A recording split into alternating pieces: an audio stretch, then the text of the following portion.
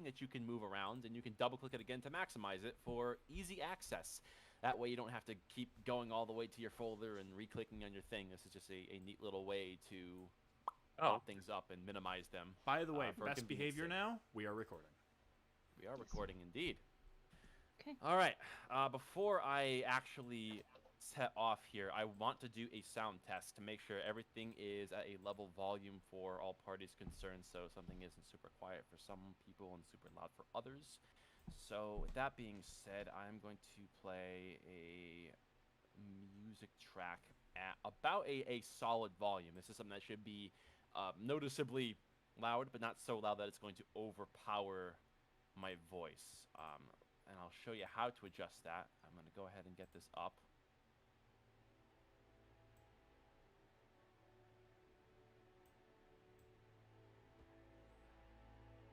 That's perfect for me, that volume. That's good for me too, yeah.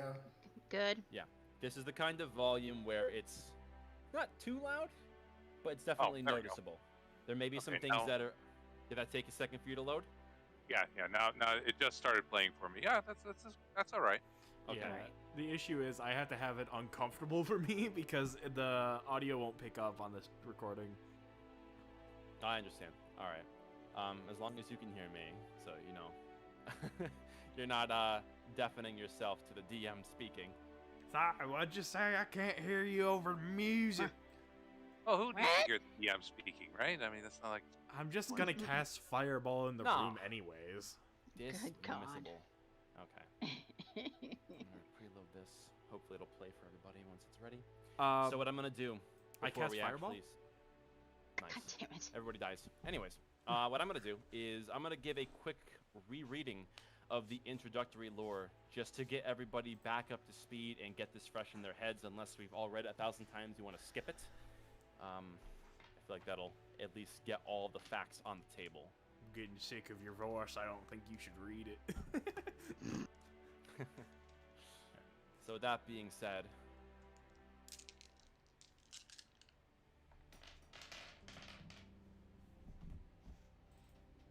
your life dawned on Helios, the planet vessel for which your world resides. You and your world at large are miracles of creation, captivating those gifted with sapience to experience it.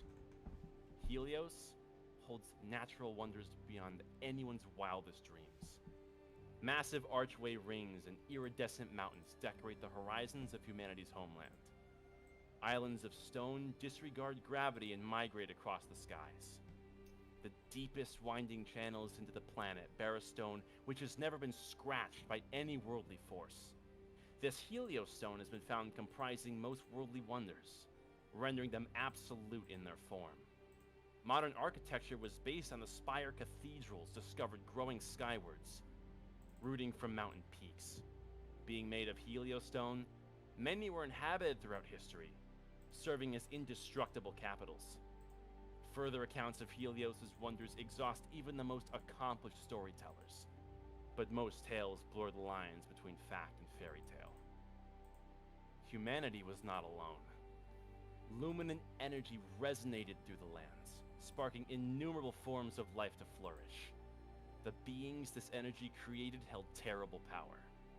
Cultures beyond count have fallen to the monsters of Helios, their ways of life long lost in the far regions.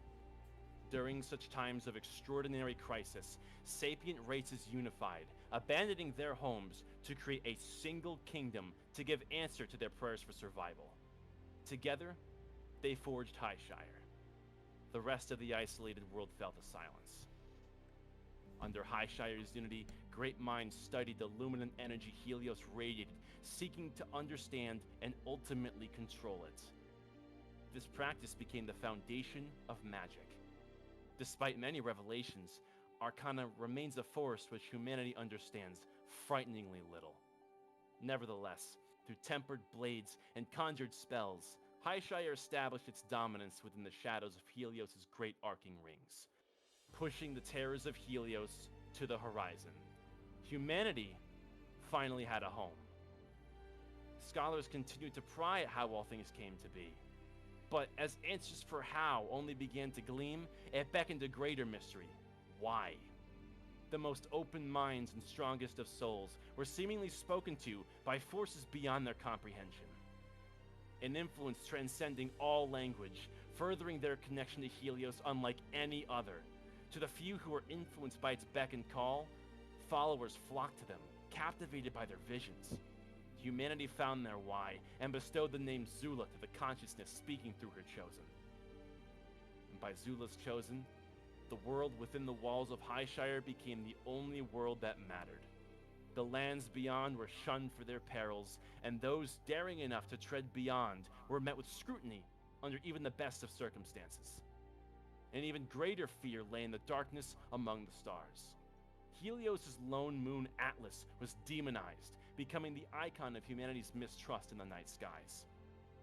Despite the cosmic fear, this system of belief served as a basis of life for a long period of peace. And then, Zula cried out in agony. A warning of ill omen.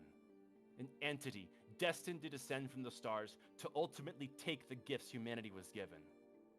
Highshire did poorly to articulate this omen to its people before the sky spoke on its own behalf. A terrible flash erupted the heavens and whitened the night sky, impacting the planet's far regions with unfathomable power. With a foreign cosmic body descended onto Helios, terror spread like wildfire, and the omen held truth. The ebb and flow of magic was shaken. The quiet borders became a front for constant strife against newly emerging opponents. Loss of life was skyrocketing. Knowing little of the outside world or the stars which bore their threat, Highshire created the unprecedented, a division of their most capable, to brave the world beyond the walls to discover knowledge which could secure their future. Highshire's first cartographers were enlisted. Forfeiting their lives within the kingdom to accept a suicide mission, these cartographers shoulder the burden to find anything they can to alter the fate of humanity's impending doom. Helios holds countless wonders to any who may live to reach them. But only one is known to have gazed into the abyss among the stars and seized their truths. Rumors speak of a self-proclaimed startographer, a solitary figure living far beyond the walls, detached from the fears of humanity to embrace their study. The future of remaining life is in peril, hinging on their will to turn fearful ignorance into objective understanding. This alone shall determine either humanity's survival or all falling to grim silence, leaving Helios nothing more than a desolate creation, which, in the passing of time, would bring us here to our current present moment.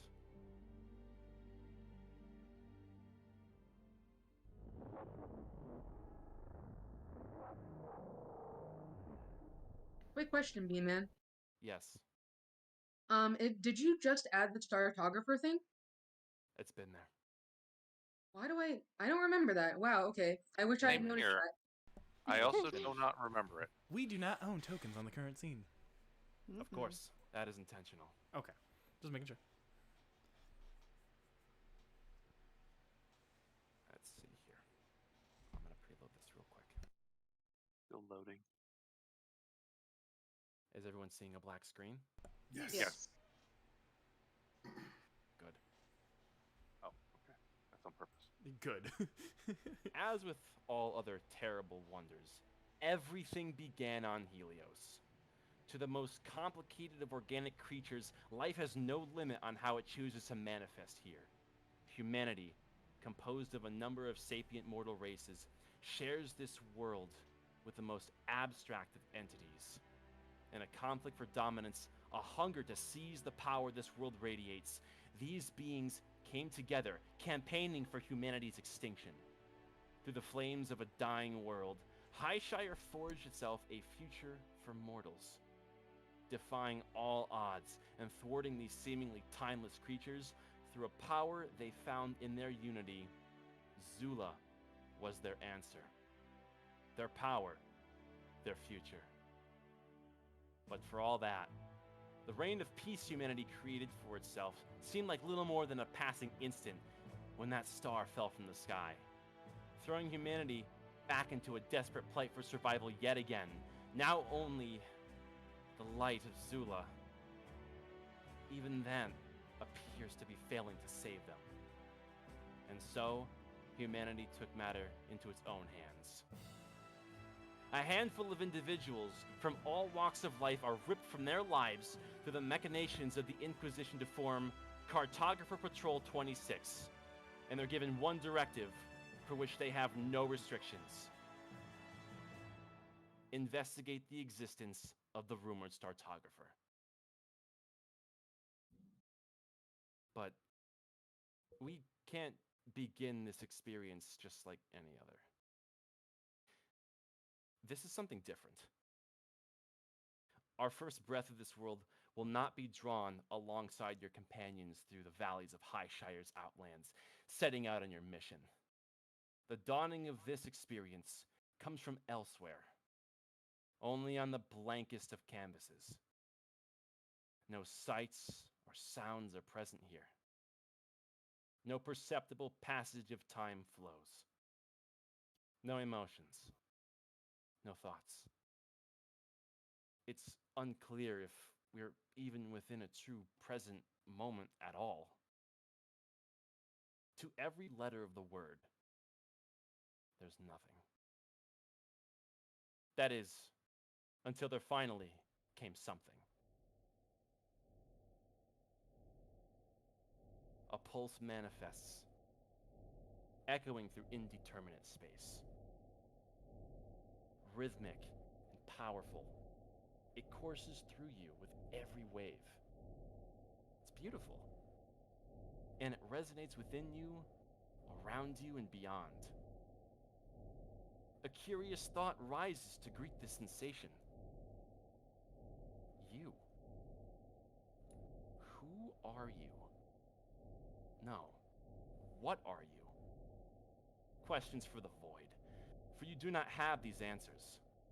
Through this feeling, this pulse, contacting your consciousness, for the first time ever, you experience a revelation in which you simply are, here and now. And then, a voice speaks to you from everywhere. You made it. You were born again. Welcome to life in its purest form, a consciousness among the stars. You are a pocket of the universe experiencing itself. In this place, your memories and sense of self are all left behind. But you may rest your unease and know your world-tethered self very much intended for you to be here, to my guidance.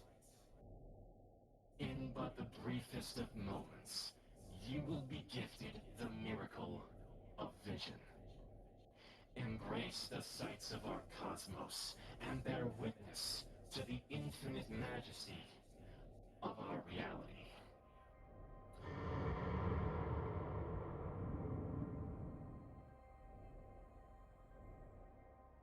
Only here exists a revelation which can forever change the world you left behind. Far distant eyes look out through yours. The fates of countless ride on your shoulders here. An enkindling light greets you here. Seize it, no matter the cost, and be baptized in the veil that pierces. This is the gate to the next level of our continued existence. But most importantly, you are not alone. Witness the pockets of consciousness you are among. These are your peers, your equal parts in miraculous creation. You are each a wonder unto yourselves. But through cooperation and unity, you are more beyond your sum. Use their presence intelligently. Seize that light. It's so close. I await your success.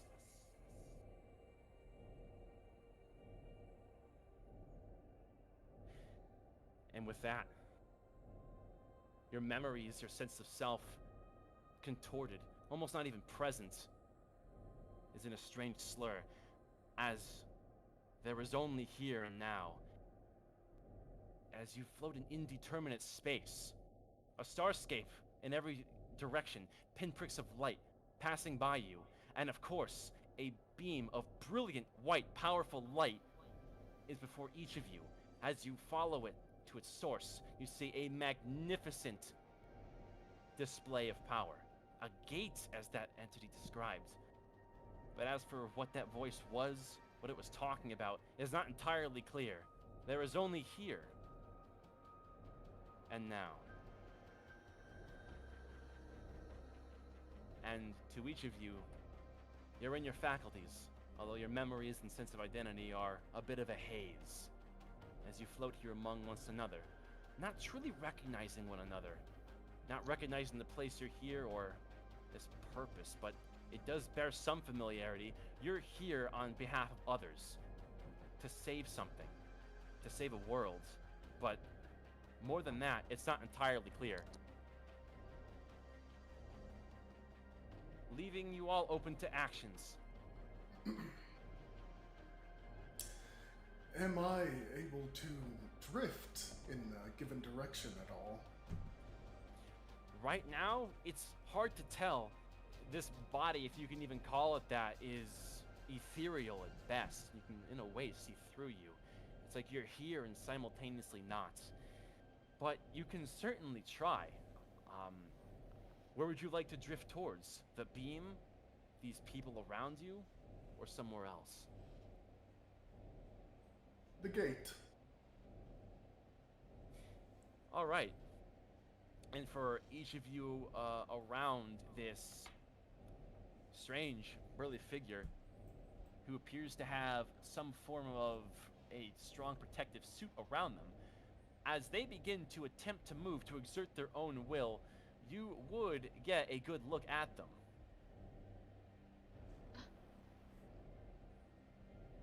And without further ado, you're gonna try to make your way towards this light, towards the gate as they mentioned, and you find it surprisingly easy to exert your will into movement.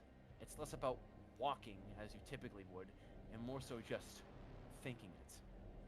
But before you get even more than a few inches forward, you feel a hand press against your chest plate, preventing you from going any further, and a voice would speak to you from right in front of you. Don't try anything funny now. I asked you a question. Are you going to answer?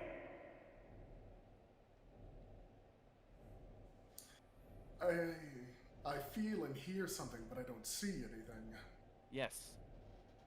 Exactly. It's right in front of you.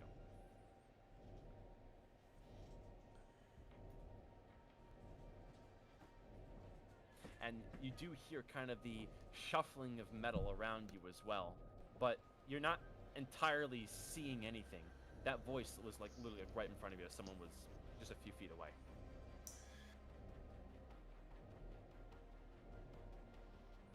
I'm going to try and focus my vision while simultaneously trying to speak. Am I able to vocalize? As you will the intent to do so, you find yourself able.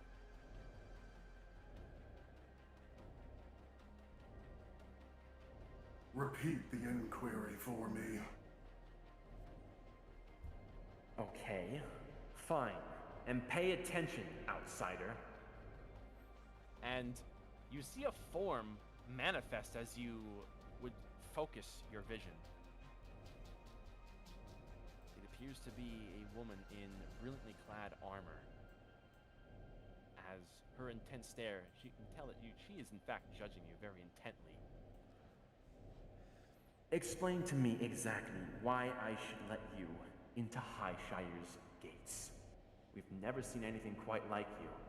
Are you going to take that helmet off so we can actually see your species?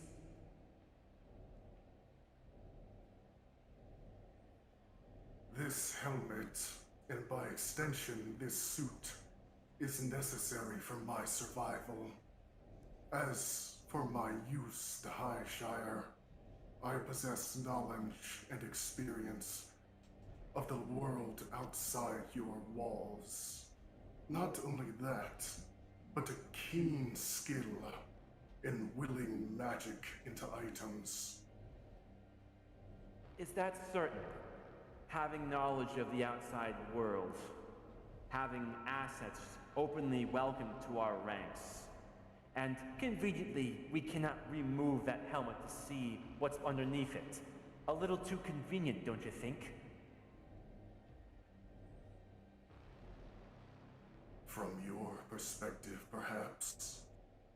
Though, I suppose the question does not lie in how far you can trust me.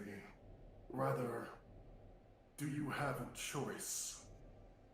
Are you willing to turn away a willing applicant when it is so very needed for you and your people?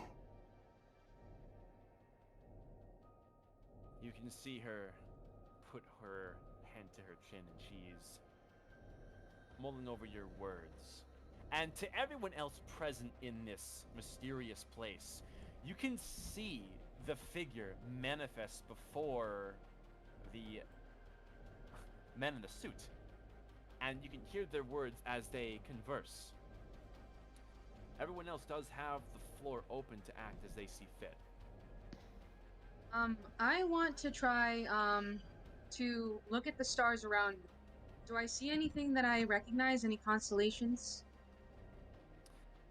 Roll perception. Okay. Nice. Strangely, you really don't. It's almost as if the stars are in a different configuration altogether, but for that to be possible, you'd have to be somewhere else within cosmic space. And you would continue this glancing around, and you would notice there are an arrangement of particularly bright stars that are just behind you in the opposite direction of the bright beam. And that you do recognize. And you can see it almost react to your glance. You swear you've seen this one before, only visible when the stars seemingly move on their own. If you can even confirm that such a thing has happened in your study.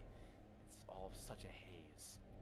And these stars would seemingly shudder and coalesce upon you recognizing them. And you too would hear a voice. Nashira. Long have you sought to be here among the cosmos, where you belong. Mortals stand before you, and their own coils for survival. But here such affairs are trivial. This is your destiny. This is your true aspiration. And at long last, here you are. And the more this voice speaks to you, the more these stars would form until something brilliant manifests in front of you. And you can see the thing that's talking to you. Not terrifying at all.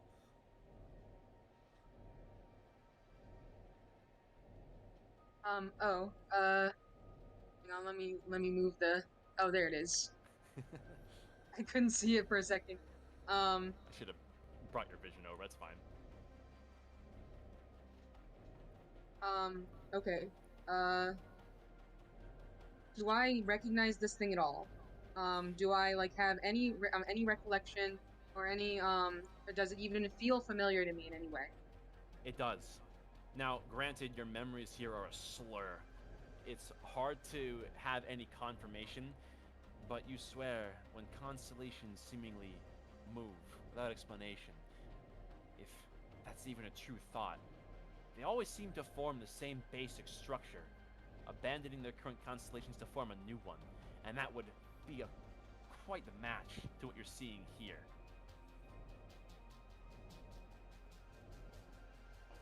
Who are you? A figure among the stars. One that speaks on behalf of their light.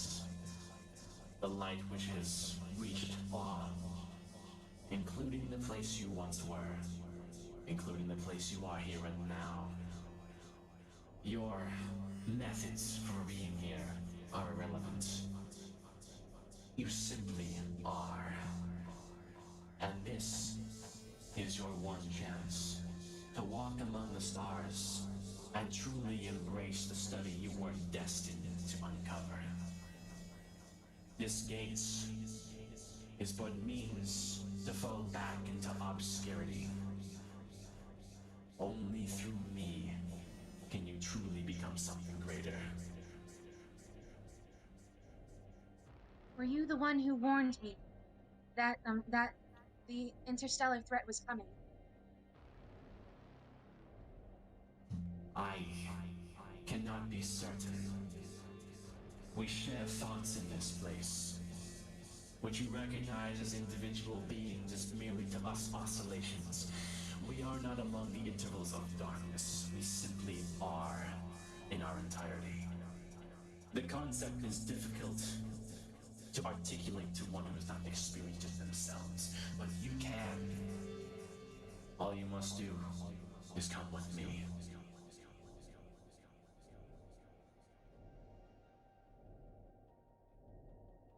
Then where shall we go? Beyond. The cosmos is a vast place, and the stars have much to show you, and you have much to weave for your own self. And you can see this figure slowly drifting backwards, as if it's almost inviting you to follow away from the beam. And you would kind of feel that this beam, it's still almost through a sensation you can't describe calling to you. Like you had something that you needed to do, like people were depending on you. But this figure in front of you, this fascination you have with the stars, it seems to know in exact detail your aspirations. You find yourself a bit torn, free to make a decision you see fit. Can I roll like an insight check? What are you inciting? I want to know if he's trying to mislead me.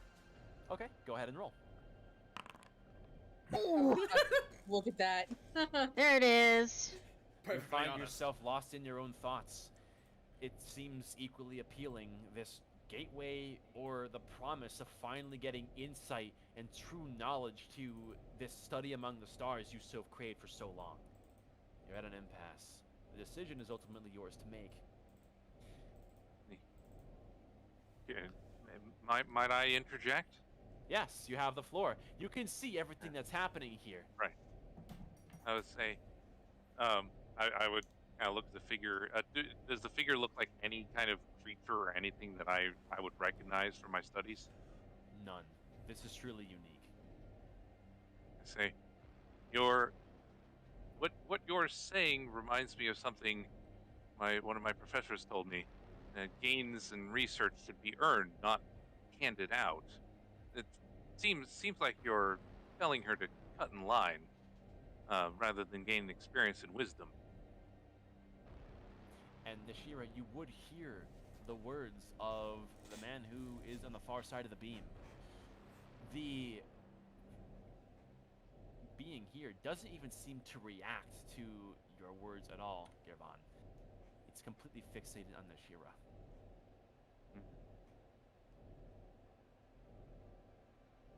Is And- this place? Like, when I look at this beam, like, is it just, like, straight light? Do I see if it's leading somewhere? It's a brilliant light with energy you've never quite experienced before, although that's kind of hard to determine given your memories, again, are a slur. But all you can see is that it is kind of coalescing on this huge gateway storm. The beam seems to be coming from its epicenter. You would surmise that with what the voice was telling you, if you can at least just touch this beam, it seems like a straight shot to get into this gate. Okay, does it seem like there's any attention on me at all? From all of what's happening currently, from what you've seen, none. Then I'm going to make my way towards the beam. All right. You would will into your own body the act to get to this beam. It seems so close, especially compared to everyone else.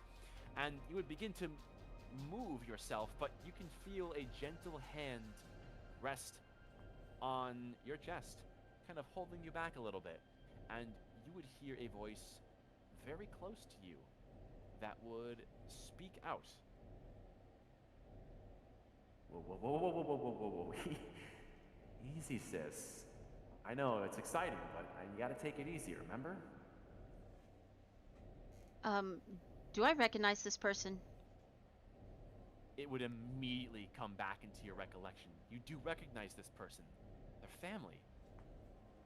More than family, it's your own brother, Dennis Silverhide. And he seems to have his hands gently on you, almost to give you support. And you would kind of realize you're almost in like a bedridden posture. And you can see he is tending to you very caringly as he would continue. Yeah, I know outside's exciting, but you can't overwork yourself, remember? I'm sick of being stuck inside this stuffy room. I want to be out. Dagny, I know. Well, I do have a little bit of a surprise for you. You may never have actually seen it, but I've been working on your bed a little bit, actually. Kind of get into tinkering a little bit, you know?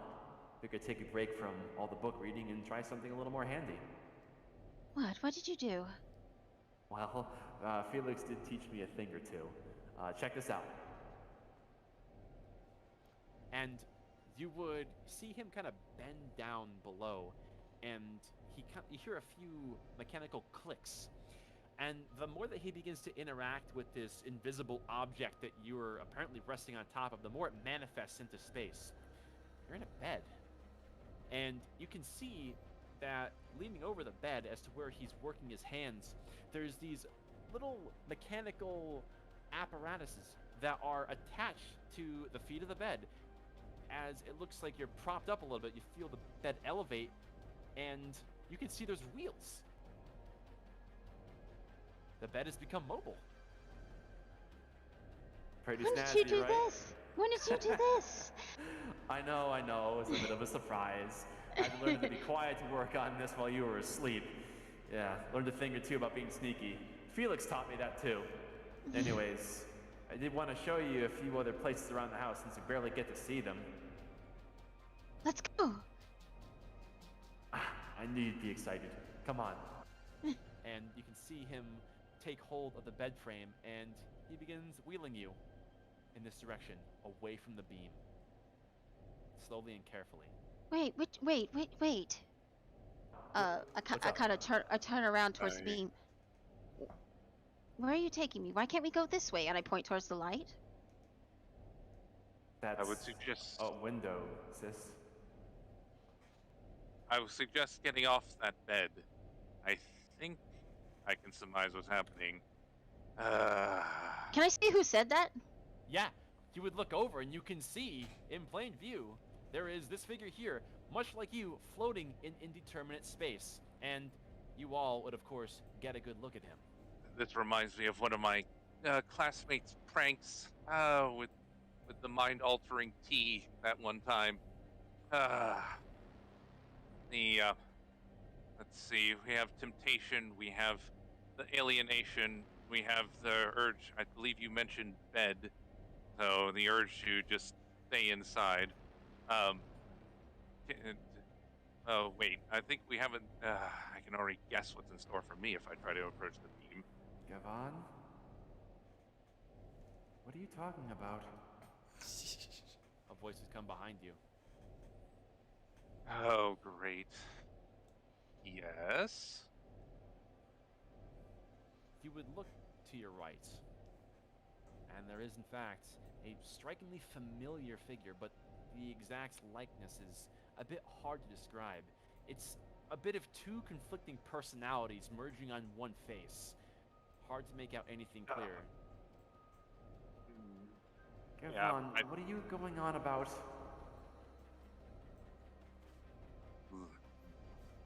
It's all in my mind.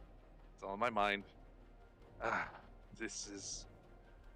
I torture myself enough with this. I don't need a third party to bring it up or show it to others. This is my pain and it is not for public display. I ask that you respect that. I'm gonna pause for a quick second. You said the screen was still black?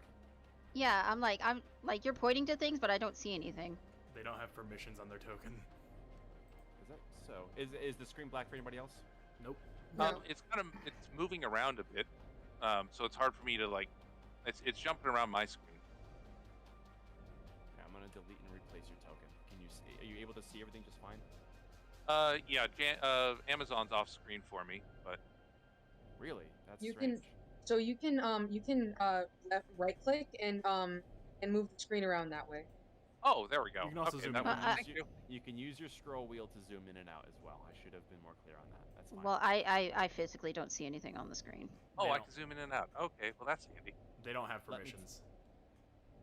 Let me see here. That's interesting.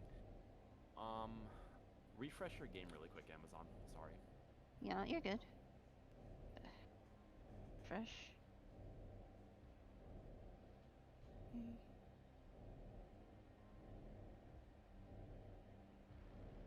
Everything's fine for everybody else? Yep. Yep. fine for me. This is quite strange. I don't know why you wouldn't be able to see things.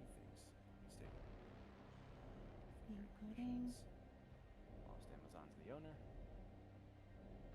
Don't own any vision with that token. I- For some reason, it said you were talking from. Well, no, I was talking from the right one. Never mind. As Dagny, yes. I'm gonna see if I can fix this for you real quick. Sorry for the quick interjection. Piss break, boss. I'm gonna give your token vision. How's There this? we go. Yes, better. Sorry for that. I didn't realize you were looking at nothing. Anyways, sorry. It's fine. Yeah, you're good. You're good. We're doing theater of the mind with specifically Amazon. Yeah. Yeah. Not to worry. Well, in any case, yeah, Gerban, you can continue. I'm sorry to interrupt. Okay. Yes. The if you claim to be who you say you are, what are you thinking right now, as we stand right here? It's hard to know where here is. I can't see. Are you gonna fix my eyes? You are a poor imitation. The eyes you see with why am I wasting time on this? The real. I know what I need to do, and I know where I need to go. I have people who are waiting for me and counting on me. And you are just a ghost of my past. Same as the ghosts that are appearing here for the others. What are you saying? You did this. Aren't you gonna fix me? Of course I will. But you're not who I need to fix. Just what is this? What is this nonsense? The person on the bed, what's your name? Dagny Silverhide. Yeah, it's something in our minds that's accessing something. This is distasteful. Okay, I'm gonna look back towards Dennis, and then I'm going to try and recollect in my mind, like, do I remember him being a tinkerer at all? Make a history check. 8. The memories are a bit on the blurry side. He claimed that he got it from your bigger brother Felix, which does check out. He was quite handy. But as far as Dennis pursuing the study, not necessarily. It's a bit hard to say. It's within his character to do something nice for you, but you know that he would have taken quite the minute to get handy at this sort of trade.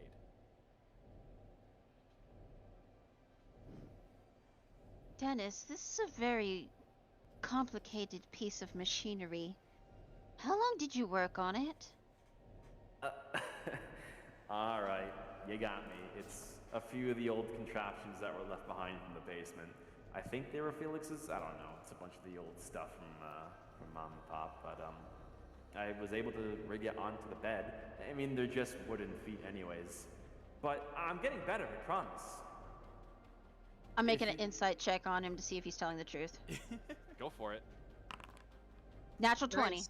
He doesn't appear to be deceptive in any way. As far as you can tell, he's being truthful.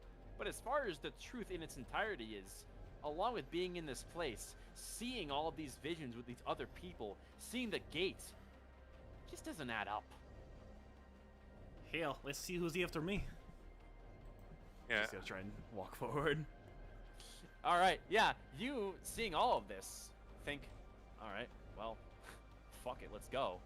And before you can even take that first motion, you feel a very forceful fist impact your left shoulder as you kind of jerk back a little bit.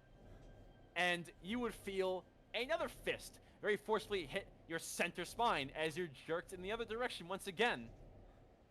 Oh, son And- of a bitch. You would hear some laughing voices. What's the matter? You're getting starstruck? Keep your eye in the game. I just gotta put up my dukes. We You ain't would going through this see- again. You would see a pair of fists manifest in front of you, and a similar pair of fists behind you. It's a fight. Oh, son of a bitch. Do I have weapons? You would search your spectral form. Unfortunately, you wouldn't find any. What's the matter, Pipsqueak? You in the wrong weight class? Alright, I'm throwing hands. Can I see this fight going on from where I am? Yes, you can. It's pretty close, too. He's just gonna literally just one hand and one fist just pound together, just, alright, it's time. Get it! Okay, Dagny kind of looks over at that fight, then looks at her brother, and then looks back towards the beam of light. Dennis, I have to go. And she's gonna try and sit up. All right. Roll Constitution to do this because you're bedridden currently. A check or a save? It's a check. Okay.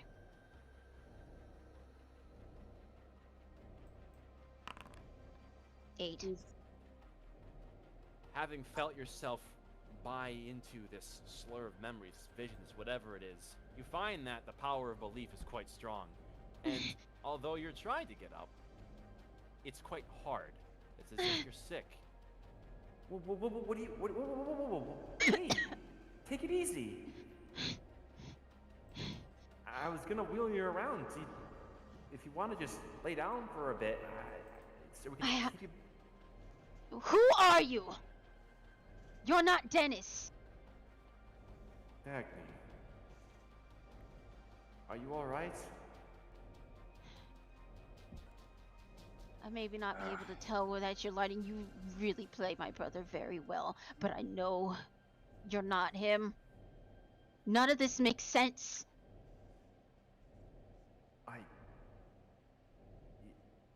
I don't know what to say. I would suggest you should lay down. Are you okay with that at least? Okay. Alright, power belief. I am going to will myself to stand. Okay. Just make one more Constitution check. Nice. You stand up very quickly, so surprising yourself with the amount of strength you seemingly have found within yourself. And you stand up, look back down. The bed is gone, and Dennis has almost a hurt look on his face. I don't. Take it easy, sis. I mean, it's great you can stand, but this is a little fast. You're talking strange. I don't really know what to make of this. I'm was sorry, trying to- brother. And I'm gonna head towards the beam of light as fast as I can. You do so. And having taken the second to break out of your bedridden state, you head towards the beam, its light becoming ever more intense until you make contact with it. And upon contact with this beam, there is a very resounding thrum of the cosmos as you are cast up the beam into this vortex. And everything in that scene is left behind as you are sent somewhere else. I'm going to leave your token on the board because you're going to lose your vision otherwise, but you are out of the picture now.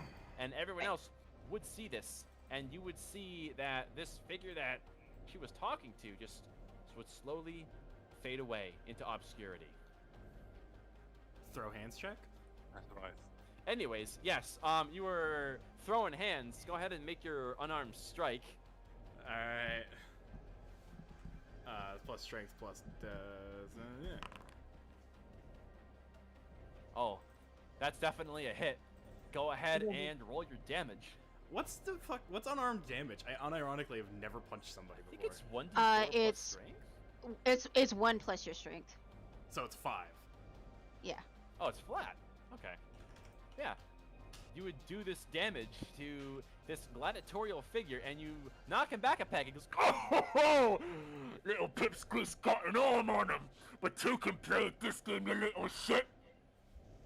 and you expect him to retaliate, but there's a swing that's actually coming from behind you as he would make his attack. And with your gladiatorial instincts quickly becoming in check, you would duck out of the way, and you feel the air whiff as this fist misses you. And you would hear the irritation of the one next to you. Oh, you slimy little thing. I already told you, we are not doing this one today.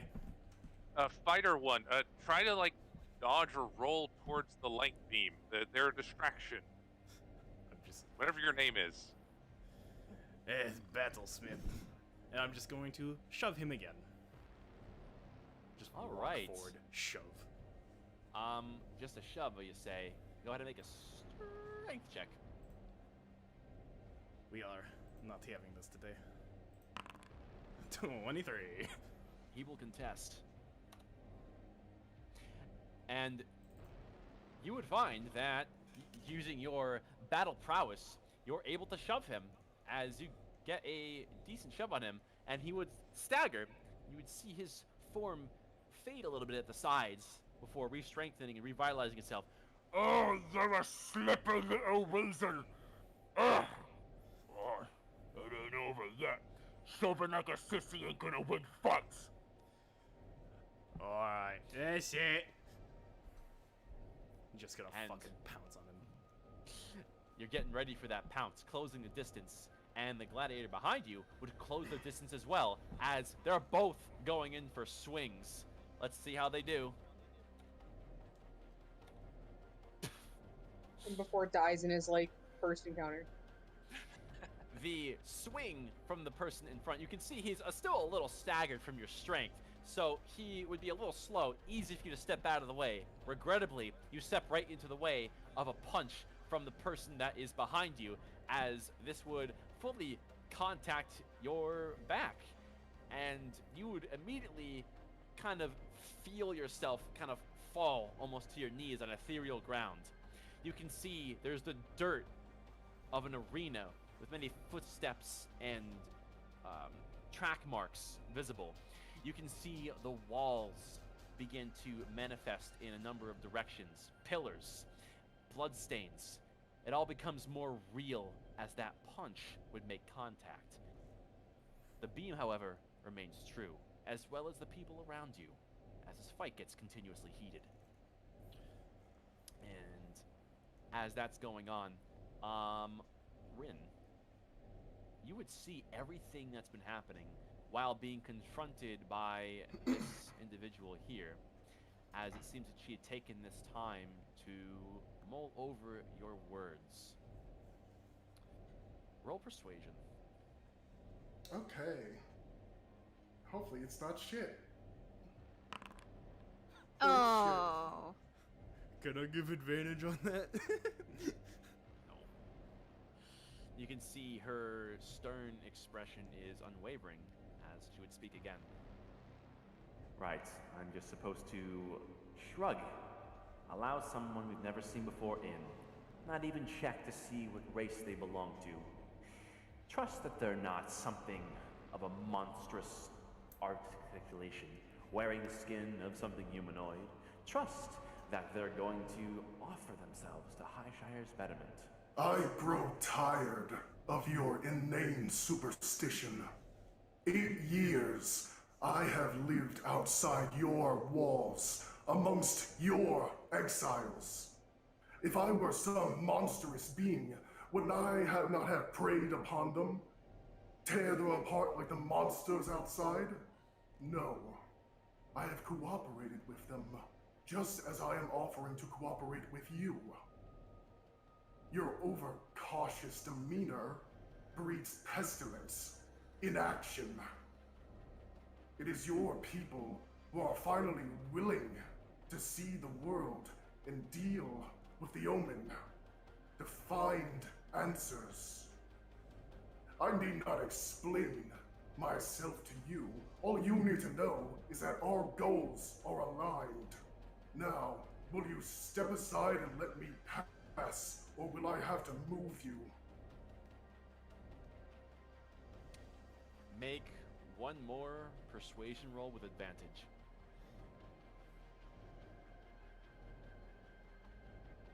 Alright.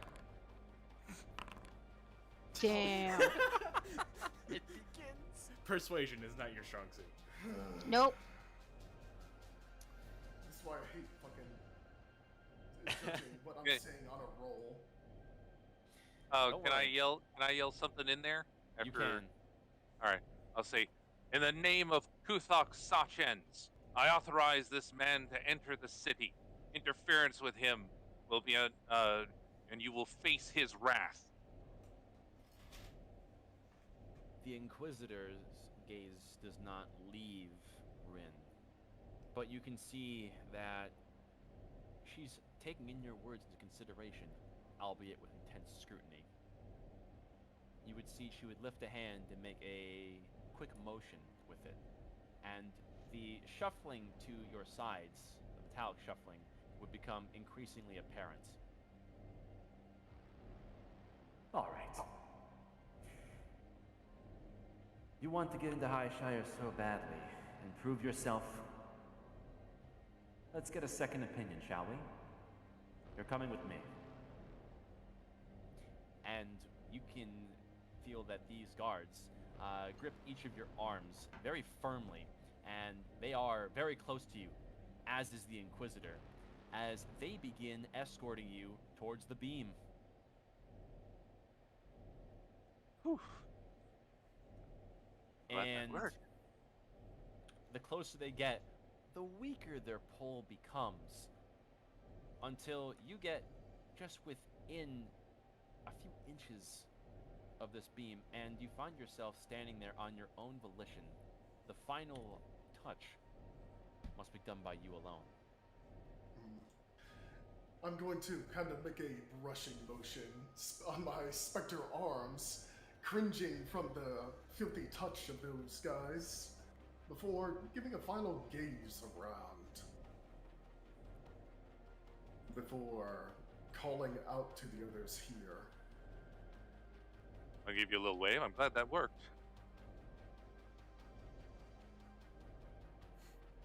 This isn't real, is it? No, Large, it isn't. It Large feels person's bloody real. real. It is as real as you make it to be. This is your only chance. Use it wisely. He's offering you knowledge without experience. Trust me, that never ends well. I point my thumb back at my own ghost. Is that not your mission, cartographer?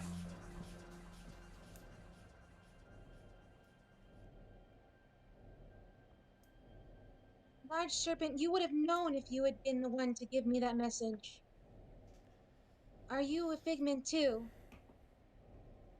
I am an implement of the stars. Existence as you understand it is not as simple in a place like this. You do not understand it, but you can.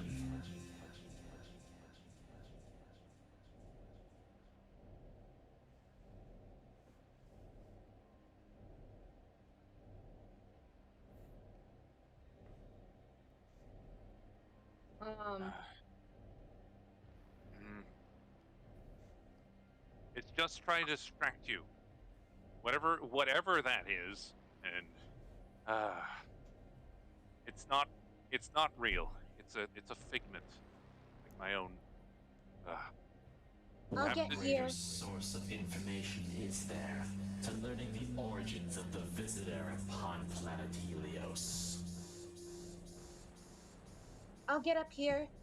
On my own power. Like I said I would. When I left. I think there's something back there waiting for me. I have a lot of people who are depending on me. You, Gladiator Man. Come on. Can I not? Oh wait, hold on. Let me try to move my token. Yep, you are in your own faculties. There we go. Take my hand. You two, you wouldn't hit a woman. Now she'll try to pull you out of there, and head toward the beam. All right. Yeah, the star entity would see this, observing, and would have one final remark. Confidence born of ignorance. You are the weaver of your own fate. How you have chosen will become evident in due time. As the constellation would fall back among the starscape, becoming indistinguishable from the rest of the pinprick dots of light among the cosmos. And you are trying to pull the strange gladiator from his battle, I see. Yeah. Yeah. All right. I would like to pick up this man in front of me and just bear hug him into a hit beam. Okay. Are you allowing her to pull you away, or are you contesting it? I just pointing that way as I'm going to pick him up. Okay, so you're gonna pick up the gladiator, and then she's gonna drag you. So it's kind of like a three-man slinky here. I'm going to push him into the beam. It is nice wall. It looks like it will hurt. Okay. Each of you make strength checks. I mean, like, I'm not gonna win this strength check, buddy. If you're You're gonna be along for the ride. We'll see what happens. Here we is the go. $1,000,000 question: are you resisting me, or? I'm going to use my flourish die to push him into wall. All right. He will hit wall. Okay. It will be pleasant. I mean, like, not a bad check, but like. He will hit 19. wall. It will be pleasant. Gladiator rolled like a 2, so yeah. Yes! Okay. You're coming with me, motherfucker. As just Having this invigoration of power within support from this strange woman you don't know, the camaraderie gives you a strength which you haven't felt as of yet. And I'm assuming you're bear hugging this one? Yep, just bear hugging him until I hit the wall. Okay, and you are bear hugging him. You lift him up, and you kind of are restraining him as this happens. And he's trying to fight, but he's so surprised by this unconventional maneuver that he seems unable to resist properly. Oh, what's all this then? Hey! And the two of you, with your reasonably good checks, would make contact with the beam as the two of you would feel the pulse of energy come between the two of you, and off you go.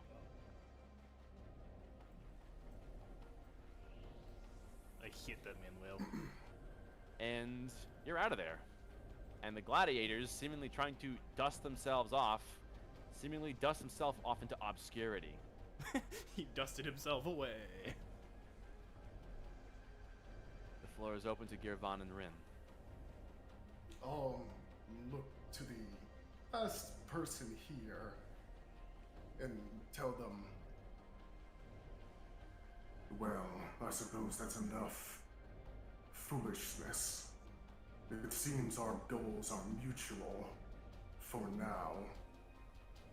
And then I'm gonna go on the beam. Whee! You go in the beam, and once again, there is a pulse of the cosmos accepting your form. As off you go. Last one here. Difficult. Last man standing. You're left alone with this figure behind you. Also is continuously querying what you're going to do. I'll turn around and look at her for the first time and say, I have never forgotten that day, and I have never forgotten what I did. And while I cannot fix you, I can, I think, save others. I know you're not real, but that is the resolution I've made. And I'm going to do it for the real you's sake and the sake of my father and my brothers and sisters. Goodbye. I Among may these not be stars. real, but the scar in your heart is very much real. Remember I that, know. Gavon. I know. I know. All right, and with that, I'm just going to move towards the beam, kind of with a sad look. You see, not even trying to contest you, she would lower her head in acceptance and would fade away into nothingness. And reach out and touch the beam.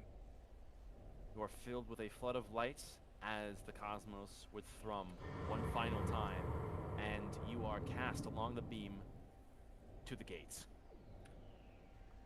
And with this, you all would find yourselves within the power of this gates, and you quickly discover that its power is not kind to mortal forms.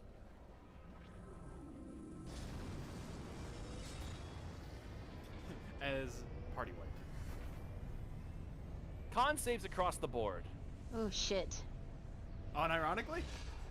Yes. Alright. Oh Jesus. Oh no. Let me We're look. good, don't worry. All right, I'm good. Gers go with a con nat save. 1. Wait. Oh man, I- that +5, like that +5. God, I'm so completely wasted. sorry. you know, if I- B-Man, you cursed me with there we fairy go. rolls. Fuck. Okay. So I clicked that roll save. Got it. This travel is not kind to your forms, as everything you came to understand as reality is once again quickly ripped into obscurity, as the pulse of the universe becomes increasingly distant, and through all of this slur, through all of this pain, all of this uncertainty, what even is real anymore? It all would suddenly come to a crashing halt.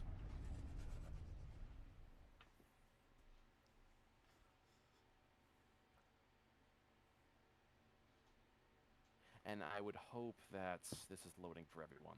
It is. Including It's loading sounds. very slowly. We'll give it a second. 30%. Yeah, 30%, and it's kind of it moved again. Oh, Is it there we go. 33? 31. We'll get there eventually. Do not worry. Yes. 34. Ooh. The mystical 35. Where's the gracious 36? There it is. Oh god, I can't count anymore. Is it really that slow? It's 57 now. Wow. 58, All right, we're gonna 60. This is one of the 35%. beefier things that has a lot of assets. 69. Sorry, 69. Right. Oh, Nice. okay. 40% now. Oh wow, you haven't caught up yet, Tyro? No, let me go to the bathroom 99? real quick. Maybe it'll load by the time I get back. What the fuck was that? I got hit in the head and you got offered knowledge. What the fuck? Here we go. Faster now. There we go. And then there's an extra chair. I'm sorry. That's a goof. I'm sorry. There's just Hugh was there. They vaporized upon re-entry. Is everyone here? Yeah? Tyro went to go take a PS. Yes. All right. Well, everyone seems to be on the board. This slurry of whatever experience this was is still whining around in your head. Your concept of time is completely obfuscated. It seems like it was only simultaneously an instant and an eternity going through that gate, that wormhole, that tunnel, that whatever it was. You can feel its light still enkindling your form, whatever your form is now. And through all of this haze, there's this strange, misty light coming through a porthole, which, with a metal clunk, a strange porthole in front of you would peel back as there is a hiss of air being released and a metallic groan as a strange metallic pod that you were within, as it turns out, opens.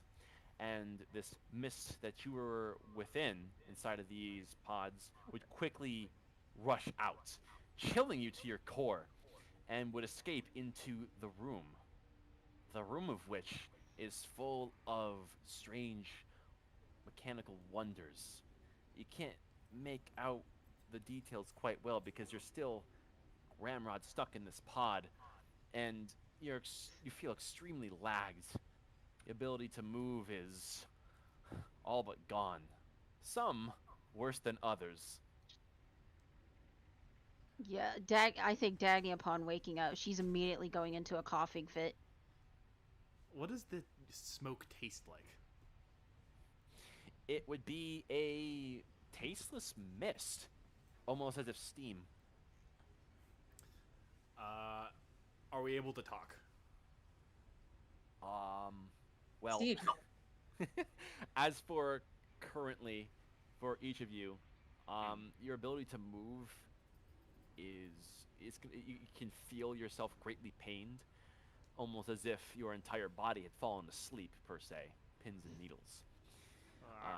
You can speak, but your speech patterns are very sluggish, delayed, and your voice is all but a raspy hiss.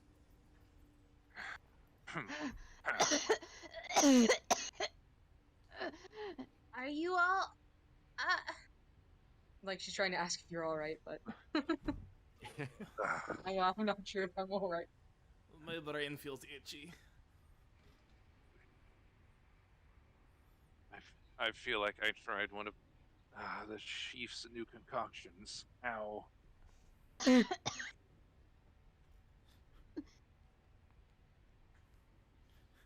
And Rin, you especially, you have this bit of a severance from your suit at the moment, almost as if whatever pod you're in needed to invade the space between you and your suit in order to do whatever it did.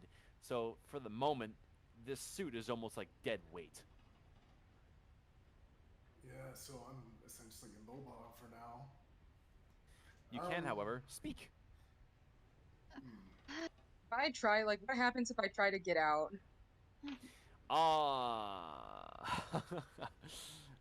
Roll Constitution. I am going Okay. to do a sit-up. You got it, Chief. Lol. You would get up, and your legs barely work. You would use your upper body, attempt to kind of throw yourself over the end to maybe at least dangle your legs off, but instead you would tumble over onto the hard, ice-cold stone and would clatter against the ground. Ah, shit. I'm gonna try and get up and help. You are incapacitated, or Oi. prone rather. Oh, hold on a second. I didn't mean to click that. There we go. You're gonna be like Yeah. incapacitated. Shit. I would like to Prone try and and get that. up, and also a bit paralyzed. We'll get to that in a second. And with that fumble, your attention would fall onto this magnificent machine over here.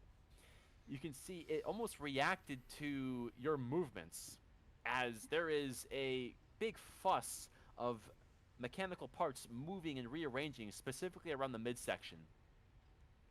It almost looks like a giant telescope, but there's something more to it. It's more than that. And you can see it's among other apparatus which bear a similar resemblance. And you would see there's a piece of this machine that seems to dislodge itself from the rest of the machine and would also fall out and clunk hard onto the ground with a metallic clang. Very loudly, it would stifle the attention of everyone else. And this strange piece of the machine that fell out would then stand up. Oh boy. I would like to get up and help my fallen friend. Okay. You may roll Constitution as well to see how you do. Oh shit. Oh god, they like. Oh, save. Oh, that's a nat one. Fuck. Worse than me. Fuck, man. You're bro. feeling pretty confident. You stand up, and you also suffer from jelly leg syndrome, as you also, in a cartoonishly similar fashion, would clamber onto the ground and land very hardly on the stone. Also somewhat paralyzed. Oh, I tried to help. Oh fuck. Ah. Okay, This- this Go ahead. level of pain that I'm feeling, like, is this comparable to pain that I felt before? Is it better, worse? You felt as if you have exerted your body in a way you never have before, and now your body is screaming in soreness, in aching, and there's a certain lag too, and you would all would notice this. Your will to move your body, there's a significant, almost like several second long delay before your intent to move is met with your actual motions, making it extremely disorienting to actually articulate yourself and move and do anything. It's almost the reason why you fell is because your intent to stand was delayed on getting from your mind to your muscles. You would hear the shuffling of metallic boots as the thing that stood up comes rushing down a catwalk and would come to greet the two fallen cartographers. And we would see this thing staring over you, would examine you for a brief moment, and Oop, you cut out. B-Man? Uh-oh. Voice mod. Uh-oh. B-Man. B-Man? B-Man. B-Man? can you hear me? Oh. Yes. Oh, There there you we go. go. Now we can There hear you you. It decided to do the stupid, oh, you can't talk unless a voice changer thing is on the thing again, so I'll have to keep that on now. But, Yeah. sorry. Anyways, there would be this figure who would look over you, examining it, and this, you can call it a helmet, it's looking over each of you with a bunch of lenses. They seem to be adjusting themselves on their own, and it would talk. Patience. Take it slow. Breathe. In and out. Your souls are strained. Astral projection machine. Patience is Oh. not one of my virtues, as I will try and stand back up. Soon learn the hard way. Have patience with yourself. Soul. Well, I guess I still have one of those. Okay, well, that's good. You would Okay. find yourself unable to stand. B-Man, during this time, I didn't want to interrupt, but during this time, I wanted to try and see if I can do a kind of quick fix, or at least attempt to, from within the suit for this disconnect you described. Okay. Sure. Let's see. I would say now your Tinker's tools. Do you leave them outside of your suit or inside?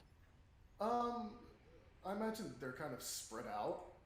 Okay, so you would at least have something to work with within your suit, which makes sense given you are used to patching holes. So go ahead and just make a Tinker's tools check. I don't know how to use a tool, but I'm proficient, and it uses intelligence, right? I would hope so. That makes the most sense. Okay, Yes. so it has the same roll for Arcana right now, so I'll just make an Arcana check. Okay. Fuck me. Just not having it Jesus. tonight. Low Damn. rolls. It's okay, Goat. You're not really sure what they did to you. You're making some headway in assessing the situation. You're able to, at most, sit up, but your legs and, for the most part, your mechanical arms are not yet fully functional. And So- How comfortable is the surface I'm laying on? Just so I know. not very. It's Oh. almost like made of a. It's basically all steel. Okay. So, Hmm. so, Mr. Gadget, just looking over at the man above me. How long until I can stand?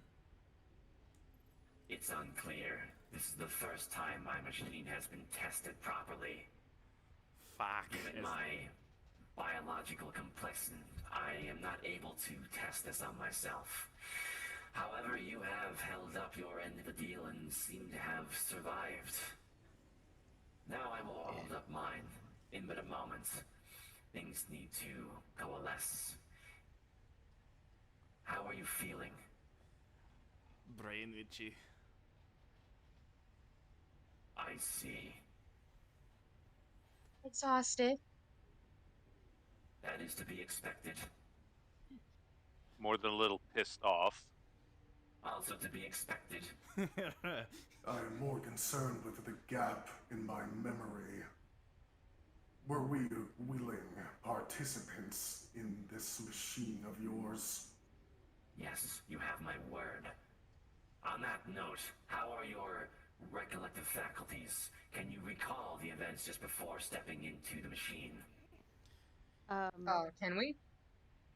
That's a big question for the DM.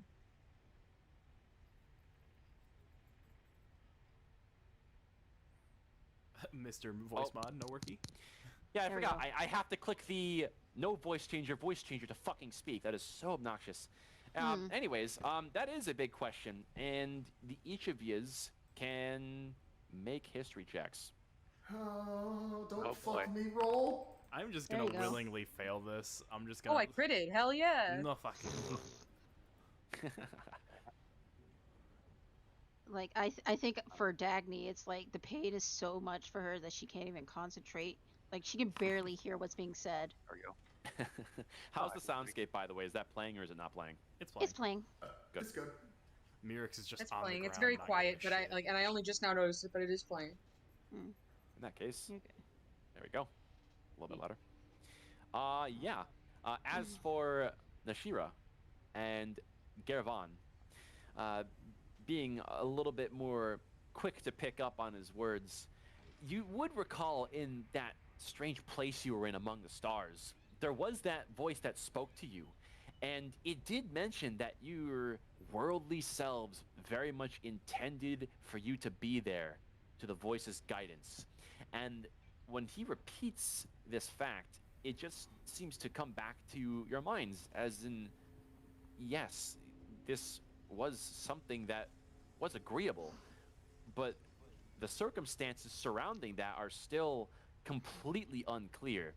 The last thing you can recall is becoming a cartographer, being enlisted, receiving the equipment, something about the Inquisition giving you your directive, and having a means to set out. But other than that, the trail goes cold there. And that wouldn't be any greater for everyone else. 2 days of, oh, or more days of research possibly deleted from my memory. That is annoying. I can assure you that the data we have collected here through your tribulations is far more valuable than anything you would have swabbled together out there in that ring-filled hell. Did our agreement speculate that we receive the data that you just collected? Yes, as a matter of fact, I am depending on you to receive this data. As I stated when you first found this place, you stumbling upon my observatory was not your discovery, but my intention. I have not spoken to people like you in a very long time. You're the startographer. Correct. I am Magnus, startographer, as you put it. A pleasure to meet you again. Oh, I wish I could remember meeting you the first time. I must have been so excited. Well, I'm excited now. Oh, the excitement is quite the same. There is much we can learn from one another. Your fascinations align with my own. It's a shame the lecture I gave you beforehand appears to now be lost. Would you like to give it to us again? Yeah. I Uh, will. I'm afraid time is short. Okay. Well, Time is short. And before I get into any more details on what he's saying, I will give you the full visualization of Startographer Magnus. As his armor, as it appears, is extremely old, decrepit, rusting and fading away, although it seems as though there has been great effort that has been done to restore it as best as possible with what you can only assume to be limited resources. His head, upon his helmet, has a series of lenses that seem to adjust on their own in a number of different directions, and it's quite difficult to really understand how that's happening.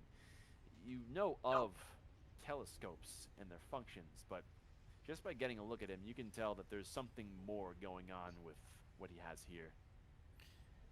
Nahiri would have found you fascinating, but I probably said that before.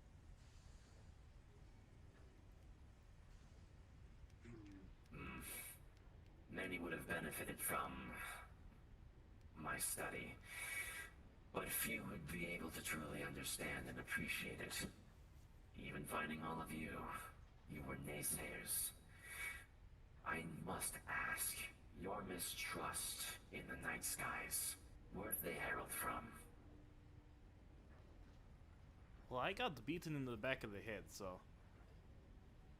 Yes, I was observing. Okay.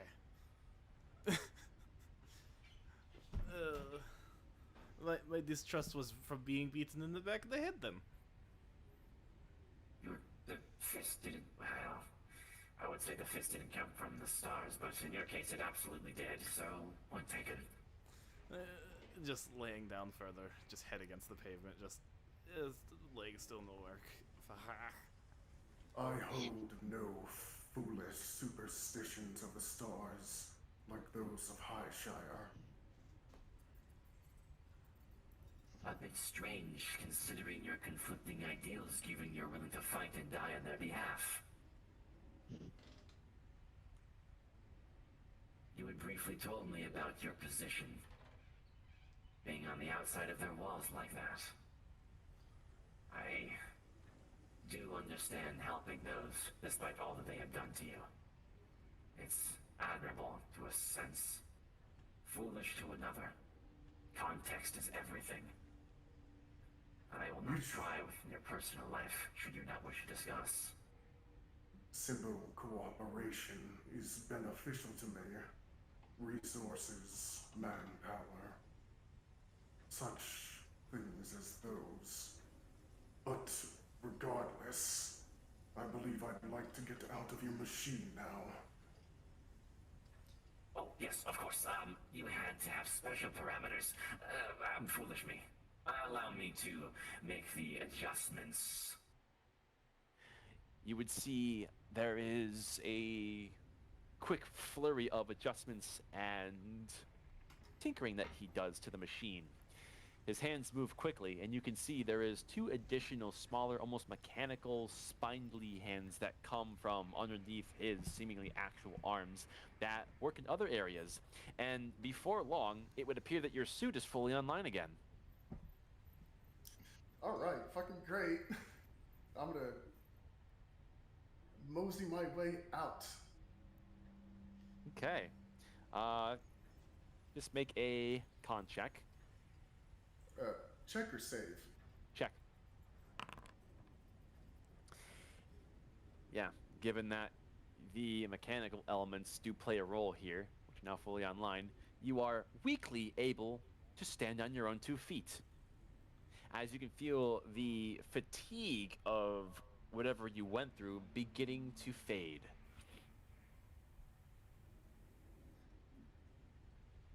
And he would look over towards the other 2 that are still in their pods.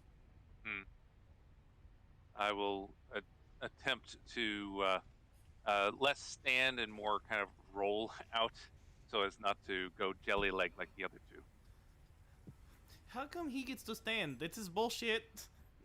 Can you help me up, please? Dagny is just like kind of just she's whimpering in pain, just waiting for this pain to subside. Gervon, just make a con check of your own as you kind of more intelligently plan your movements. That would be enough to at least get finagle your way out of the pod to rest along the cold stone ground.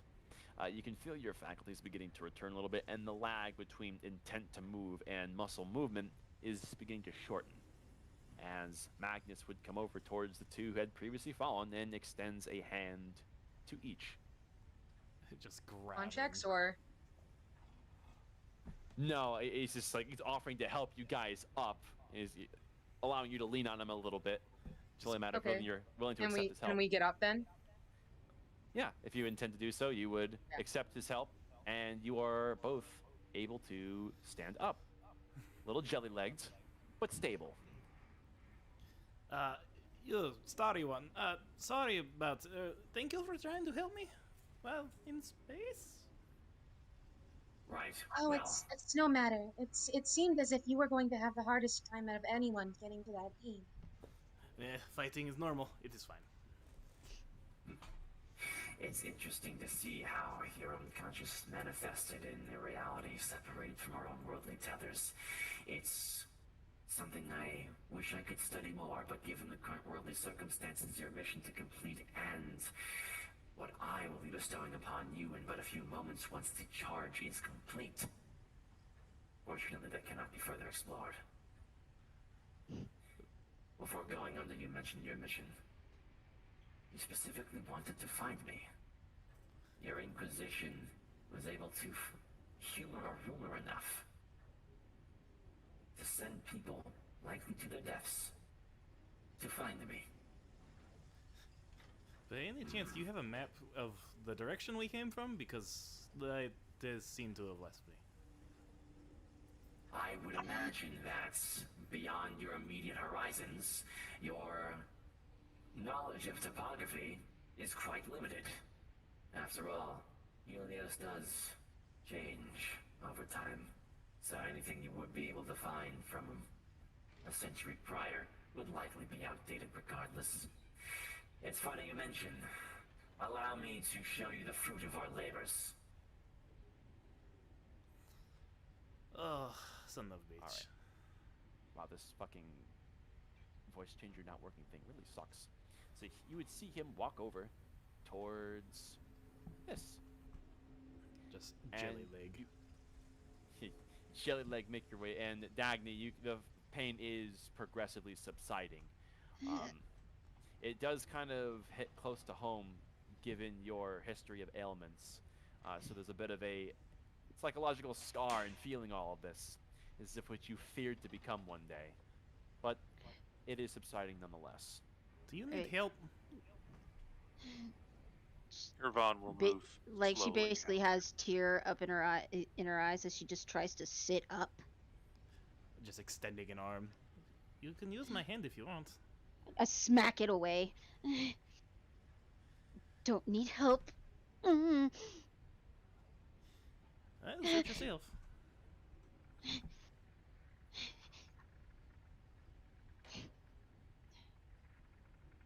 Just gonna wait till she has at least some feeling back in her legs.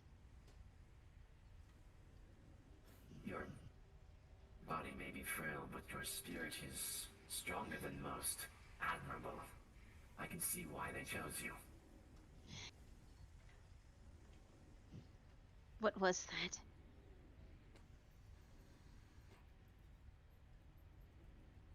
You mean your experience? Why did you use that? Why did you do that? Let me show you. After all, you did agree to this. It looks like I need to persuade you all yet again, even after the fact. Strange considering this is your mission, but in any case. You would see him bend down. He's been fiddling with this glowing centerpiece that seems to attract into the ground. And a lot of this energy has been coalescing on this focal point. And you would see him pull out a strange device that was hooked up to this. It seems as though this was, in fact, the centerpiece of everything. Do I recognize any of the energies or designs or anything? Go ahead and roll Arcana as you're looking at this thing.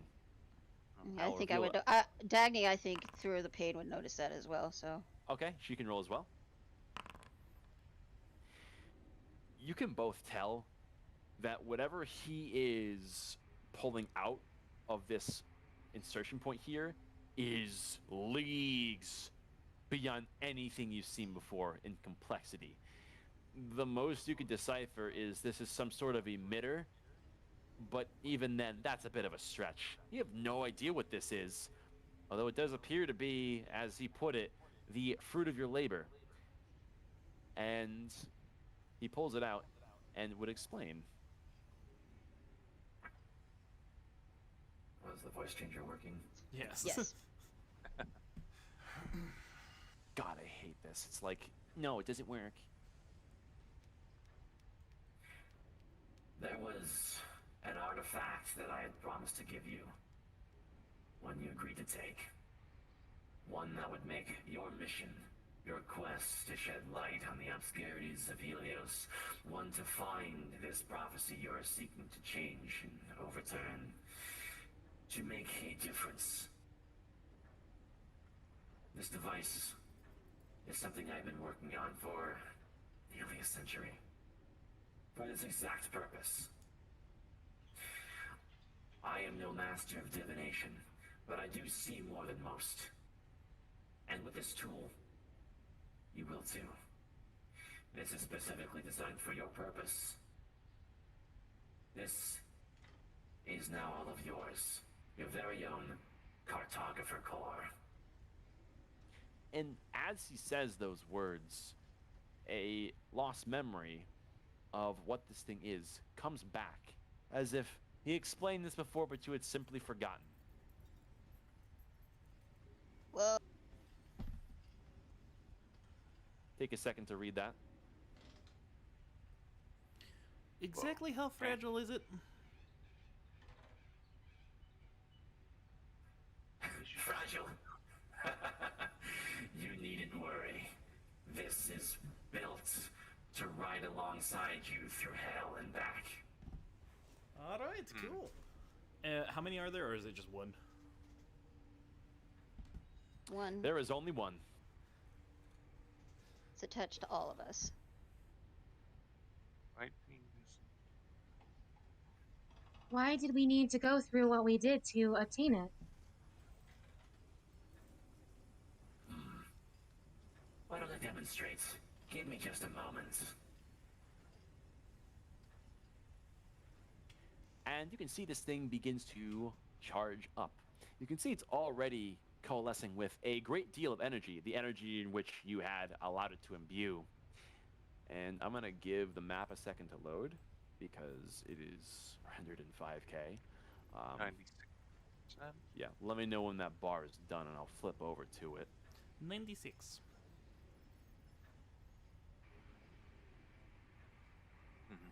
It is stuck at 96. 98.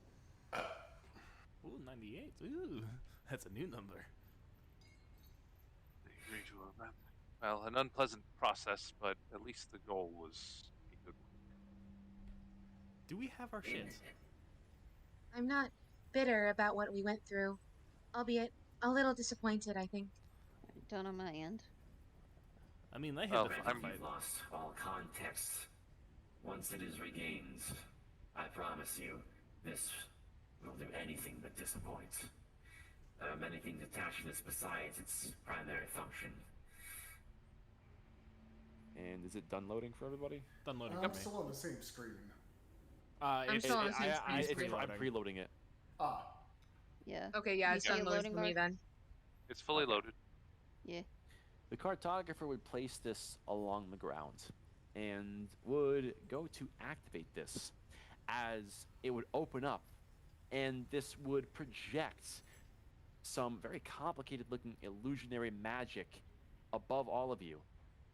And it would form a almost like a cartographical map as you get a good look at this.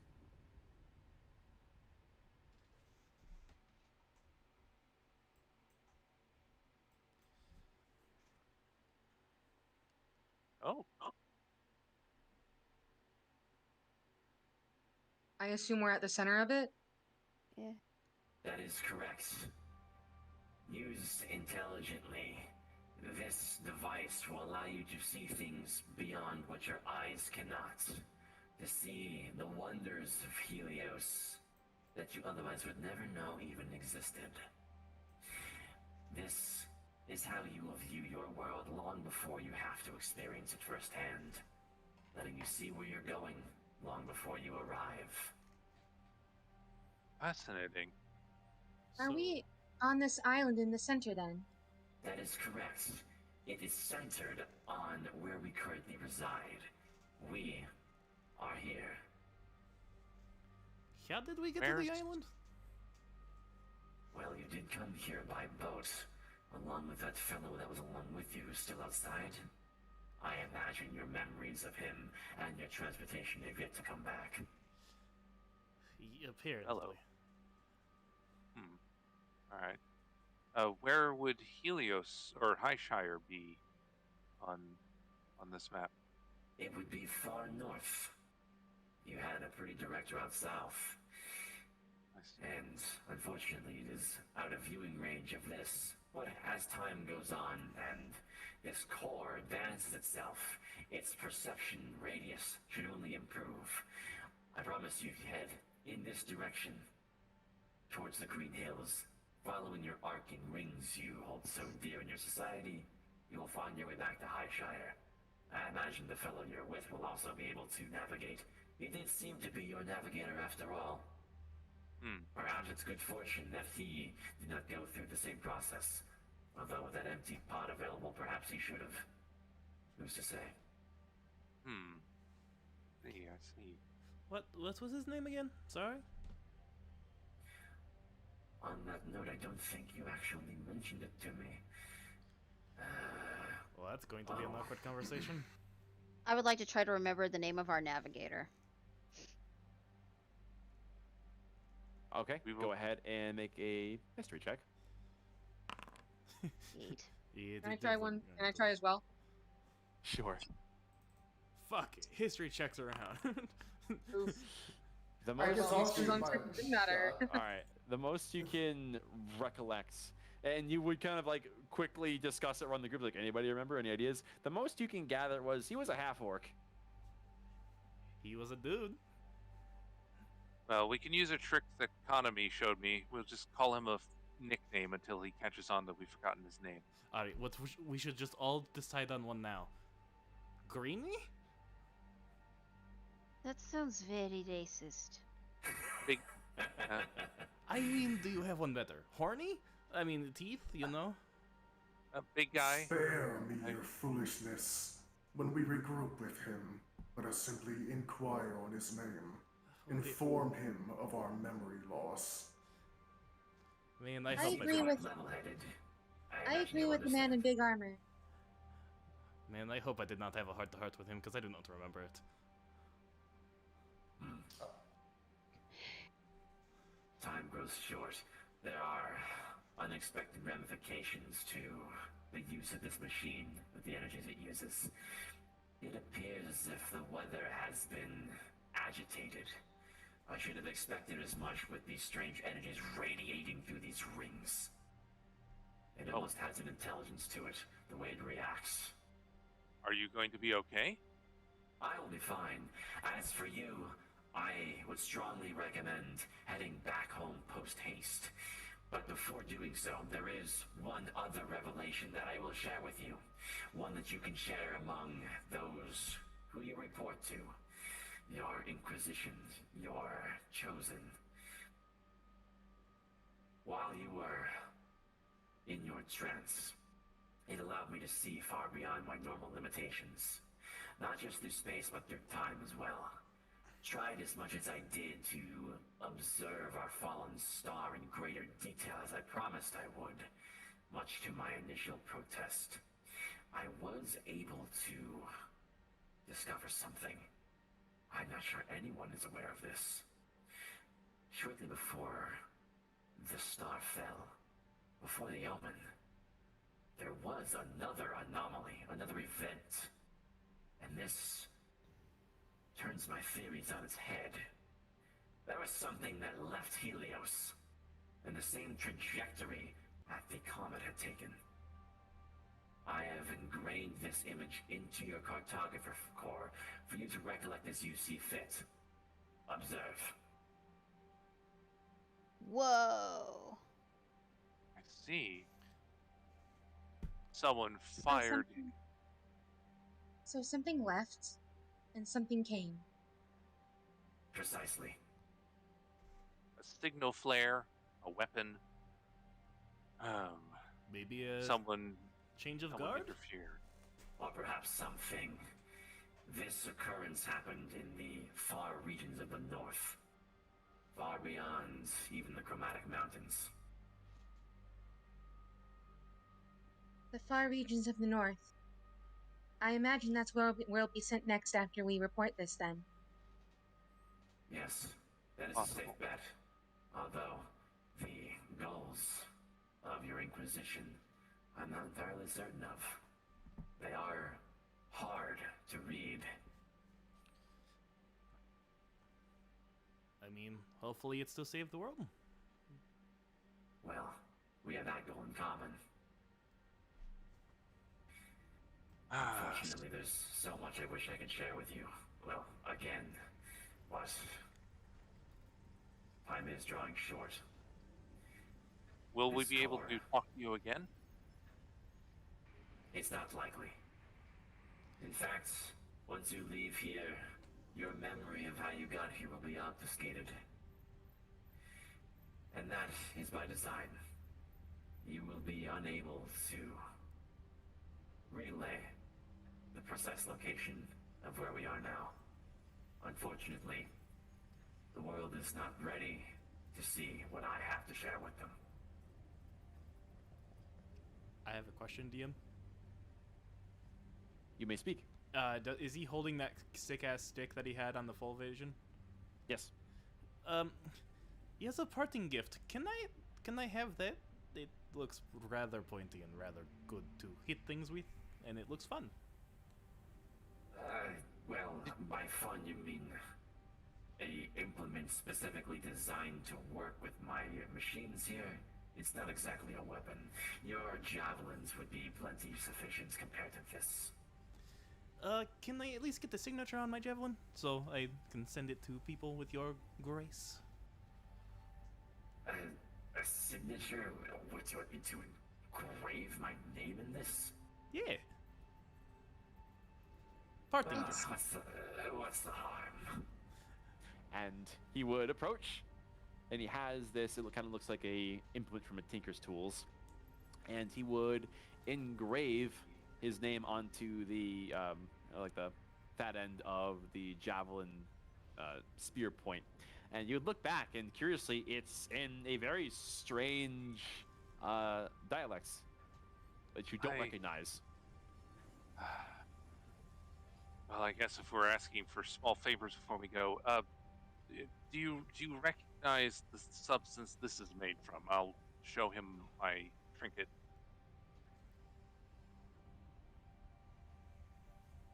Maybe you can tell me There it this. is. Yeah. Remind me your trinkets. Locket made from unknown stone. Has unknown symbols that he doesn't really know, and it's the stone. No idea where it's from. He would take a look at it and would take a long while to fixate, and you can see he observes this with a number of different lenses. He's silent for a long time. Let's see how he does. Nice.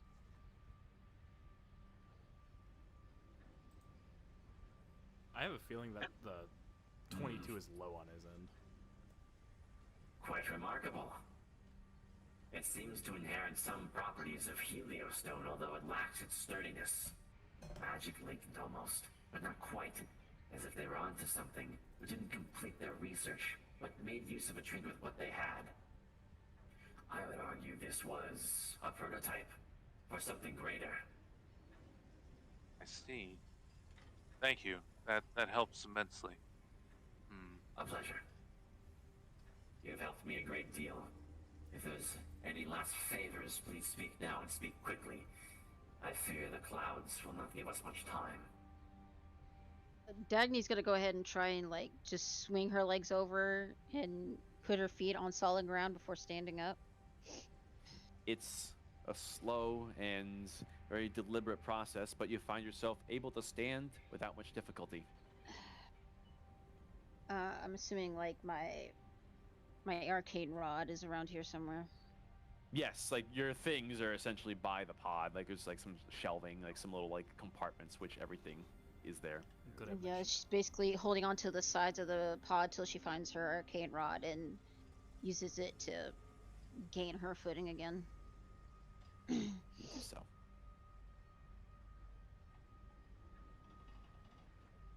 When do you think the world will be ready to see what you have to offer, Startographer?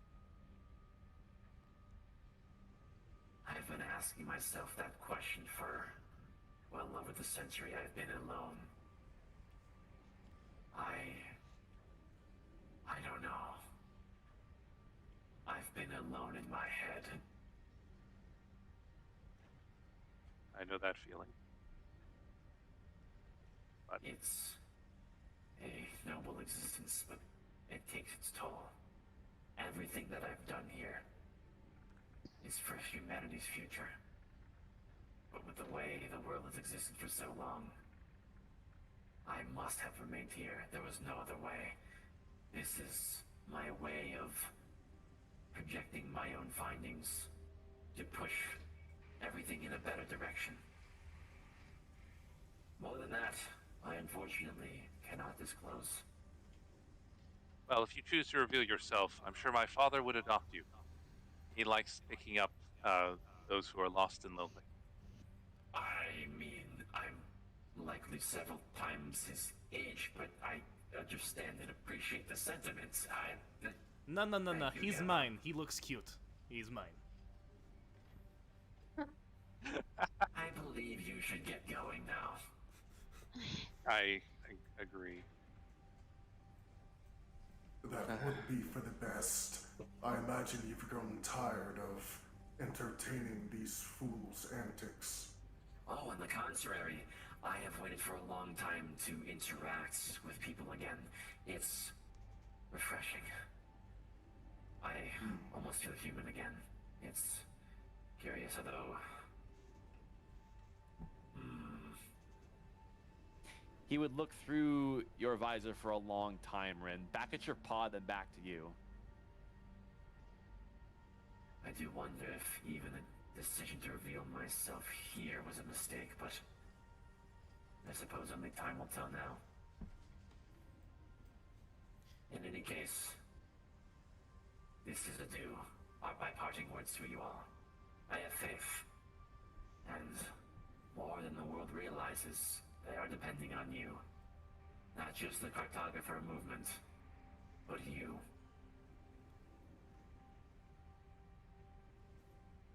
Yes. Hopefully we'll meet again. I would love to talk more about the stars. Of course. I've been wrestling whether or not to disclose this information. It could jeopardize everything, but I feel like I can trust all of you. Stars are an amazing thing, terrible as they may seem. You may not have the pleasure of learning everything that I've learned all this time, but perhaps with my fellow colleagues, startographers, wherever they may be, should they still be alive somewhere out there, they would be glad to share the revelations. I hope. There's more of you. Yes. I'd love to talk to them. Yes. I would do so with the utmost scrutiny. We all shared the same goals for so long, but I haven't spoken to them in so much time. Things can change. Not just Helios. And not just the fate of humanity either. I don't suppose one of them lives anywhere near where that trajectory was. It's beyond what even I can see. I, regrettably, don't know what's out there. Well, maybe your signature will help introduce us, I guess, if we ever meet. A good That's a thought. good point. This is true. Maybe I could get them to sign it as well. Maybe this can become my collection stick for cool people. Perhaps. I imagine the cartographer core would prove able enough to identify things. But if that is all you had for me, that is all I have for you. The clouds are growing increasingly agitated. Yes, let's try And to that's how survive the way back. Where is the Thank exit? you, Mr. Startographer. A pleasure. The entrance is over to the left. Fair winds, cartographers. As he would, still looking back at all of you, even though they're only lenses, there's almost kind of a longing in his gaze. He would come back up to the machine and would reintegrate with it. And you see the mechanism move once again. Bye, friend. Goodbye. All right. As you all would head outside through the corridor and would exit to see the outside for the first time.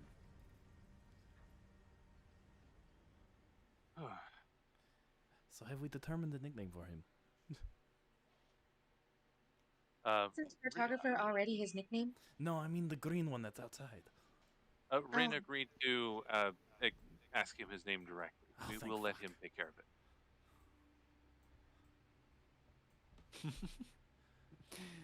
Fantastic. As the group would emerge and would see this beautiful landscape. You can see that there is a bit of a sea breeze carrying this mist that would ride along the waves. And there is some dark, overcast clouds that appear to be quickly rolling in. Beyond the horizon, you can see the lush green rolling hills of the rest of your homeland just beyond.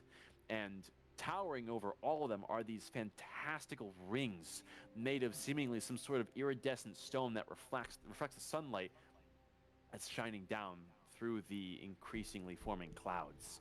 And beyond even the clouds in the distance, you can see the faded form of Atlas, the lone moon of Helios, as that too would come back into your mind.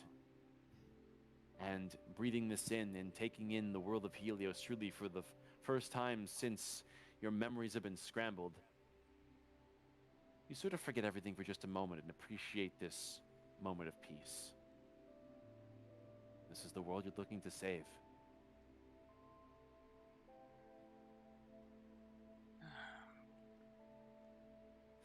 And it's at this point that I would like to take a bit of a 10 to 15-ish minute break, if everyone's cool with that. Yeah. Yeah, please. Yeah. All right, cool. I'm going to go grab my alcohol. Pause the recording. Yeah, I paused the recording because it would be like 20 minutes of nothing because no one was there. Okay. Huh, that's fair. But I we just are hope it recording doesn't- again. Hello. I just hope that doesn't corrupt shit. It I doesn't. will actually. I've done I this will 1,000 actually times. cry. You want to hear a man do you cry? do you want me to stop the recording and start it back up again just so you're? No. You're fine. You're fine. I'm being Because dramatic. I could stop it and start it again so we can so it's guaranteed. If that makes you feel better. We'll cover that later. Okay. If you've done it before and it's been fine, then I trust it. It should be fine. Yeah, it should be fine. Don't do that. Don't like pepper in some doubt. You're gonna. All right, never mind. Whatever. It doesn't matter. It doesn't matter. It doesn't matter. Young? All In right. any case, continuing from where we had left off, you had stepped outside of the almost steampunk-like corridor of the Startographer's Observatory, exit out onto this beautiful ledge that gives you a fantastic view of of the High Shire territory's reaches, a bit beyond to the Arcing Isles at the mouth of the central landmass sea. And judging on the view of this place that you got through the use of the Cartographer Corps, you would know that this is a series of long islands that continue further south. But where you're looking would be to the north, back home, among the sacred rings. As soon as the awestruck is kind of gone, I would kind of turn around, walk backwards a little bit. Just, I feel as though introductions are in order. Possibly again. I am Yurix. Hello. I think I vaguely remember everyone, but just in case, I'm Nashira.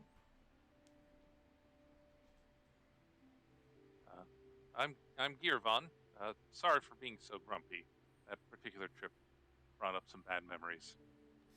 Fair enough, I got beat upside the head, so. Dagny Silverhide. The name Rin will suffice. Fair enough. Alright. Either way, we should probably continue. Yes. Alright, Let's Rin, get I back to can't the tell you my ship. last name either. In any case, we should head back to the ship and head back home. Do you remember Yeah. where the ship was? I'm now just flat out ignoring them. The Startographer mentioned the weather being affected by that whole procedure. I wanted to try and get a read on it. Okay. Roll While perception. also simultaneously checking the shore for our supposed transport. Yeah, I'd also be looking for the ship. All right. I would just be asking where the Yeah, ship is. I'll look for it too because I have a pretty good perception score. Do you need me to look at the ship or talk to the ship? Because if we can talk to the ship, I am really good at that. Well, Damn, we we need all to rolled like find shit. the ship. We need to find the ship first. Shit. Easily enough, you can look down upon there's a kind of almost like a twisting natural path among this white stone, draped in moss, that would lead down to a stony shore. And in plain view, tied off to one of the more jagged stones, would be this sail ship. And it has around, you'd say, a length of a good 30, 40 feet. It appears to be quite old, as if it had been long abandoned and then recently restored into working condition from wherever it was found. There's a dark royal red sail that has a number of patches applied to it that have been knit of all sorts of variety. It seems like whoever actually kept this thing in the condition it's in went to great lengths using whatever they could find in order to keep this in sailing order. Neil, that is And some you can nice patchwork. There is a small interior. You can see like small little porthole windows. As you can see, there's kind of a gentle rocking of the sea that this thing would bob up and down towards. Though looking off into the further distance of the sea, using your perception checks, you would see the sight of those clouds beginning to roll in at an increasingly accelerated rate. And looking at them carefully enough based on your checks, you can see that there is a bit of iridescent luminance that is weaving itself within these clouds, as though the clouds themselves are carrying an energy that you do not fully understand. And curiously enough, there is a seemingly strong breeze which follows the lining path the archway rings create. You would remember now, even back home, the rings have a tendency to guide strong winds that carry magical energies with them, and they almost sing and create this resonant sound, almost like a huge wind chime almost, as it carries the energies with them. And that's what you're seeing here. And the rings are releasing a continuously, increasingly powerful gust as there's quickly rolling in clouds. There would be the occasional burst of light through them. They seem look all it's what you would assume to be lightning, cloud to cloud, though this lightning is a deep shade of blue. How You're not far quite sure. down? Like, how far down from us is the boat?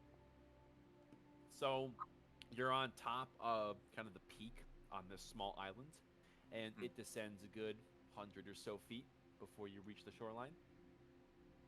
So the approaching storm does seem volatile. Quite. How is it about 100 or like 100? Roughly 100. It's a jagged, winding path that winds down the stone. It's a stone island, so it follows kind of down the length of the hill/cliff that you're on before you reach the boat. We should set sail with haste, lest we get caught in that storm. Yes. Agreed. Agreed. Let's fly. I'll jump off the cliff towards the shore. Okay. As you're all heading I towards the boat. did want to do one thing. I wanted to turn back and see his little observatory from the exterior. You would turn back and try to get a outside view, and you just can't seem to see it from this angle. All you really see is just the stonework for now. So you would naturally kind of follow along with them to kind of change your angle and get a better view as you go down. But curiously, you still can't see it at all. It seems to be presumably obstructed by the white stone. Can I attempt to see if there is any illusory fuckery going on? You can certainly try. I assume you're trying to decipher Arcana? Essentially, yeah. Okay, roll Arcana. You've seen illusionary magic, especially with this cartographer core now in your possession. You're pretty keen on what this looks like, especially with whatever the cartographer core technology possesses. If they have a way to obfuscate themselves, you would at least have a hint of it. And given you're an arcane tinker yourself, you know a thing or two. There's no trace of illusionary deception whatsoever. This is an empty rock.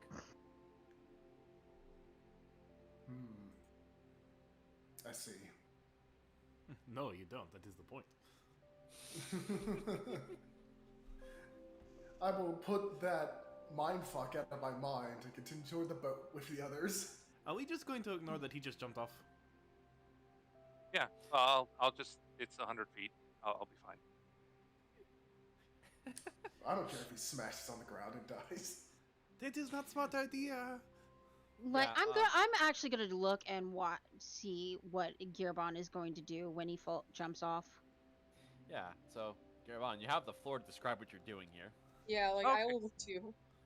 Okay, I jump off the cliff.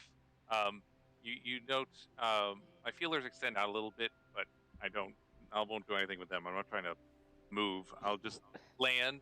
My legs compress, kind of spring-like in some ways, before bouncing back into what appears to be normal legs again. And I kind of shake off any dust that arises. I'll be like, well, that was pretty good.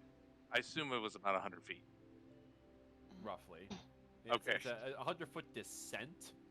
Like, it's a winding down, like, it's a slope that ultimately in elevation you'll descend. It's a steady slope. Like, think of like, kind of like, you can see how this slope is from the peak towards the shore is 100 feet. So you would kind of have a bit of a tumble. It's not a sheer cliff, but you do kind of get the leap down. Okay. Yeah.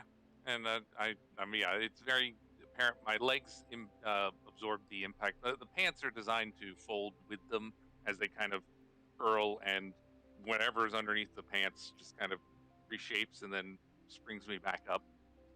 I kind of land with my arms out to maintain my balance. Like, okay. With It's not bad. almost seemingly little regard for gravity or what gravity can do to bones from great heights, Girvan just seems to leap and rapidly descend this steep line.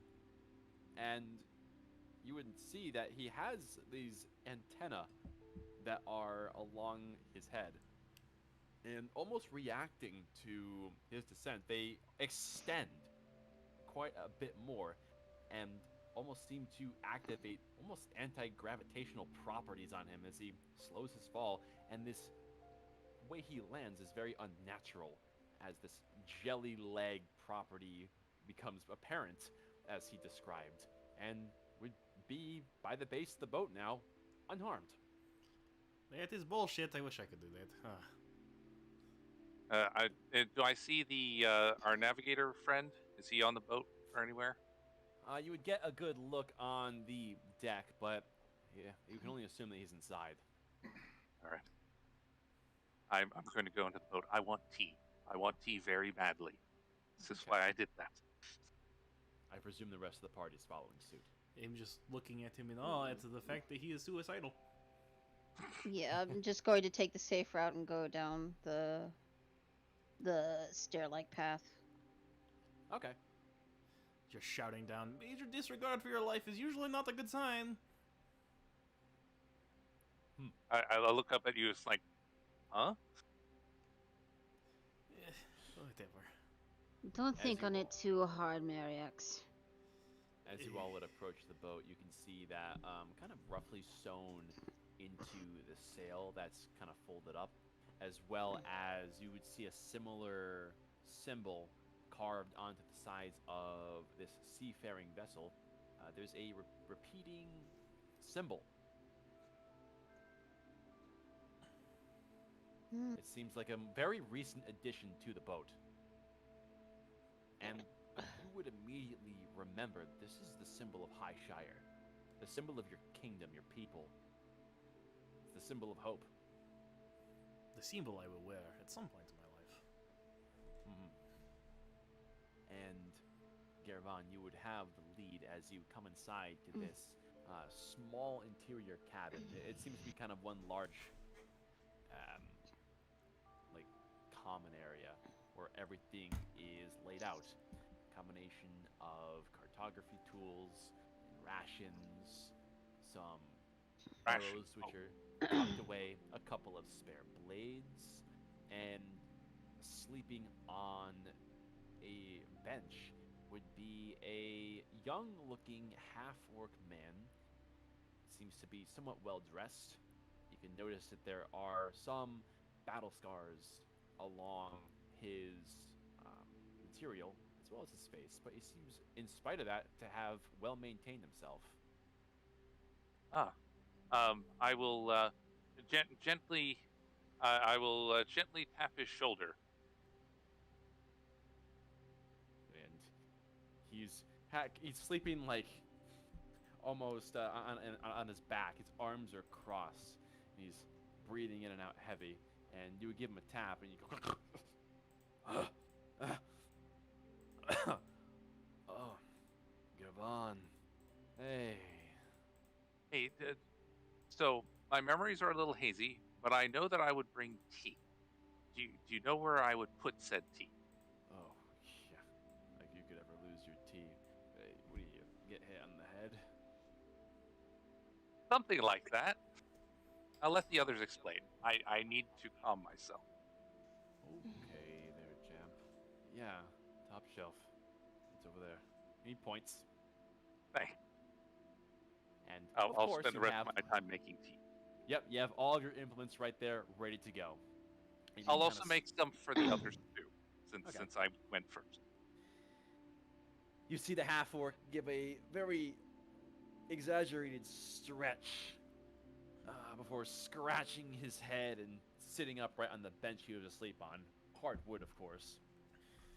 So, did you find what you're looking for up there?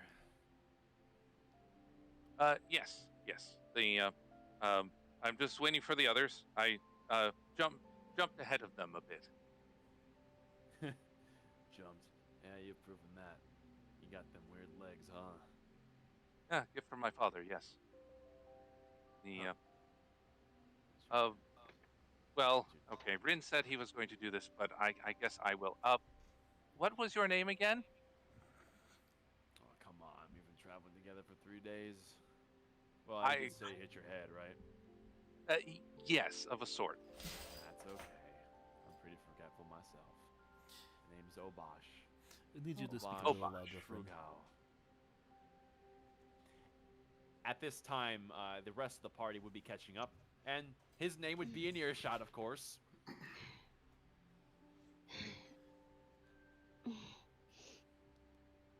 You're going to have to tell me how you are able to jump as far down as you can sometime, Caravan. Oh, Didn't see any arcane going on with you. yeah, a gift from my father. I may have told you about it before, but yeah, you're right. That's right. I know about it because I grew up with it. That's right. No, I'm just a little different. Is all. Wait, is Fantastic he? work. Sorry to interrupt, but you're like actively making tea right now as we walk in. Yes, I'm making tea for everybody. Maybe I'll find if we still have any. I'll got little cookies as well. Yeah, no, I'm stomping in. What part of post haste do you not understand? Obash, was it? You are the navigator, correct? The storm is approaching, and you must head north immediately. Yes, we meant to mention that. Oh, right. I I've left that part out. I checked all the horizons. How could a storm have snuck up on me? Well, It's a long story, but it's best we start moving. He would kind of scratch himself and trying to gather his thoughts and kind of shake his head. Well, that's all you have to say. The ship's tough, but I don't think she could handle the storms that Highshire's been whipping up recently, let alone the outer Highshire areas. Oh, you've seen those light shows, right? All right. I need you to speak up more whenever you are doing that voice. Yeah, How's you're a little this? quiet. Legitimately very quiet with that one. All right. Well, without further ado, let me get the sails ready and we'll mosey our way back. Not sure the wind's gonna be in our favor, but I'll do what I can. You guys said, did you hit your head? Or at least he did? You guys alright? We went to We space. collectively have a gap in our memories. What with our interaction with the Startographer. Oh, you found him? Yes, as well as received a useful item of interest, as well as information that is vital to Highshire. That's great. Wow. Maybe they'll let me in after all this. Things are going pretty well, I'd say. That was kind of easy. All right. And he is quickly working the sails, getting things ready. He's kind of working with the rudder. And he seems to know what he's doing. And you do have a moment of downtime, so it would seem. I am rearing on Gerbash. Sorry to keep talking, but Enki. I have a question. As for you, Gerbash, was it? This is not a picnic. Have some damn sense in your mind. Danger lurks in every corner. No, it's fine. We are perfectly fine up until the storm hits us. We were off the ship anyways. If we got that started beforehand, we would be on shore. Part of my soul got took some significant damage. I need to. If we're going to go through a storm, it's good to have our wits about us. What? Do you guys remember what the half-orc's name was? I forgot already. Obash. Obash. Hey, Obash! Yeah, what's up? Where's my rope? I don't know. It's not my job to keep track of it. Ah! I'm going to look for rope. At this point, Dagny is just gonna try and find somewhere to sit, and she just kind of sits like heavily, like you can tell she's like physically tired. I will hand you a cup and a cookie. You definitely look like you could need this. Thank you. She takes it. Can I have a bit too? Of course. Nishira. Yes, it was Nishira. Here you go. I have the distinct impression that the three of us are not exactly ones to con the ship during times like this. I'm going to go find a fishing pole. I kind of think that'd be fun. But while they're doing that, I wanted to go aid Obash in, getting the ship off the shore and sailing. Okay. Yeah, you'd see he's making final preparations. The sails are already ready to go. He apparently moves very quickly. He seems to know this ship inside and out. And you would greet him, and he would point you to a few things. And as a few sandbags we tossed overboard, just, he seems strong enough. Just hoist them up. Should be able to start floating out. Gotcha. Yeah, I'll give him a hand. Don't want to get caught in that storm. Is Right. there a fishing pole? Well, there's the one that barely works, which is somewhere around here. I think it's towards the back of the boat. I was tinkering with it a little bit, but I'm not really a fisher. I would like to fish. I'm going to go find it. Who knows what you're gonna turn up in these waters? Have at it. Hopefully a shark. They will probably taste bad, but either way, lots of eating. It'd be exotic meat for sure. I'd like to try it. Where is fishing pole? I must find it. You would eventually find it. It's kind of tucked away in the corner. It seems though some work has been done to improve it, but it's a little bit tangled. It seems functional, but just barely. I am going to fish. Wait, do we have bait?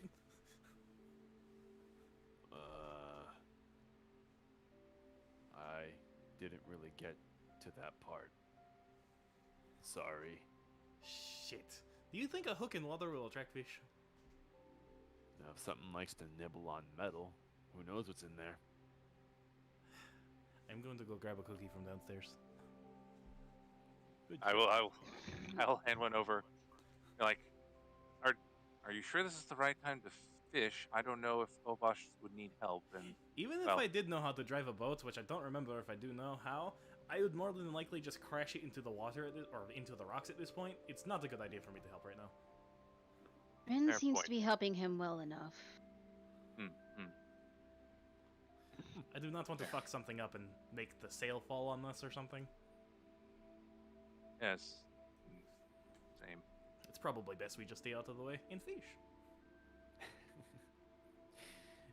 Obosh seems to have the preparation to sail mostly done with the assistance of Rin, who was hoisting up the sandbags that were being used as makeshift anchors. And you get them tucked off into the corner, get the ropes out of the way, and it seems as though you're taking off. And Obosh would call over to Rin very casually as things are getting into motion. So, memory troubles. You sure that guy wasn't messing with you? That remains to be seen.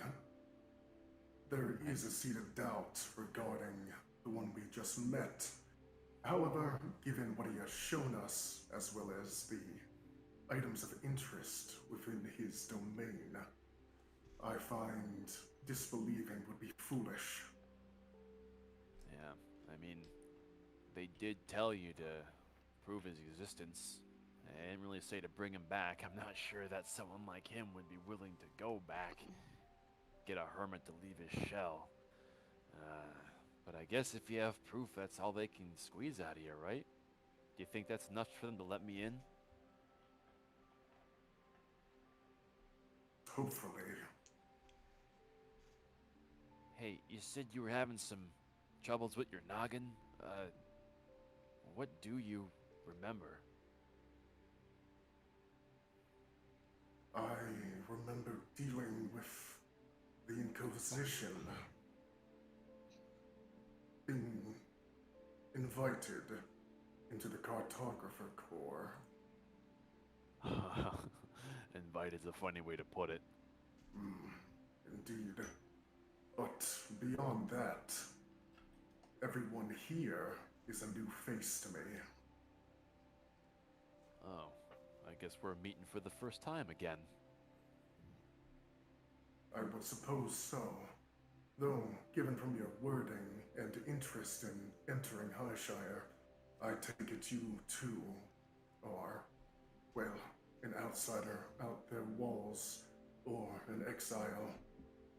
Yeah, well, it was a choice that I made. Got caught up in the wrong business a while back. telling this story a second time, actually. It's funny, but you don't remember. We, had a run-in. Bunch of ruffians that took some stuff from us. It's most of our belongings. Couldn't pay the things that we needed to pay for. We were in debt. So, I grabbed my blade and got it back.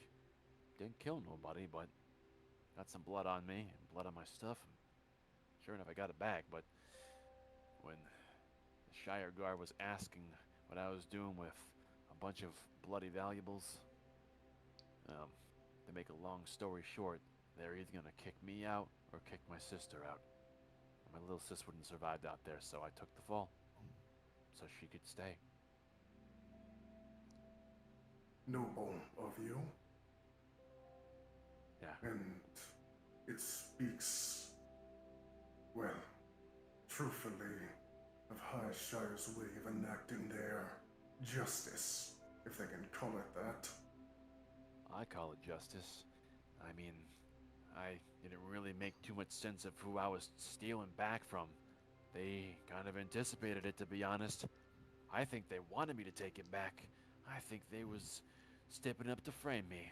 I think that was the plan all along. Shire Guard wouldn't have known any better.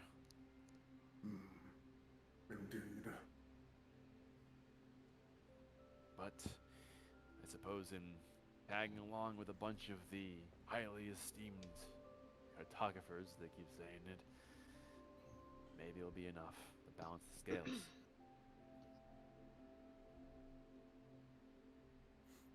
Here's hoping it does turn out well for you, Obash. Likewise. Yeah, people give the Shire Guard and the Inquisition, they're chosen and all that, a bad rap, and I get it. They gotta play the bad guys to keep order. But, I don't know. I don't think they're that bad. They're just trying their hardest to keep a bunch of terrified people in order. How do you do that when everyone thinks you're gonna die? With an iron fist. Yeah. You seem to get that. I'm surprised you don't like them. Well, I guess I'm not that surprised. But I get it either way. I am willing to put aside my personal reservations regarding them. Noble of you. As you would sail on, and it seems there's most of the clouds are coalescing from the southeast and are moving in quickly. You are just able to maintain your speeds, so it would seem, as you're able to essentially keep a pace. It's not going to get you caught up in whatever storm is quickly coming for the regions you're in right now. And as you would travel, is everyone outside or inside? I mean, how are you guys positioning yourselves? Fishing. Mm, Fishing with What- Cookie. Yeah, I would definitely be having my cup of tea and finishing it before taking a step just to watch outside, kind of okay. looking towards the storm. Gotcha. Oh, I'll answer Dagny's query earlier by rolling up one of my pant legs to show the my leg, one of my legs underneath. They kind of look like my feelers do, same substance, kind of a cross between meat and plasma, a little bit solid. Oh, I probably showed this to you before, but I guess yeah, that's right. We've forgotten. You should have seen the look on my teacher's face at the academy when I would get to my next class by just jumping off from the second or third floor.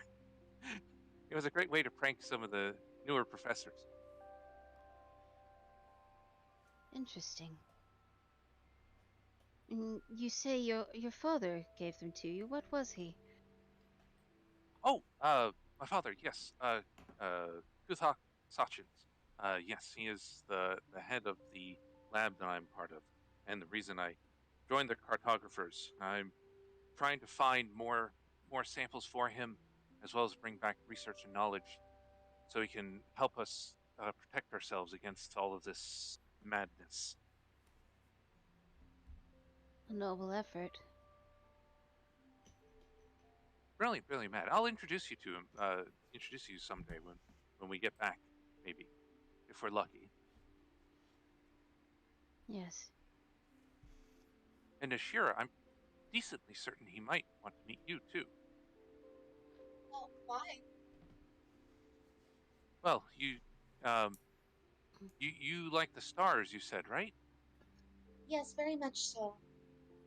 Oh, yes, yes. My father is interested in such things, especially in regards to an origin of all this mess. So, I know a friend of mine was also very keen on the stars as well. So, um, so you may have something to talk to him about. I see.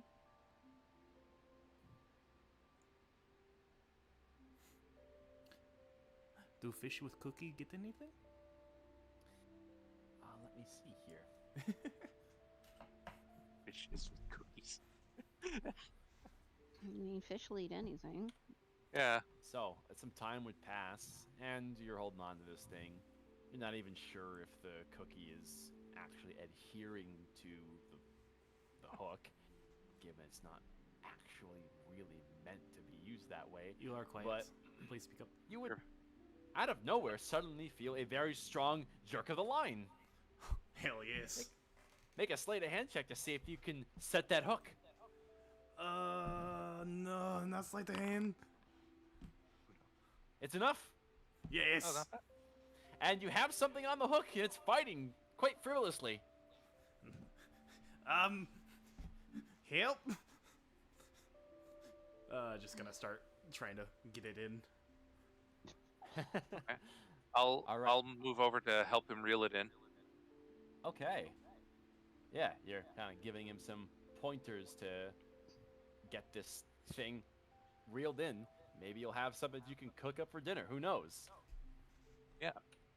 And it would continue for a little while, and things seem to be going pretty cool, pretty nicely, as you would have known a thing or two about fishing, given that you have some expertise from books that you found. And I'm gonna do this real fast.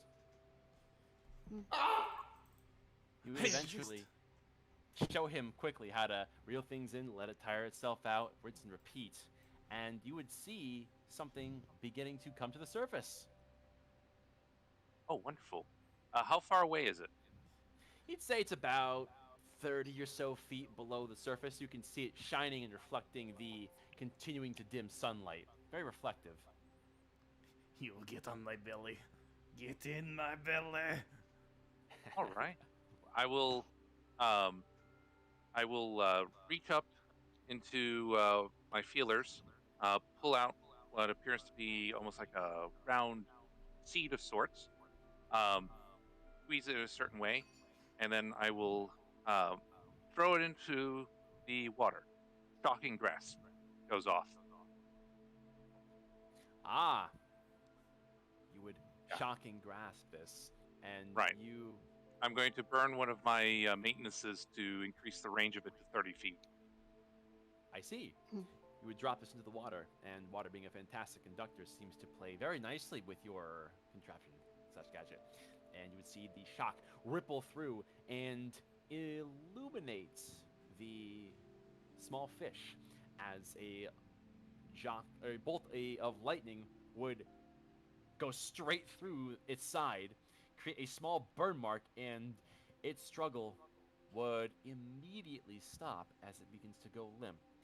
And with how you cast this, it casts a bunch of light that continues to go downwards. And what's your passive perception? What's passive perception mean? Sorry. 10 plus your perception. your. Yeah. Okay. Well, this says 14. Okay. That's 14, that's sure. got listed in parentheses there. I guess Yeah. that's the passive. Sorry. Okay. Thanks. Yeah. And you would see just a bit below the surface, because this light only goes so far, the light would also against something, cast a huge shadow. And for those who are still on the boat, you would feel the water kind of churn a little bit. There's like a sudden lurch in waves. Just one, but it seems a bit strange. You would look up and you can see that there is some choppiness in the water all around, as you can see that the wind is starting to tick up a little bit. That though. Well, I didn't see it either way. I'm going to pull I my think fish up. Yeah. Let's get that out and get it secured so it doesn't wash back into the ocean. This is my fish. You would begin to- Dagny is gonna walk over to the side where they're pulling the fish from and just look towards the water. You can see that there is this lifeless fish that's very quickly being reeled in. 30 feet, then 20 feet, then 15 feet. And you would all see there is that shadow again that quickly is rising from the depths.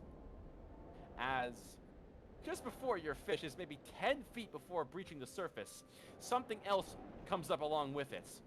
And this huge thing, monstrous thing, came out of almost seemingly nowhere with fantastical iridescent scales, would open up a maw the size of the boat and would take in your catch.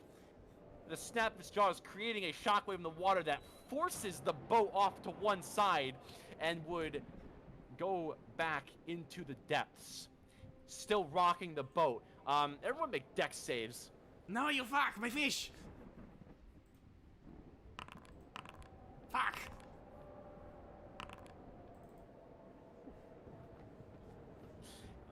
Nirvan, with your jelly legs, you're used to having to move awkwardly, so this is of no worry to you. As for Rin, Dagny, and Ashira, you're kind of jostled around a bit, although you're far from the edge. As for, how do you say your character's name? Mirix? Mirix. As for Mirix, you're so intent on this fish. This came as a shock and a surprise, and then the shockwave happened, which is twofold, and you go overboard and land in the water. Oh, crud. Can I try to grab him as he's fallen over? This happens you're in the process of stabilizing yourself, so he would fall in as you're now in the water. Can I stab boats? I would like to stab boat to stay with boat. Go ahead, and I'm just going to say make an attack roll with your javelin with disadvantage. We'll just take the lower of the rolls. That's fine. Yeah. It's 16. Ignore the 21. 16. Yeah, you barely get to stab the boat as there is a very solid chink as it would bite into the hull of this boat. And you still feel like what this giant creature was, it created a huge current as it went back down under. And you're having a hard time seeing directly below you because the water is in a riptide. But I'll say, contesting with, going along with your good check to get that bite of the boat with your javelin, you're just barely hanging on. But you are underwater, having a hard time coming back up. And there are other things in the water still with you. Oh, shit. Seeing the man go overboard, I wanted to get to the side of the ship where he flew off, and I wish to reach into my bag and pull out a long strip of rope while searching the waters for him. You can, yeah.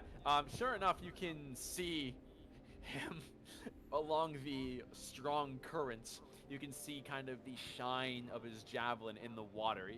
It's kind of easy to see given the gentle curvature of the boat.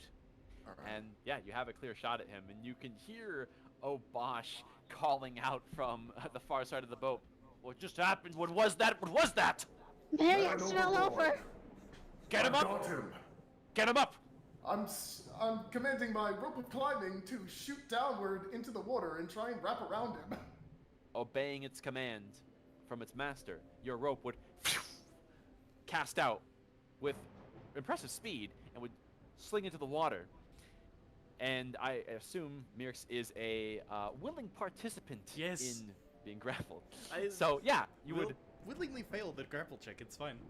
Yeah, you're just going to allow this thing around your body and would get a hand firm onto it. Your other hand's still in the javelin, which I presume you're unsheathing from the wood. At this point, yes. Just Yep. taking it with me. Now, give me a hand pulling him up. Right.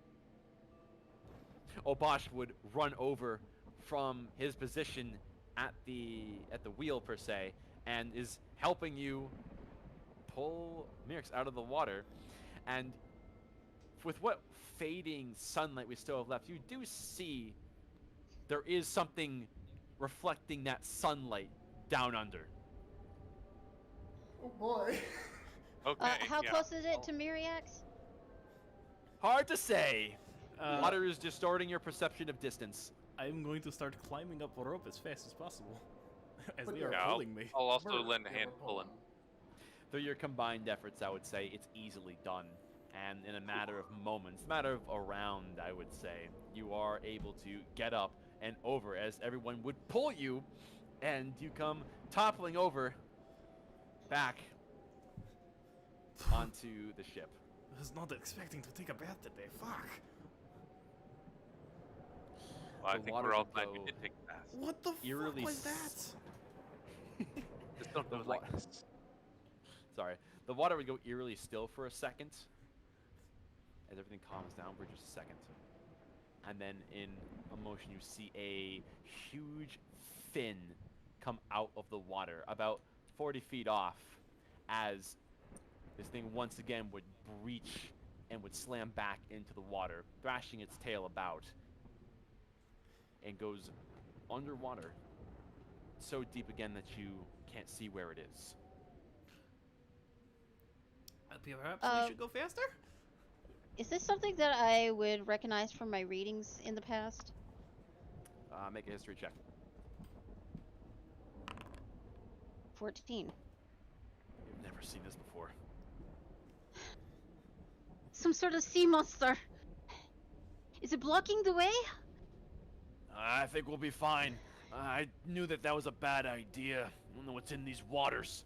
Let's hope it doesn't think we're a giant wooden snack. Let's get out of here. No more fishing, Mariax. I was not planning on it. The fucker stole my fish. What the hell? I think there's greater concerns at hand. Let's get moving. Yeah. We've gone from the fisher to the bait. I am going to put down the fishing pole. Just no. Fuck that. You can see with the force of that giant monster ripping your fish off the line. Not only is a bunch of your line gone, but it also snapped the pole in half. Oh. My fishing pole. I will try to repair it later, but not now. Put it below decks for now. I'm just gonna see if I can fucking see that. Does anybody have any way of like casting light into the water or something so we can see the fuck?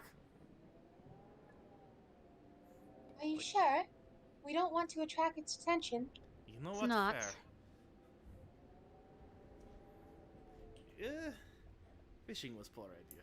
I'm just going to start going below deck slowly. Hello? Sorry.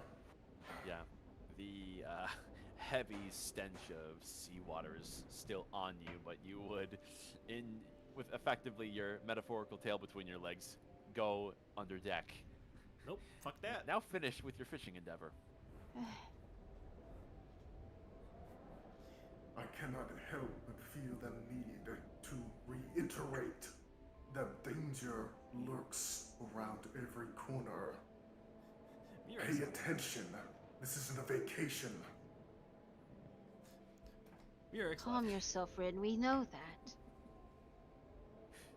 And yet, so far, I have seen nothing. Words mean little. Actions mean everything.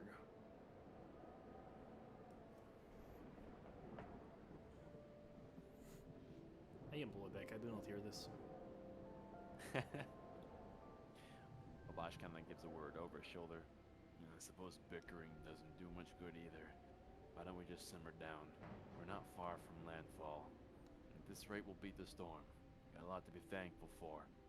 I'm amazed that thing didn't kill us. They've been killing everything they see. It's a bit unusual, don't you think? Well, maybe we just didn't register as food. Let's I hope hope it not. stays that way. Maybe they're not all bad. Or maybe Zula's watching us. Who knows? Tyro, how do you say your character's name again? Sorry. Gervon. Just from below deck. Gervon, I will accept the tea now. Okay. Probably a good move. I'm going back to the fucking.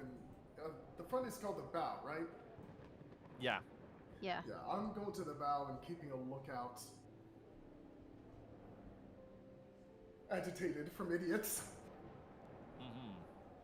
Yeah, I'll head down and serve up some tea and the cookies for Mayarks to Mirix. soothe his bruised ego. So, cookies as bait works very well. Very well, in fact. Good to know. Unfortunately, it seems that whatever you catch with them serves as bait for something we can't really process right now. Well, if ever we find a dragon, we know where to feed it. A dragon? Yes. Well, much as I would love to meet a dragon someday, I hope that day is a little far off. Oh. Wait, are you planning to meet a dragon? Not particularly. Okay. I Just mean, checking. Perhaps we can use the cookies for a dragon bait? Because apparently it attracts that thing. You know, I have never heard of in any fairy tales of a adventurer offering tea and cookies to a dragon. Yeah, we should try it at some point. Maybe I will try it. Maybe. It depends on how friendly the dragon was, let's say. Well, I don't know. Maybe it's hoarded tea and cookie. Who knows? That would be upsetting to come across. A dragon that chose to hoard tea would have good taste. Yes, but coming into the hoard of rotten cookies would not smell good. I agree on that. Unless the dragon employed others to make the cookies fresh for it regularly. That would make some sense. Dragon Bakery. Hell yeah. I'm just imagining massive dragon with chef's hat and tiny spatula on a scale. Yeah, well, I'm imagining Smaug bossing around the Keebler elves. That would be entertaining to see. It's probably the kobolds that make the cookies. There we go. Koboldler. There we go. Koboldler brand cookies. The koboldler elves. That does not make sense.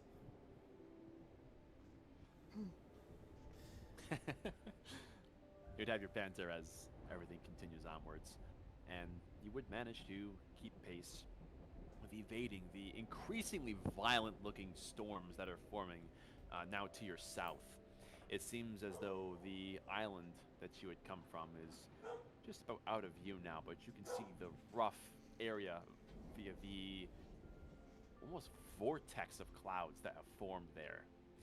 They are increasingly vibrant, and you can see lightning now lurching out from those black clouds and appear to be striking the ground area. And let's see, I know we have Rin who's looking for danger on the horizon. Is anyone else? I assume Dagny and Nashir are above deck? Yeah, yeah. Dagny is basically at the stern watching the storms. Okay. For those concerned who are looking outwards, roll perception. Oh, I have seen enough today. I do not need to see any more. Rin, the sea is made of sea. The ocean is watery. It's very wet. Rin, you kind of wrestle your thoughts a little bit. You do notice, however, that the speed is beginning to kind of lag a little bit, and you would see Obosh who is staring off into the last glimmers of sunlight that appear to be hitting the water. He seems almost mesmerized by it, fixated, happy. It seems though he's completely distracted for just a moment. And you kind of see him kind of shake his head after that and look back at you. He's like, oh shit, was anybody watching me doze off? And he'd see you and kind of bow his head a little bit in shame. Sorry, it's just... I never thought I'd get to sail like this. It's just... the way the light hits the waves like that, well, I'm glad I got to come out here to see it. It's quite alright. So long as you don't throw yourself to any danger. Well, danger's everywhere. I don't even know if we really have a choice whether or not we find it. It seems to want everything to do with us. Or small fish, who knows? Well, I suppose that we've survived this far, it's for a reason. I hope all the other patrols are still doing okay. Even if I might not be truly a cartographer like you guys, I'm glad we met. Yeah. And as for Nishira, you would have noticed there's a small island, which is very lush looking compared to the others, which is off to the far east, which is kind of a curious, nice little landmark.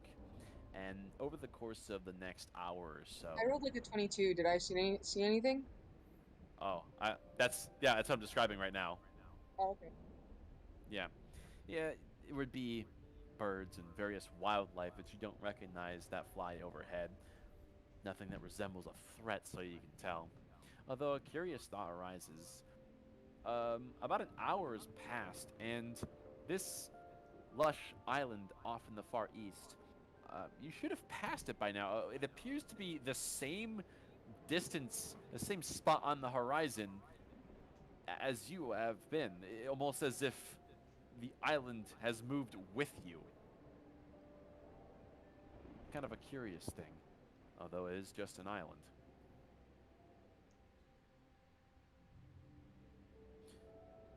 But I'm assuming you're keeping that to you yourself.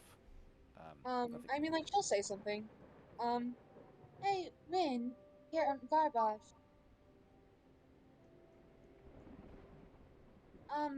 That island over there. Shouldn't we have passed it by now? It looks like it just keeps moving. Obosh would look over his shoulder. We're actually maybe about a half hour's pace from hitting land. We've been in motion, all right. And I've been seeing that island, and it just looks like it hasn't changed with respect to our position at all. Obosh kind of squints his eyes and shields his eyes where he looks over. That island over there? Huh. I haven't really been paying much attention to the far off stuff. You guys did get hit in the head. You sure that you can see right? We can see fine. Can I take a moment and observe the waves around that island? Sure. Yeah, you would do so.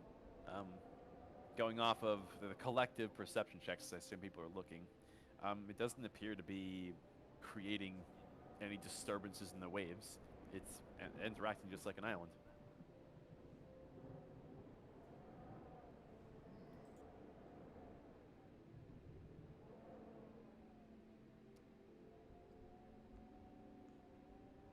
What? Obosh would kind of shake his head a little. I'm sure there's plenty of stuff out here that we can't explain. We're gonna keep moving. Unless anyone wants to try going fishing again. Did somebody say fish? Better safe Caravan than will... sorry. I will attempt to speed up the sails. Hopefully, we'll arrive to land before that mysterious island causes us any problems. All right, let's see how we do. All right.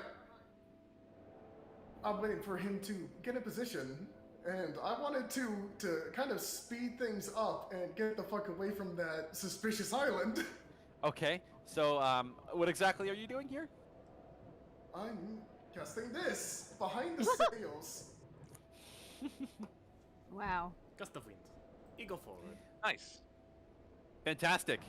And almost on cue, as soon as your gust of wind hits these sails, you see them immediately expand out to their full extent, and the entire boat would lurch forward. It kind of makes everyone stumble on their feet a little bit as you easily double the speed at which you're currently traveling, making things a lot faster.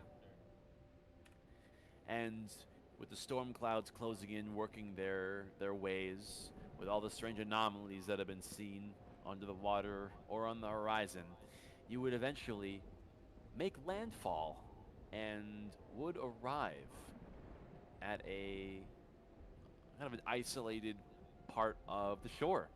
And you can see as you begin to close in on this, there is a small, almost dilapidated looking building along the shoreline made of stone. It appears worn down, but has enough basic repairs done to it to be somewhat houseable, at least for the boats. As far as being a place to hunker down, it wouldn't suffice much, given, well, it doesn't have a roof. Hmm. And Obash would kind of nod his head, with being content with himself. Good thinking back there, Rin. Well, everyone, welcome back, or I guess I should be saying welcome to the mainland. We're still in one piece. All those fairy tales about people just falling into the sea, never coming up. Well, Merrick's just proved them wrong. Stuff about finding this cartographer, well, we just proved those rumors true. I think we're doing really good right now. So far, so good. I'm going Hopefully to. we return in one piece. Don't we still have a few days' journey back to the city? Well, if we make a straight shot, I'd say we could make it in about a day. It's getting to be mid to late afternoon now. If we can get a good pace, we can probably find a suitable abandoned place to hunker down in. There's plenty of ruins out here. Maybe we'll find something, who knows? We've already been looting enough of it. And we'll do the best we can. What do you guys think? You're the cartographers here. I'm just a navigator. What time of day is it? Mid-afternoon. Yeah, and I imagine the group is still kind of weary from the whole soul thing. It definitely is taking its toll. It might be best to get an early rest, or to rest early and find good shelter. Be the main focus today, and I'll relate that to the group. Yes. Um, I doubt we can outrun the storm. I have an idea. We're all ears. I'm going to. Do we understand how the cartographer core works? Like the bonus action summon to hand thing? Yeah, I mean, when it was gifted to you, the knowledge would intrinsically came to mind. Alright. Almost eerily so. I'm just gonna summon it and just. Perhaps we can find a building on the map?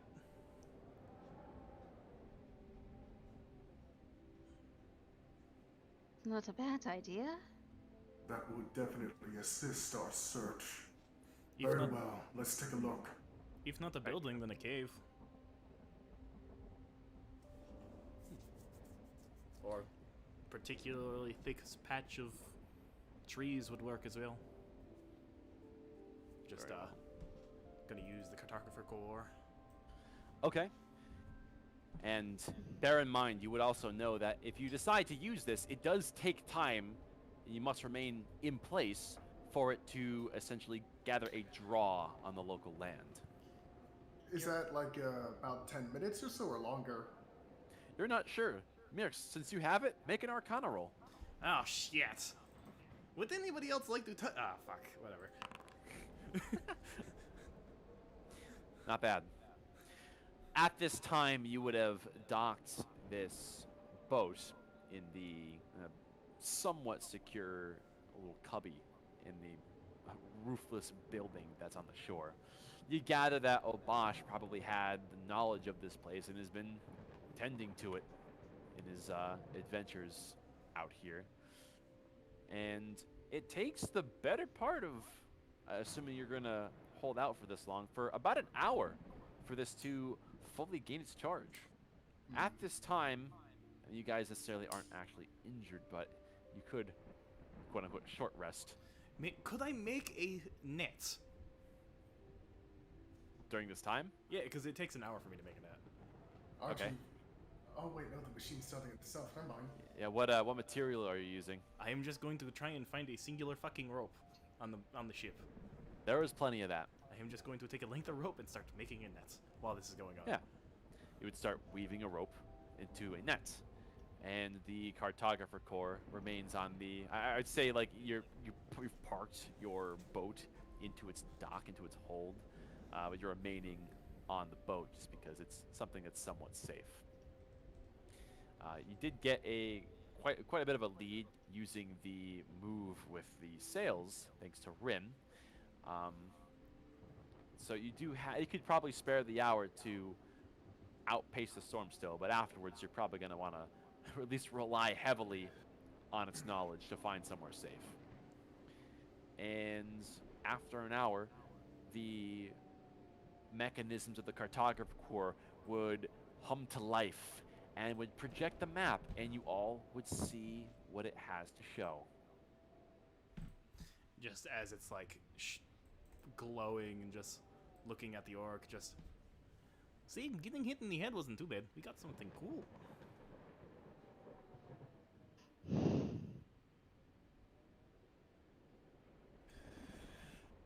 Love me some loading screen. It's funny because I tried to preload this too. We got most of it preloaded. Yeah. 96%. I'm at 96, 98. 98. There we go. I did notice last time we were looking at it that there weren't exactly buildings marked on the map very well. Hmm. Yeah, there weren't.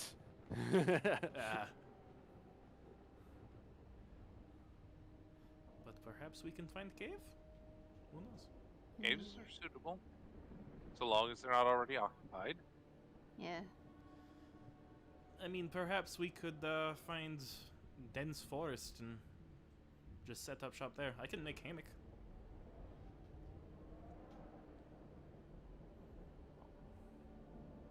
It All would right. be preferable to find a cave of some sort. The threats only being able to come at us from one direction is to our benefit. Possibly, too, if something's already in the cave. Agreed. Oh, Bosch, seeing this for the first time, you can see he's gone still, wide-eyed in amazement. First time? Yeah. Yeah, this is... Wow. What do you think that everyone back home is going to make of this thing? Sorcery, witchcraft, hopefully Look at the that, you can- cartographer. Yeah, you can see for miles. Imagine having this on a boat. You could know where to go long before you even get there. I think that was his intent. That's... Wow. Yeah, I It may guess reveal really knew things you guys. close by to Highshire that we weren't even know were there. Obosh would look at this in greater detail, and he would eventually point on the map. There. Those peaks there. That's the edge of Highshire territory. I know it. I recognize that mountain structure. So, head northeast a little more, just as I had suspected on my bearings, and yeah, we'll be back home. Do you know of a cave nearby? That is, not nearby here, but nearby there. Not Like where? really. Like where's the boat in relation to this map? I'm assuming. So this, you guys are, whenever this pops up, you're at the epicenter. So you're right here, Okay. at the base of a giant ring. Okay. So you say we And- can get there before the end of the day, or before the end of tomorrow? We can't make that, especially not with a storm on our asses. Maybe we could find a nice, cozy place to hunker down if we head directly east into these mountains. Yeah. Maybe there's an abandoned hold. Anything. You have That lived would here. be the best valley- course of action. Yeah, the valley should shield us from the worst of the winds too. Yes. I agree. Besides, we don't know what that storm is capable of. Should we take the sails with us? We're gonna have to leave it here. Can't bring it England. I really haven't gotten it mobile on land yet. I'm lucky to have gotten this as far as I did. Most people don't venture out this far from Ashire. You might want to put the sails somewhere safe then, because the wind might blow them very hard. And There are ways to secure it, Mirix. Look up, buddy. Already got him wrapped. oh, damn, you're fast. What the fuck? I know my ship. You said ship instead of shit. How did you learn to sail, Obash? Well, in my time trying to scavenge as an outlander, I found a lot of old holds myself. A lot closer to home than here. But if you guys are looking for knowledge, the abandoned holds, I'm telling you, knowledge you can find there is insane. I found some books. They talked about how they used to catch stuff out in the sea. I don't know what a knot is. They used it as measurement or something. But I scraped together enough with a little trial and error, a little elbow grease. I got it working good enough. Of course, no one back home needs to know how to sail, but if we're gonna retake everything one day, we should start learning. We should probably head out. Yes. I think so. Let's head to those mountains. Right. And with that, you would head into the mountainous territories of Highshire's Outlands.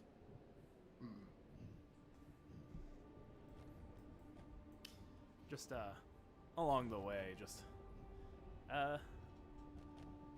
did I make a good first impression with you the first time we met? Well, you did try to tackle a deer. You know what? That sounds like me. Yeah. You lost. Yeah, it also sounds like me. Yeah. Good for the humor, I'll give you that. Did I at least Anyway. catch a deer in some points? Well, yeah, no. Okay, fair enough. I'll try again at some point. That's why we have rations for weeks. A couple days, we're fine if the deer kicks your ass a couple times. Anyways, let's get moving. Yes. And so you head out. And the immediate valley topography becomes very apparent as you head into the lush green hills of the Outlands, the Outland territories. And all along the way, these huge archway rings are looming above you, casting great shadows of their own, which creep into these valleys, which are shadowed into themselves. With the quickly picking up pace of winds, it's becoming clear that if you don't find somewhere to hunker down in due time, you're going to be exposed to elements which you don't even understand. Everyone make perception checks as you're hiking along the eastern territories of this mountainside. My god, you can't catch a break. Character is not doing hot today. There we go, 18. The helmet, it does not help with vision. To the collective sightseeing of the party, about a good hour and a half's travel inland, you would spot a small tower that is perched along the edge of a cliff, maybe a few hundred feet up along a valley's side. It looks intact enough, and you think that with this masonry, with it being in the condition it is, it would be an excellent shelter. There. That tower. Let's go there. I see it. Looks good. Well, As good as we'll want to anything else. approach with caution in case anything else is using it for shelter. You're right. Does anyone particularly good at walking silently? I'm not the worst, but I'm Not not the best. particularly.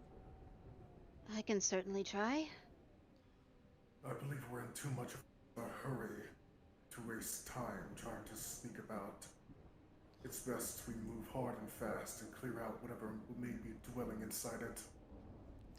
Let's try to talk to it if it's human. Seems like a very big if. If it is human, then yes. If it is not human, then it's going to get a javelin to the head. If it's nice, at least. Not if it's not nice. Dagny starts walking forward. Let's see.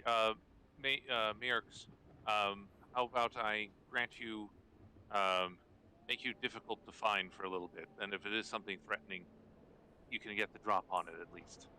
With magics? I would prefer not, thank you. Oh. Alright. Magic is weird. I do not like it.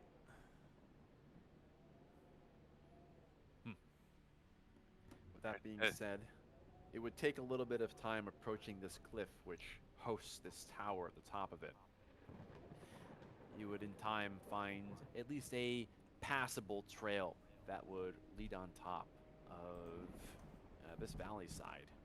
It takes a good half hour or so in order to gain proper footing and get everybody high enough in elevation to ascend to where this tower resides. As you're looking around, you can see off into the distance. It's curious. Let's see, who had the highest perception? It would be Dagny to see this first. Within that half hour's time, you kind of look back from the direction you came, and you would see right where you were standing, there's a small herd of deer that have moved in that appeared to be sticking towards the side of the valleys, seem to be conscious of the imminent threat of the weather, but are taking the time to graze and nibble upon the larger spurts of grass. And curiously, off 100 feet, you spot something strange. You almost don't even notice it, but you see something floating down from the sky as a lot of the fog is beginning to creep in. And emerging out of this fog is this strange, tiny little white bulbous ball. And it just gently floats down.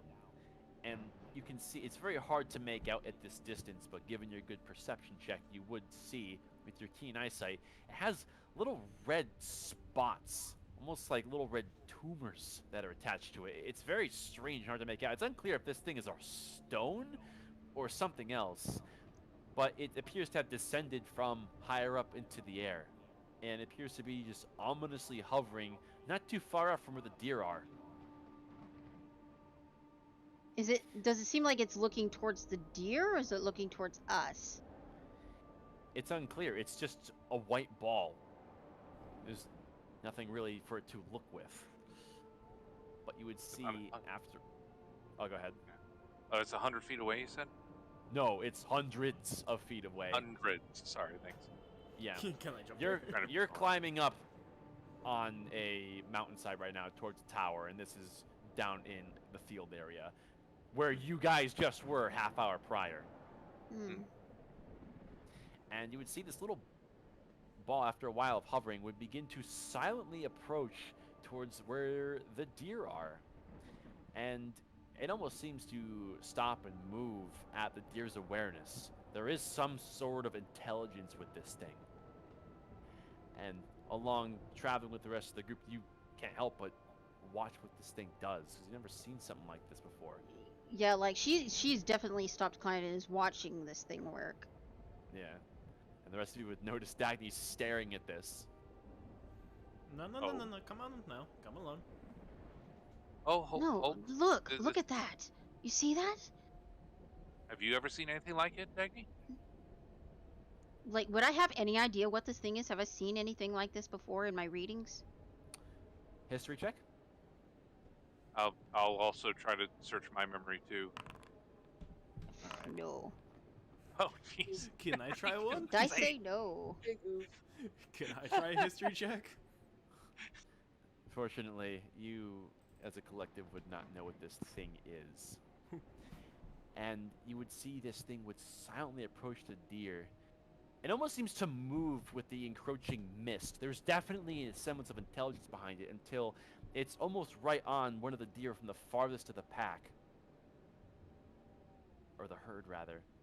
And within a split second, you would see a quiver on all of the strange red, almost like tumors that are on this thing would suddenly unfurl and spread outwards, and these little red dots would expand out into long tendrils, and these tendrils would quickly wrap around the deer, and you can almost see the deer quiver in recoil as the edges of the tentacles make contact with it, and it lets out a guttural shriek of a dying, trapped animal that would echo through the entire valley.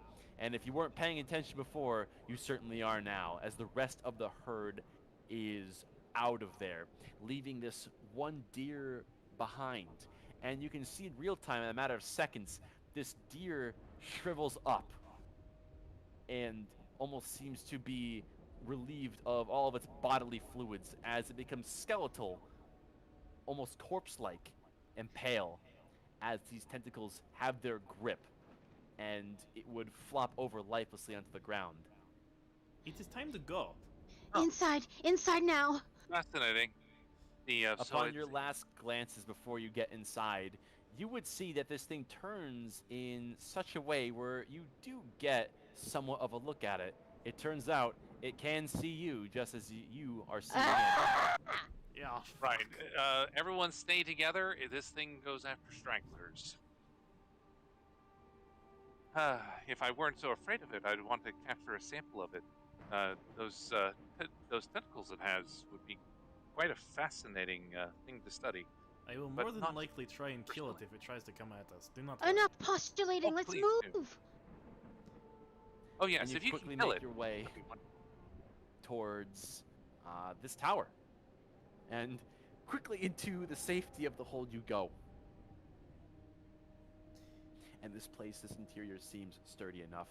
It's a singular circular stone tower that has a singular circular room inside of it with a few minor furnishings, a few shelves, and there's a table with a couple of chairs where one can organize their things.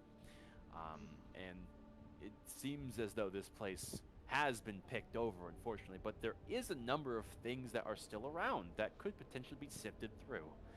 I take it that you all are going to be settling down and keeping your hackles raised for anything approaching. Is there a door? Dagny's going to suggest that whatever heavy furniture is in here, that we move it against the door. Yes, I concur. Yeah, I definitely want to scope out any and all rooms that are accessible to us, as well as, make sure the entrance is barred, as well as any other openings. Yeah, close Gotcha. any windows. This thing can float and fly, so if there are any doors to the roof, we should be blocking those as well. We can just take rotation watch. Anybody sees it, they shout. Regrettably, the door is a bit broken. It has nothing to latch, but taking the furnishings that you do have in here, you would move one of the heavier bookshelves. Some of the old tomes are falling onto the ground with a unceremonious thud as you slam this thing against the heavy wooden free-floating door and rearrange a lot of the furniture to reinforce something of a barricade, keeping a few windows within your eye shot for anything that may come to visit. And having that done, you wait. Question. Mm-hmm. Are there any, rafters that I can tie rope to? Yeah. I'm- Ceiling's about 12 or so feet off. I want to make 2 makeshift hammocks. You do so. Does anyone else want a place to sit? You only have 2 nets, so... Not you, Rin. Your armor would break it, probably. Well, Ishira and Dagny should have priority for that. All right. I suppose I won't turn that down. Alright.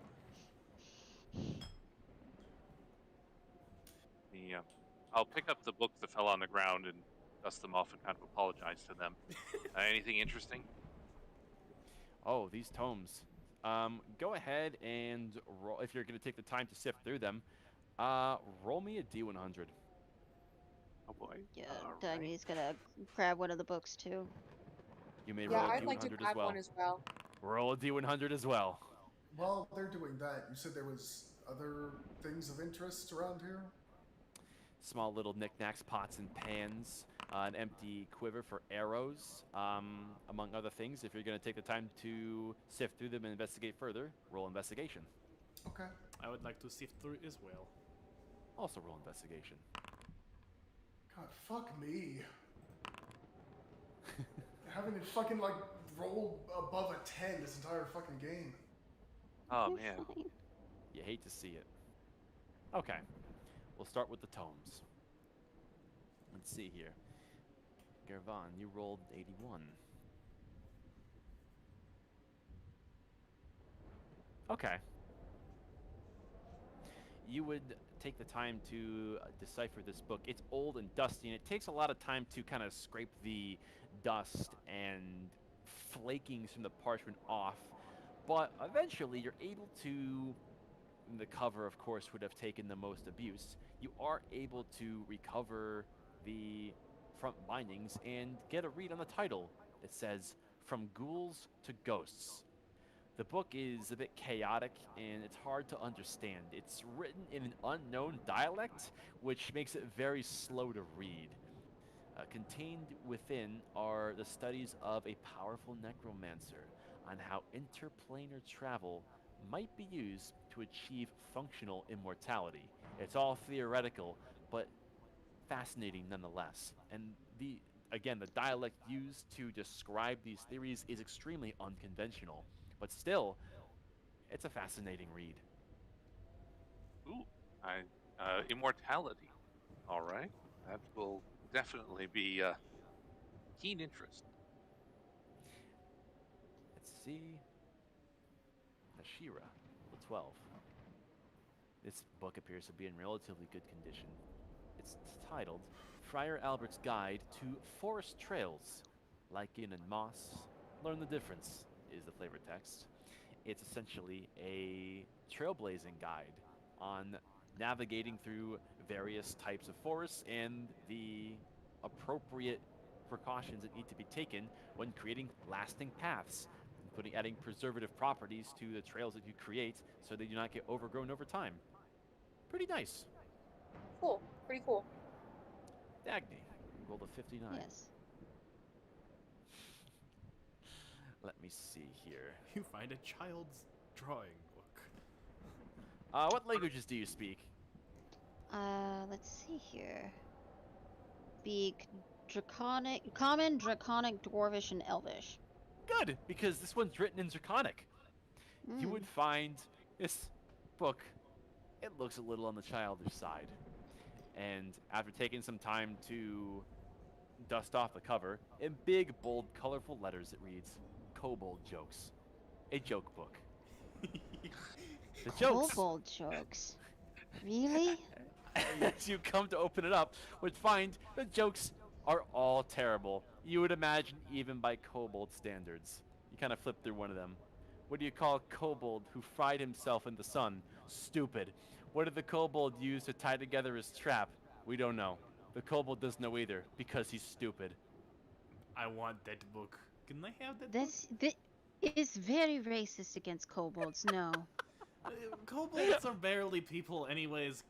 It is fine. Normally, I welcome all sorts of knowledge. The fact that this book is even in a binding is sacrilege to me. Can I have it? No. That reminds me of one of the jokes one of my professors would say, or at least they're about as bad. Ooh, no one laughed at them. Like, in fact, would I be able to do this? Yeah, no, I'm just gonna channel Firebolt through this book. What the hell? Wow. Being disgusted by the literature you find, you would cast a firebolt which echo its flare through the cold stone walls of this tower. And there is the fallout of flames, soot, and ash as the remains of the Kobold joke book would simmer onto the ground, smoldering in the dirt. There. Kind of dust the soot off my hands. That is not very nice to the book. You should probably apologize. That the book was, in and of itself, stupid. Hey, that's a better joke than the book had.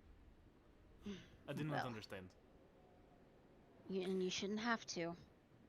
As for Rin, you're taking the time to sift through this, and you find pots and pans, a few old cracked torches which haven't been lit for many moons, you figure. You do find a curious pair of drumsticks that appear to be made of a nice wood. You think this may at one point have been good for playing a tune of a fine drum to go with them. Unfortunately, the drum is nowhere to be seen. Also a strange pair of pants, which, oddly enough, for someone of your size inside your suit, these seem to fit you quite perfectly. Kind of a curious sight. Yeah, it's not like I'm putting them on, but what material are they made out of? It's almost like a uncomfortable burlap, and it's particularly cold for what it is. You think that this may have been made by a larger fellow who lived on the outside using whatever he could find. Yeah, You it's sift just around a little bit inside. more, and you would kind of find crumpled up in the corner, there's a fist-sized ball of a strange, unknown material. I'm gonna kind of weigh it a little bit. It doesn't seem very bouncy. It doesn't seem very like it was at one point something edible. You're not really sure what this is. It has kind of like a rough, almost coral-like texture to it, and is almost black. You think this may have been a mad science experiment of some kind, perhaps. Hard to say, but whatever it is, it just doesn't seem all that particularly useful. Cool, though. Yeah, I have no use for useless objects, so I'll throw it back in the junk. Okay. And as for Mirks, you do some sifting around yourself. You would find much of the same nature of things. You do find a small little kit, a satchel, and you find within it has 3 little glass vials. The first one appears to be cracked at the base and is unfortunately empty, although it has some grayish, yellowish stains from whatever the contents used to be. Another is a sealed glass vial that has a label on it that is barely legible. Taking the time to read it, it reads, "The breath of a dying true immortal." Kind of dramatic, but it still appears empty. Okay. The last one is another sealed glass vial containing a strange, murky gray liquid. Not really sure what to make of it. Does it have any markings? No, it doesn't. I found an immortal's fart. What? It is the last breath of an immortal. I am half tempted to breathe it in. No, give me that. No. Just holds it up. You burnt a book. I found a fart. You're not breathing. You don't even know if there's anything in it. I won't breathe it in, do not worry. I will probably try and see what the fuck it is in the future, though. Do not. I am not going to open it. If it really is the last breath of an immortal, that would be quite There are facilities that can certainly analyze its properties. We should bring them back to those. Also, I may have found water, but dirty. Well, let us take a look at that then. Here you go. I don't... I mean... I don't have the, can I just use an Arcana check to see if I can discern what it is? You can certainly try. Alright. 11. Yeah, this seems a bit odd. Unconventional. It's not as clear as what it could be compared to the more refined and particular concoctions you're used to seeing from alchemists inside the walls. Unfortunately, you don't know what this could do. Perhaps it was created by an amateur. Can't really tell. Caravan, can you make anything of this? Let me see. You draw much of the same conclusions. Yeah, you got search me. It's like the last breath thing. We should probably bring that back to be analyzed properly. Yes. I mean, drinking it's probably a bad idea, but I'm pretty sure I'll figure out if it's poisonous rather quick. I swear. I'm joking. To Zula, Merrick's. I am joking. I would never do something so stupid. Do not worry. Good. I'm glad there's limits to that. That is not very nice. Would you like to borrow my book, Dagny, since yours was rather horrible? What did you find? Oh, something about a necromancer and interplanar travel with immortality. I'm definitely adding it to the family library when we get back. Let me see. She definitely starts reading it. Can I have my murky yeah. gray water back?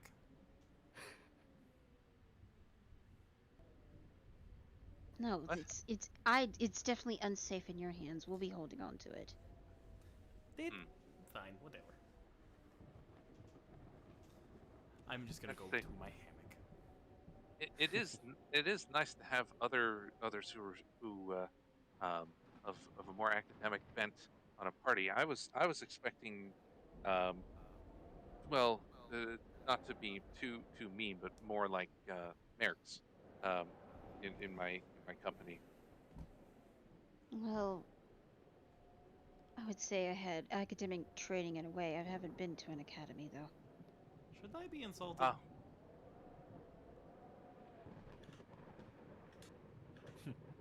well, I'm sure you are good at what you do, Merrick's.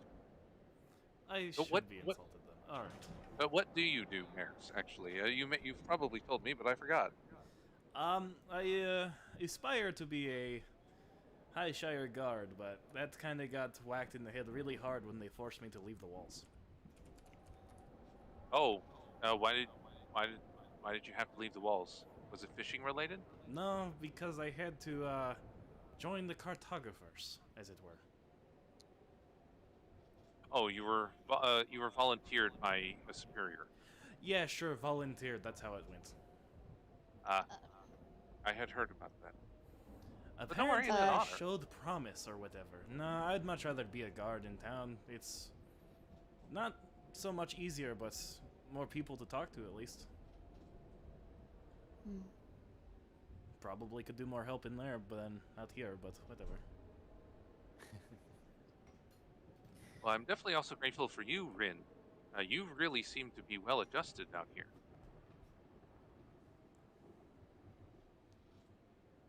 Well, I have spent many years out here, after all. 20 Bosch would, years. Oh, go ahead. Oh, many years. Oh. I mean, all your life, you mean?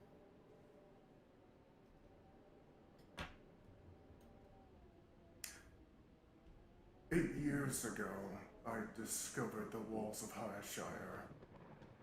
I attempted to gain entry. I was denied. Due to your people's xenophobic, superstitious nature. Ah, yes, there are some uneducated sorts in the mist. Yes, that's Wait, true. you're from outside of Highshire? I was given to believe that there was no one outside of Highshire. They'd all died off.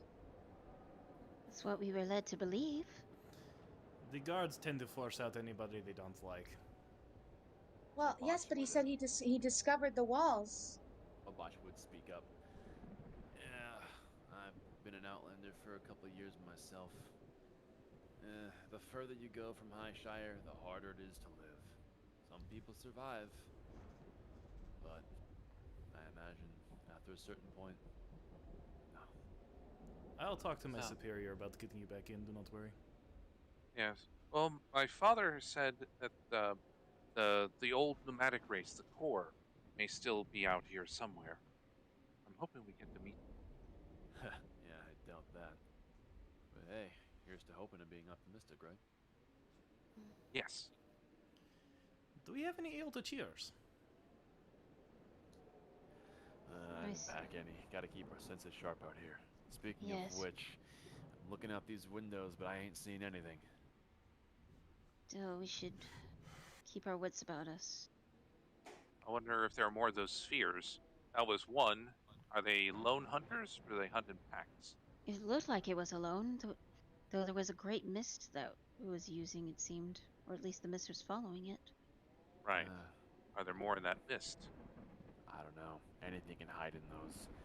Yeah, as animalistic as some of these things out here might be, they got some smarts in them.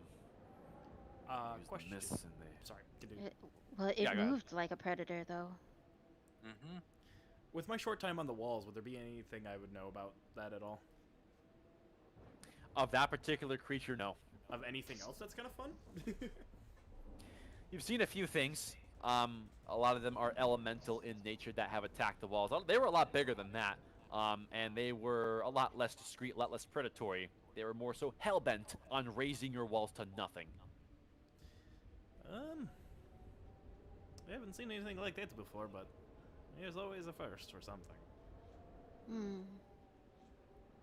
I would love to know how its tentacles worked. The way that they extended like that, and then were able to draw sustenance on contact. That would be a wonderful ability to be able to grant another person. Well, if we it would manage to certainly take, make. if we certainly manage to take one out, because I don't want to be near that thing when it's alive. You want to Oh, You want right. to give that to someone else. You can just eat food. It's not hard. Yeah, I was gonna say, that's kind of a weird way of eating. You're gonna suck a deer like that? That kind of seems a bit unnatural. You might want to rephrase that, friend. Shit, sorry. But either way, it's kind of the same thing as a mosquito, right? Yes, but Suppose. people aren't mosquitoes. Well, we may need to become them. The these are odd times, and who knows what form we will have to take in order to continue surviving in Helios. Preferably human, but that is up to me, I guess. Human would be nice. I agree. I do like the humanoid form. There's a certain elegance to it. I mean, animals don't have hands. Hands are very useful. True. Opposable thumbs. Much can be. Yes, that's true. Although I suppose with enough tentacles you can replicate opposable thumbs. I mean, I think a tentacle is basically just an entire hand in one. If large enough, I guess.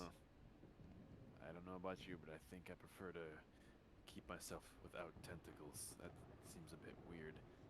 I mean, aren't we supposed to be fighting these things? Why would you want to take on their features? These things want to hurt us. Well, exactly. They can hurt us because our flesh is too weak. If we strengthen ourselves and improve, they will not be able to harm us nearly as much. I agree with becoming stronger, but I don't think giving us more tentacles is the way to do it. Well, it doesn't have to be tentacles. Let's agree to disagree with the tentacle thing, but I am curious, however, how far are you willing to go in genetic manipulation and adaptability?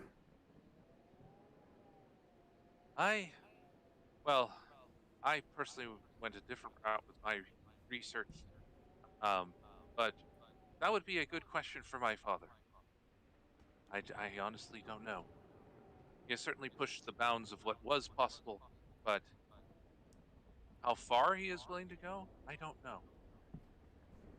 As far as will achieve survival, I think. Well, we should probably talk about watching. Get to resting Yeah. soon. I'll keep You guys first are awfully watch. distracted. I'll help you out. Let's get a move on. Keep our eyes peeled. If we're having a bunch of tentacles coming after us, we'll never live to have any tentacles of our own. I'm gonna call it that. Eyes up. Stay sharp. And with that, this would bring you into the evening as the storm would certainly pick up. And of course, night would begin to fall. Let's see. That didn't scare me at all. I don't know what you're talking about. Now, who do we have for our 3 watches of the evening as we begin to settle down? I would argue that we have Obosh keeping first watch. Mirk seems eager to do after him. Can we get a third? I guess I'll take the third. Very well. All right. In that case, let's see some perception checks as we keep an eye on things as night descends. 11. Fuck. No whammy, no whammy, no whammy. Whammy! Fuck me. Damn, man. We shouldn't have Damn. rolled that watch. I don't given think how you're you've been watching, rolling. no. Oh no. Let's see how Obosh does. Perception. Hopefully, like, mid-20s? Better. Oh, okay. He only has a +1 to it, and you rolled better than both of you. Damn, man. I did not roll as shittily as him. It is fine. My God. All right. The storm only gets worse as time goes on. The wind is howling, and through the open windows, it would creep into the interior of this castle hold and would give an icy chill to those who are within. Luckily, having your implements for sleep, namely your bedrolls, those who are nestled away don't feel it much, even you're tucked away in the corners. Still, it can't block out the howling that it creates. Obosh keeps his eyes firm. His natural survival instincts out here, after years of being an outlander himself, are quite refined. And with him keeping an eye on things and not raising the alarm or concern in any fashion, it seems as though the first part of the watch is uneventful. As eventually he would step off and give the pat on the back to Mirks to take up the mantle. You can take my hammock. It should keep you off the floor. Oh, you'll kindly accept your offer. I've kind of gotten into the craft of sleeping in hammocks as of late myself. Quite A lot comfortable. easier to manage than bedrolls. Quite comfortable. Yeah. Very nice. Yeah, I have noticed that. Anyways, up to it.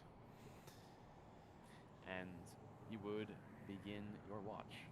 Just gonna take a chair, have the trident leaning against the wall near me, and just periodically glance at the door and the window, at my thumbs, door, window.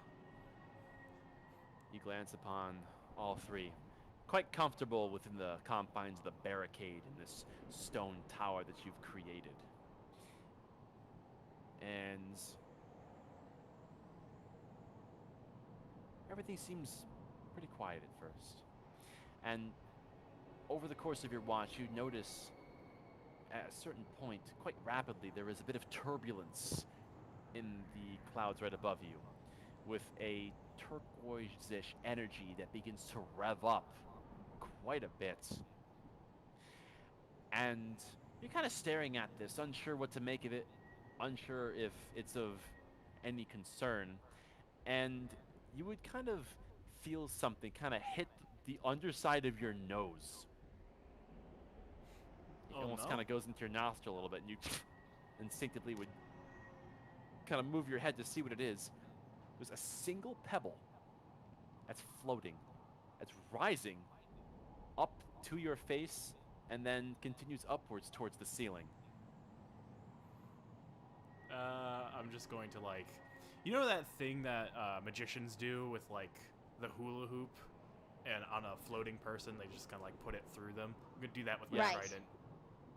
With this rock, You- just if... Is it attached by anything? You would check for an attachment, and you would find none. And you're kind of sitting there, scratching your head, trying to think what to make of it, and you kind of hear a little tink as something kind of lightly grazes your trident while it's at rest. Another pebble. Can I either insight or perception to see it? Because I'm naturally assuming it's just the storm causing weird shit to happen. Roll perception. Okay. Perception. 21. Oh, hey, nice. You kind of get up from your chair a little bit to get a better look at things, and you see there's a lot of small, tiny floating pebbles that are rising from their resting place along the dirt along the ground. And it's kind of interesting to see all of this floating grit rise from their resting places up and would kind of coalesce rather to the ceiling. Kind of interesting thought as more and more pebbles seem to do this. And then eventually, after observing this, you notice that the turbulence is getting worse. And you would hear a very loud stone crack. Uh-oh. Look back at the window. There's a new crack in it. Huh. I'm gonna just like, is there a larger than average rock in here? There's a couple loose, small bricks that I'm assuming you would take a few steps down the hall to see, and you would notice they're not there anymore until you look up and realize they are also on the ceiling. Another loud crack. I'm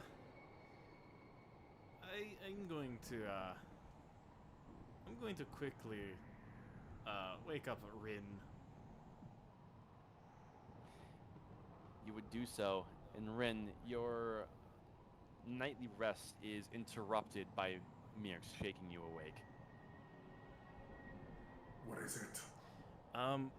Better set of eyes to understand what the fuck is going on, preferably. I'm hearing a shitload of cracks, and I'm wondering if this building is about to fall. Well, that's unsettling. I'll get up and see what the fuck he's talking about. I'm not lying. I am just trying to get a better set of eyes that probably are a bit more keener than mine. The two of you would kind of look over your shoulders to the outside, the open windows. I'll reiterate, they're not like actually windows, they're just like stone portways that you can see outwards because it's an old decrepit building.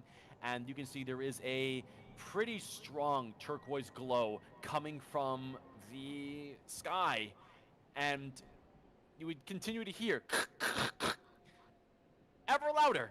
And you can see a lot of the walls are also beginning to crack. And there is some strange noises that are beginning to accompany the cracking, originating from outside. Go find the basements. We need to get in one. I'm going to wake everybody up. As this churning of energy from above you would become louder and louder, and the cracks would continue, everyone would wake up at this. What's happening?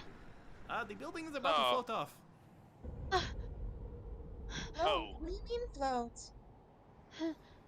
You would see the cracks continue, and there is a moving of great earth as you would see there's giant cracks going horizontally along the walls as you would look up and see your ceiling is heading up.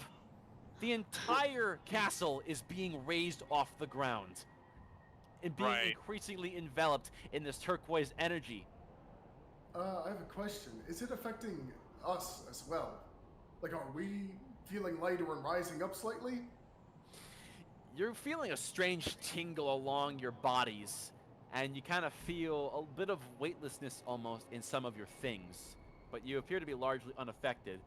If anything is made of stone within your possessions, they're weightless. Is there a basement door that we can find? There is no basement. Shit.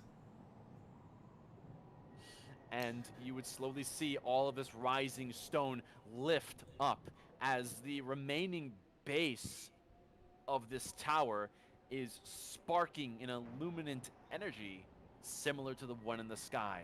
We might want to leave before the building crashes on top of us. And there's a vortex that seems to be taking your tower. Yep. Opash dives out of the hammock because he was taking off with it and would land on the ground with an unceremonious thud and go, "Oh, what is this?" The building Something's is going happening. Who was in the other hammock? Oh no. Nashira? Yeah, Nashira just like kind of like tumbles out of it, like I'll try to catch you. Yeah, you watch in disbelief as the tower you were in floats off into the sky as this strange luminant radiance claims it for itself. And it's almost as if you're staring into the vortex of a tornado. Question. Yes. If we look out the door, is that still attached to the ground, or are we up? Essentially, the foundation, like the first few bricks of this place, are still here. The rest of it is going up. So walls and ceiling are bye-bye. Yeah, you maybe have like a foot or two of like foundational wall left that was built extra sturdy, but the tower as a whole is now maybe 50 feet above you. As you're still taking this in, waking up, making sense of what's going on, are you in danger?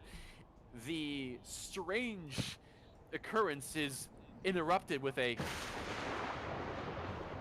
a deafening bolt of lightning would come down from the sky a little ways off, a brilliant blue, and would strike the nearby forest.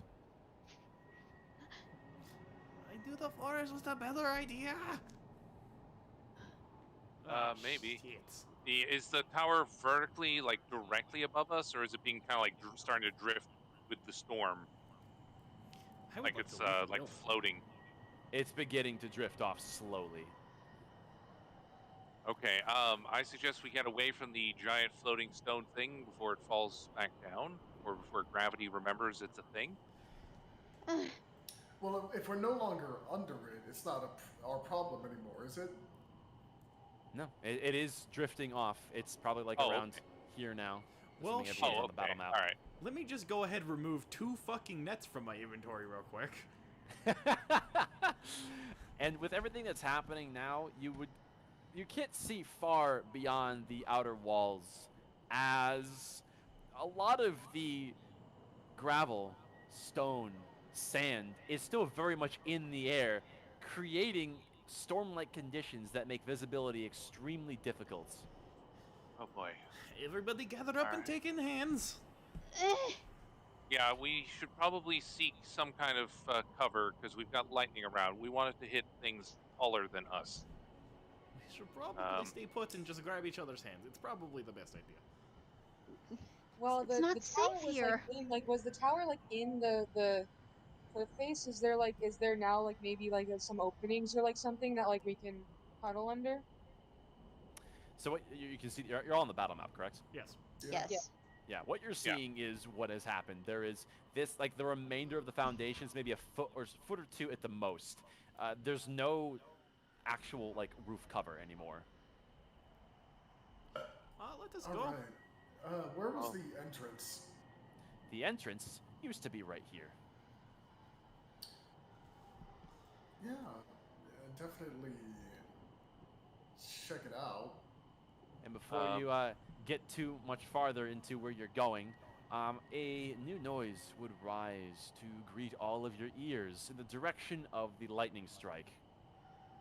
Oh boy.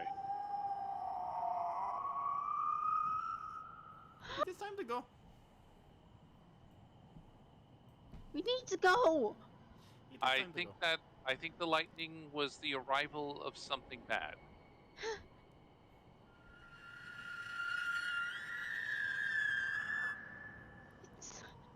It's a lot closer this time around. Let us head in the opposite direction from where that sound is coming from. Everyone agree? Away, please. We need to move. Unfortunately, you can see some blue glows within the haze of the distance, becoming increasingly closer. Roll for initiative. God damn it.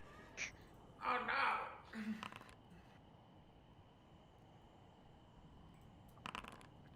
19.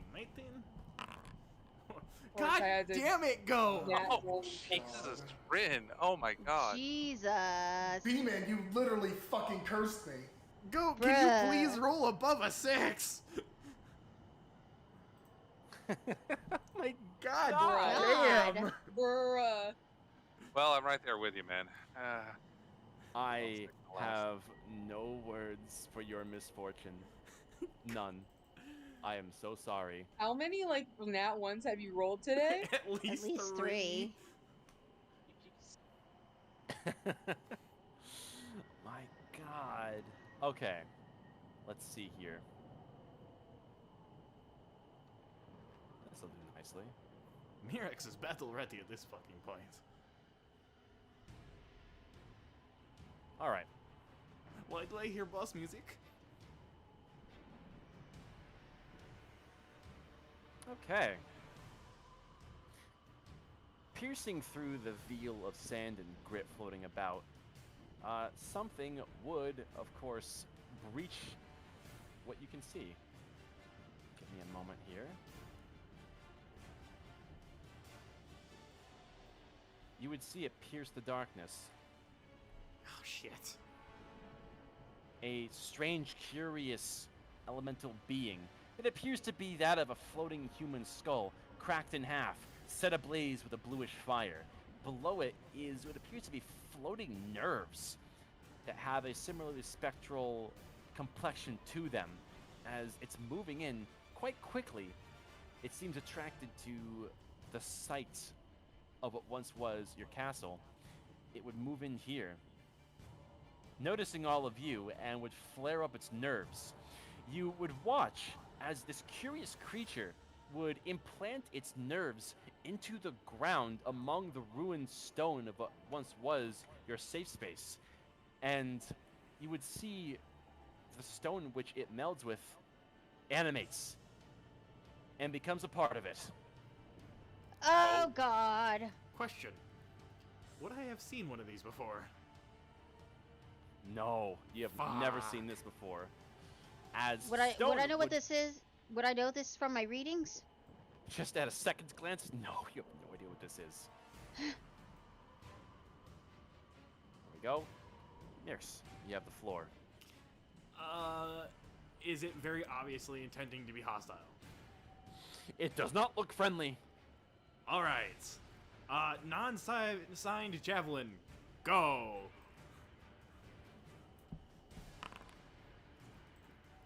You take up arms, still a bit dazed at what's going on, and you send your javelin flying, and you would see it quickly moves a large piece of that stone in the way as it clangs off of it harmlessly, landing on the ground right here in front of it. Fortunately. Shit. Didn't hit. Anything else? I'm going to walk. Is there any cover that can be taken?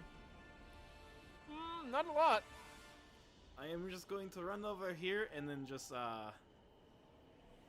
battle ready pose, I guess. Dagny. Okay. Like, straight off the bat, she is gonna go ahead and cast Mage Armor on herself. So, which adds to her DC. It is battle position, so it's time to go.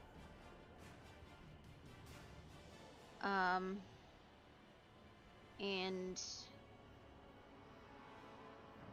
yeah, Mage Armor update. Yeah, and can't really do much. Do I have anything in a bonus action? No, I don't. I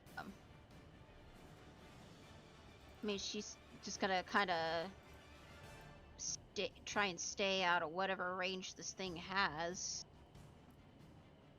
And All right. You're essentially kind of ducking behind, like, the foundation here. You can do that. That will give you partial cover.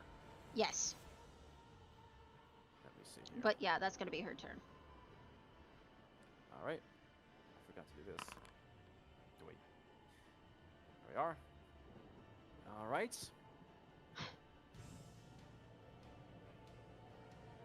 And as things move on, there would be multiple blue lights among the haze as to the north there comes a similar foe. As it would make it towards the base of this stone, would enact much of the same movement as it implants its nerves into the stone, would take it in, and seems to apply it to itself to make it greater. It would spend its turn doing so, making it God, stronger. it's bigger! God! Is it time to run? Nashira. Okay, well, I'm gonna run here and take cover next to Dagny. And then I don't like. I guess I'm just gonna shoot like the top one. Okay. Because and as a bonus action, I'll activate my starry form archer, and hope Very that well. we don't need the healing later.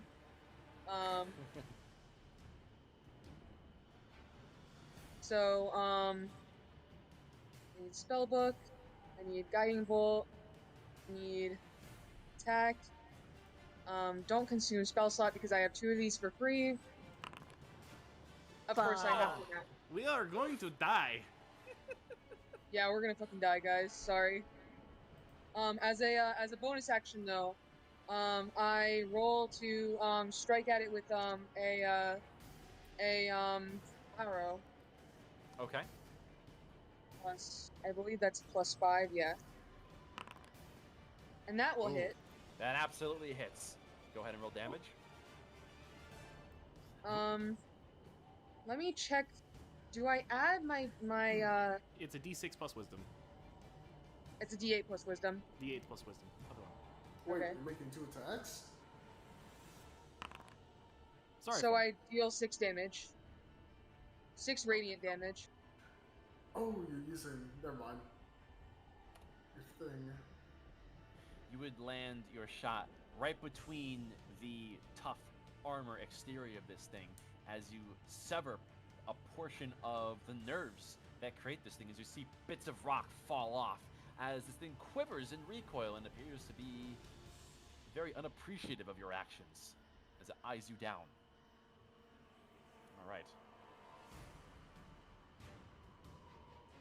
Much to your dismay, there is but one more globe which comes to light. As this too would move in. And you see it kind of go off to the side here and quickly begins effectively harvesting a lot of this glowing stone. Rather than making a carapace of armor, it seems to be a little bit more distracted than the others, and instead creates a giant floating ball of rock next to it, where it seems to be weaving it with its nerves. It's not doing much. Who's Fixated getting a rock on- tossed at their fucking head? Perhaps. In any case, Obosh, with his quick, orky thinking, is going to draw his hand crossbow. He's going to fire a shot at the one that's has been injured. And lands with a 19. Let's see how he does. As he rolls minimum damage and does 2 damage to this thing. I'm just gonna have this thing make a quick save. Unfortunate. You would see that the weakened nerves, thanks to Nashira, Obosh, with his quick thinking, takes advantage of it and would fire upon the already damaged parts of this particular elemental, as a lot of the nerves are broken, and it seems to lose its connectivity to its rock, losing its carapace, Fuck it up. becoming quite vulnerable. And that would be the end of his turn, as he takes a defensive position here, taking partial cover, much like Dagny. But he's only covered from these two. That brings us to Gervon. Okay. Let's see. You guys take the ones doing the carapace. We've got one over here that's trying to build something, and I don't like that. I'm going to try to disrupt that. So I will. Let's see. How far away is the one making the? Actually, how can I? Whoops. So you have select a measurement. Oh, select. Sorry. The one in line with you is 25, and the other little one is 15. Okay, cool. Yeah, no, 25 is in range for me. All right, so I will.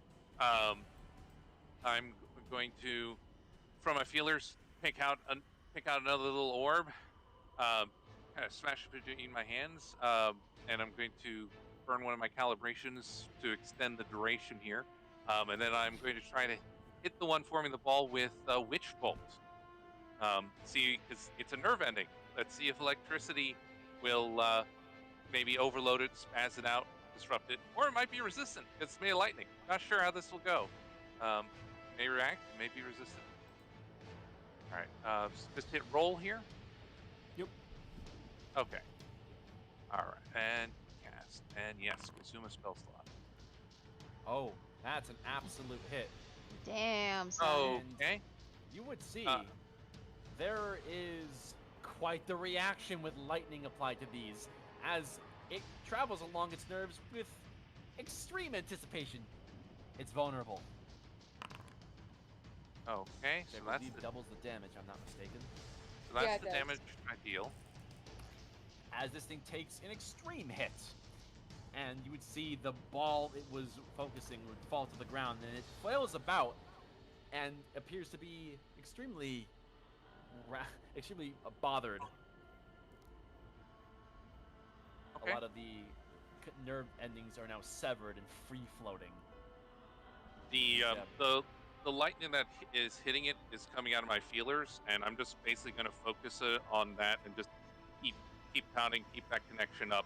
So next turn it'll take another 1d12. It's like I'm going to keep hitting this one.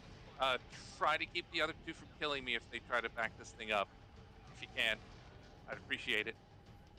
No, I don't think I will. Okay. Rin.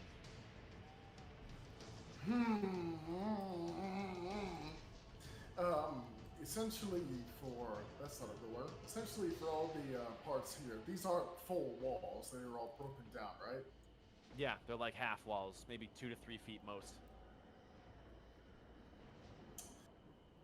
Strategically, it would make more sense to try and get the two weakened ones out of the picture so they can't reform. I'll do that. I'm going to move forward. Raising up my gauntlet as it begins to whir up into power. And I'm going to hold it upward into the air as it lets loose a thunderous pulse as I'm getting within 10 feet of each. Yes. To cast Thunderwave. Ooh. Yeet. All right. Oh, that's cool. All right. Nice. They are going to need to make con saves. I think they failed. You will Fails. be happy to know they both failed. All right, Nice. let me see the damage. Terrible. Nice. That's good damage. That's about it. That's average.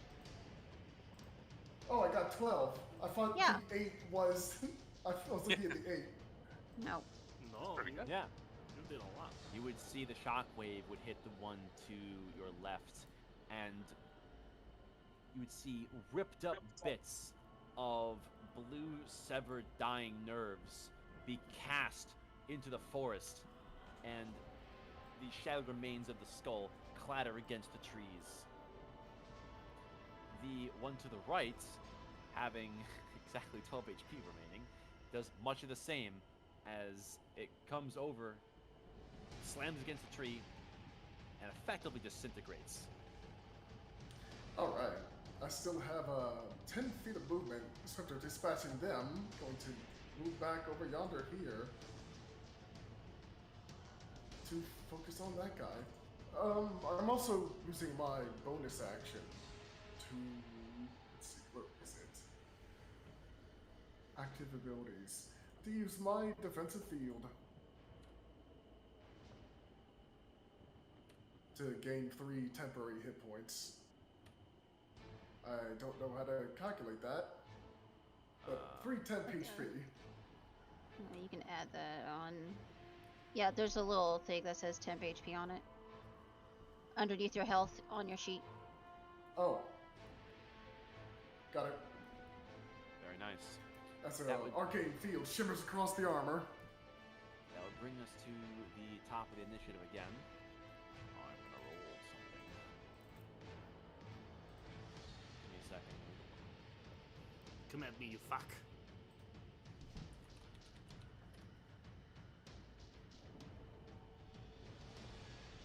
Ah, they are.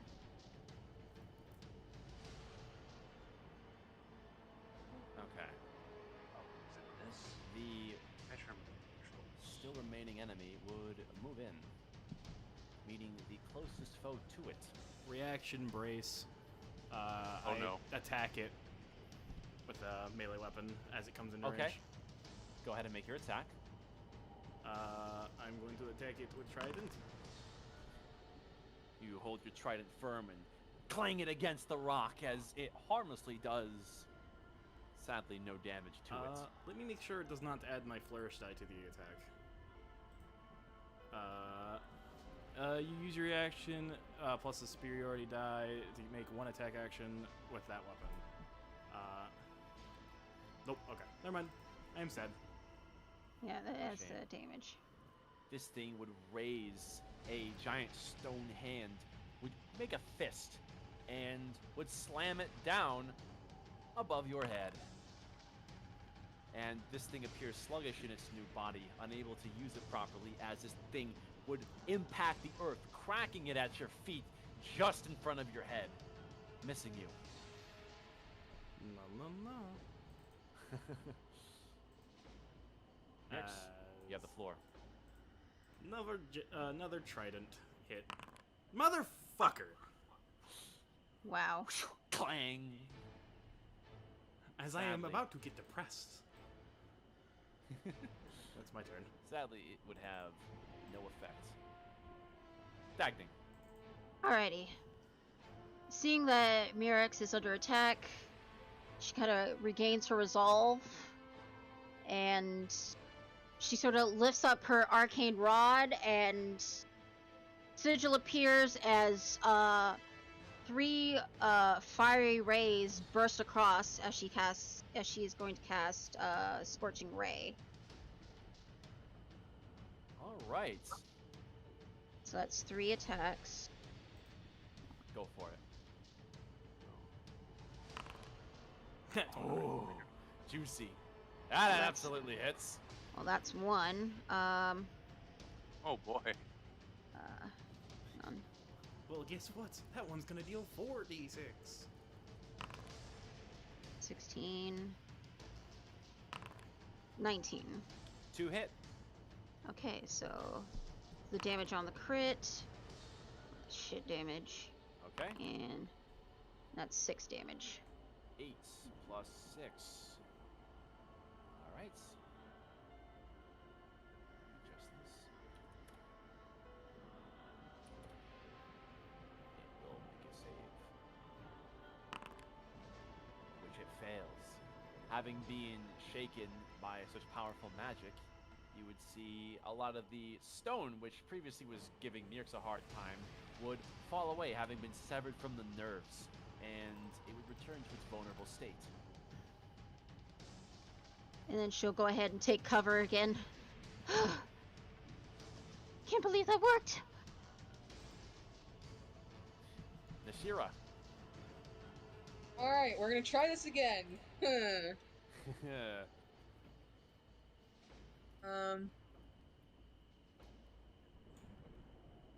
I need spell book. Where are my first level spells?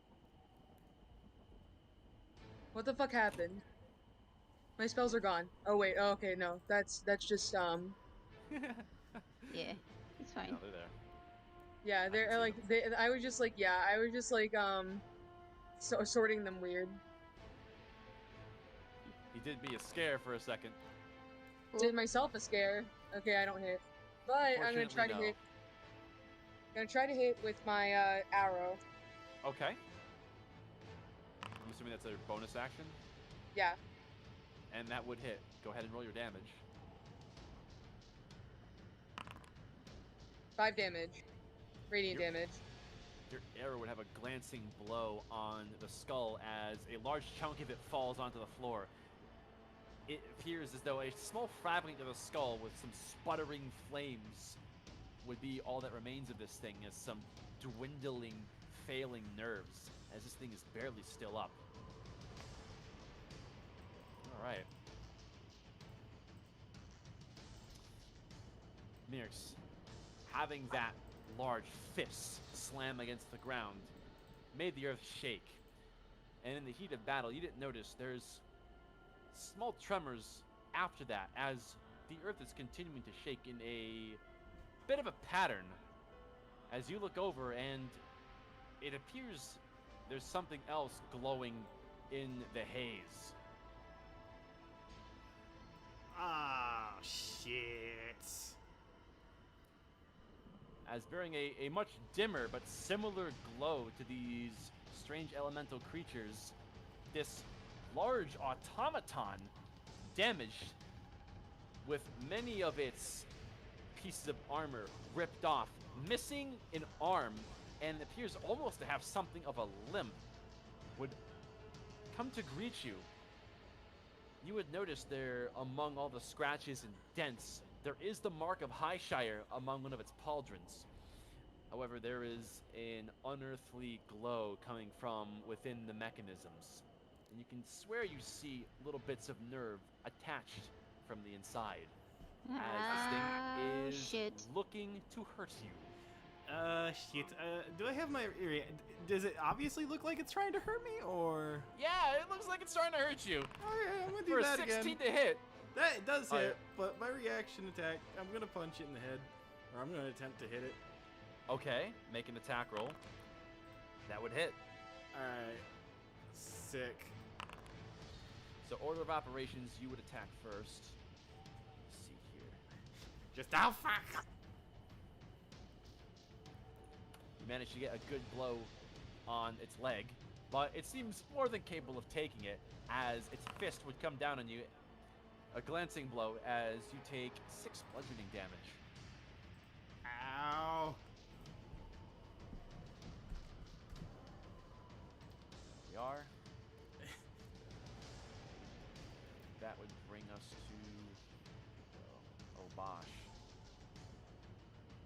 Who in a similar fashion is going to try his hand at the hand crossbow against the almost destroyed elemental. And unfortunately, he would roll poorly as the shot goes wide. And he repositions himself for a better shot along the wall, kind of taking a knee and resting his crossbow along the half wall. That would bring us to Girvan. Okay. Well, oh boy, Giant Automaton 1. Let's finish. Let's finish off the exposed nerve one before it powers back up, because that was giving. That way, Merrick's isn't facing like 2 on either side. So I'll repeat the same thing as before, since it seemed to be effective. Aim, pop out the feelers. Aim, fire a witch bolt at this guy. Since they right. seem to not like that. So hope it continues not to like that. It hits. Roll damage. Actually, you don't even need to roll damage, because it was overkill, as this thing would burst along the powerful destructive magic that you sent coursing through what remained of its body. And it's gone. Leaving just one target. Are we certain it's one target? Is there any more blue flickery bullshit in the distance?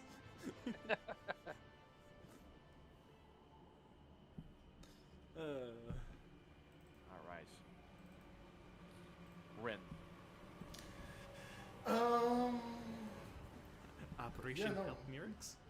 Balls to the wall. Just charge over yonder there. Let's see. I was here, I think. You have plenty of movement. Yep, you can get this far. I'm gonna try and punch it. Hopefully the rolls don't fuck me. Putain punch! Yep. They fucked me. One punch! Oh no. It would clang against its armor harmlessly. Anything else? That's all I got. Does depression count as something else? Top of the round. Mirks. Okay, quick question. Do you do flanking rules? No. Okay, so I'm not gonna bother moving on. Do you allow called shots? Do what shots now? Called shots, basically aim for something specific. Harder DC or whatever, but trying to aim for something specific. I haven't heard of that, so right now, no. Okay. Then I am going If to you're trying to do javelin something it for from the flavor, head. that's fine. But if you're specifically trying to like incapacitate something, I mean, you can give it a shot. But right now, this thing appears more than capable of fighting and taking whatever thing you're gonna do. Your intuition says you should probably weaken it first. I am going to javelin. Is something? I'm going to hit it with my I trident. literally can't hear anybody. Okay. Go ahead and make your attack. Hello? Hi. Yeah. Oh, did your We can audio hear cut you. out, Amazon? What the fuck? Oh, here, let me type in chat. Sounds like Discord's being dickish as usual. Can you hear us now? Oh, there we go. Yeah, we could hear you, but yeah. Okay, I just lost sight there. Okay, I don't know what happened. Discord's been doing that lately. Okay. That hits. I'm going to add my flourish die to the damage as well. Go for it. So it's another d6 on top of that. 10 damage. Yeah, right between the plates. As you stick it in and twist the trident, you damage a lot of this thing's inner mechanisms as well as some of the nerves that were wrapped around them. Very good. Dagny. All right. Dagny is gonna go ahead and move. I've already calculated it, I believe. She's gonna move right over here. Like she's gonna run around the side here, Yeah. and she's gonna point at this space right here. Okay. Like she points her arcane rod right at it. It is concentrating very hard, and you watch as the dirt sort of starts to coalesce into a medium-sized hand as she casts Maximilian Earthen Grasp.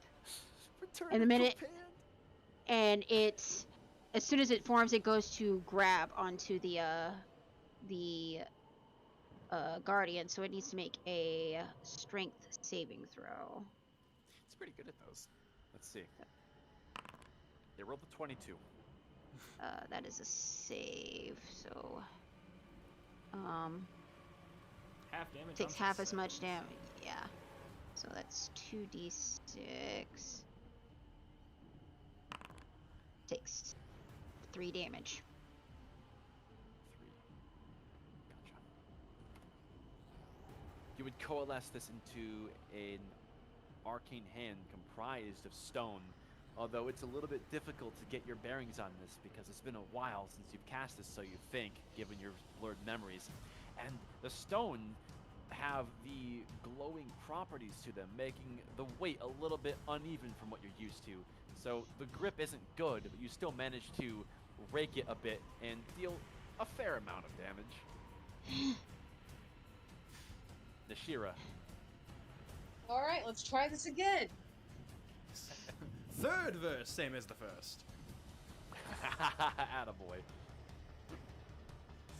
And now I'm gonna start wasting spell slots, but please. What is that attack? A 13. No, like what do you Guiding attack? Oh yeah. No, your guiding bolt would kind of ricochet off of its shoulder pauldron off into the woods and would impact the tree, shaking it a bit. Okay, That that's hits. my bolt. Okay. Your That would go archery between is the the plates. only way you deal damage.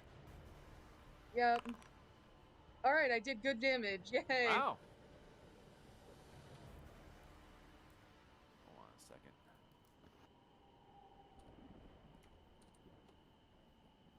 As you sever a limb and you see this thing buckle a little bit, almost as though its movements are a bit forced, unnatural, and not native to what it typically moves as.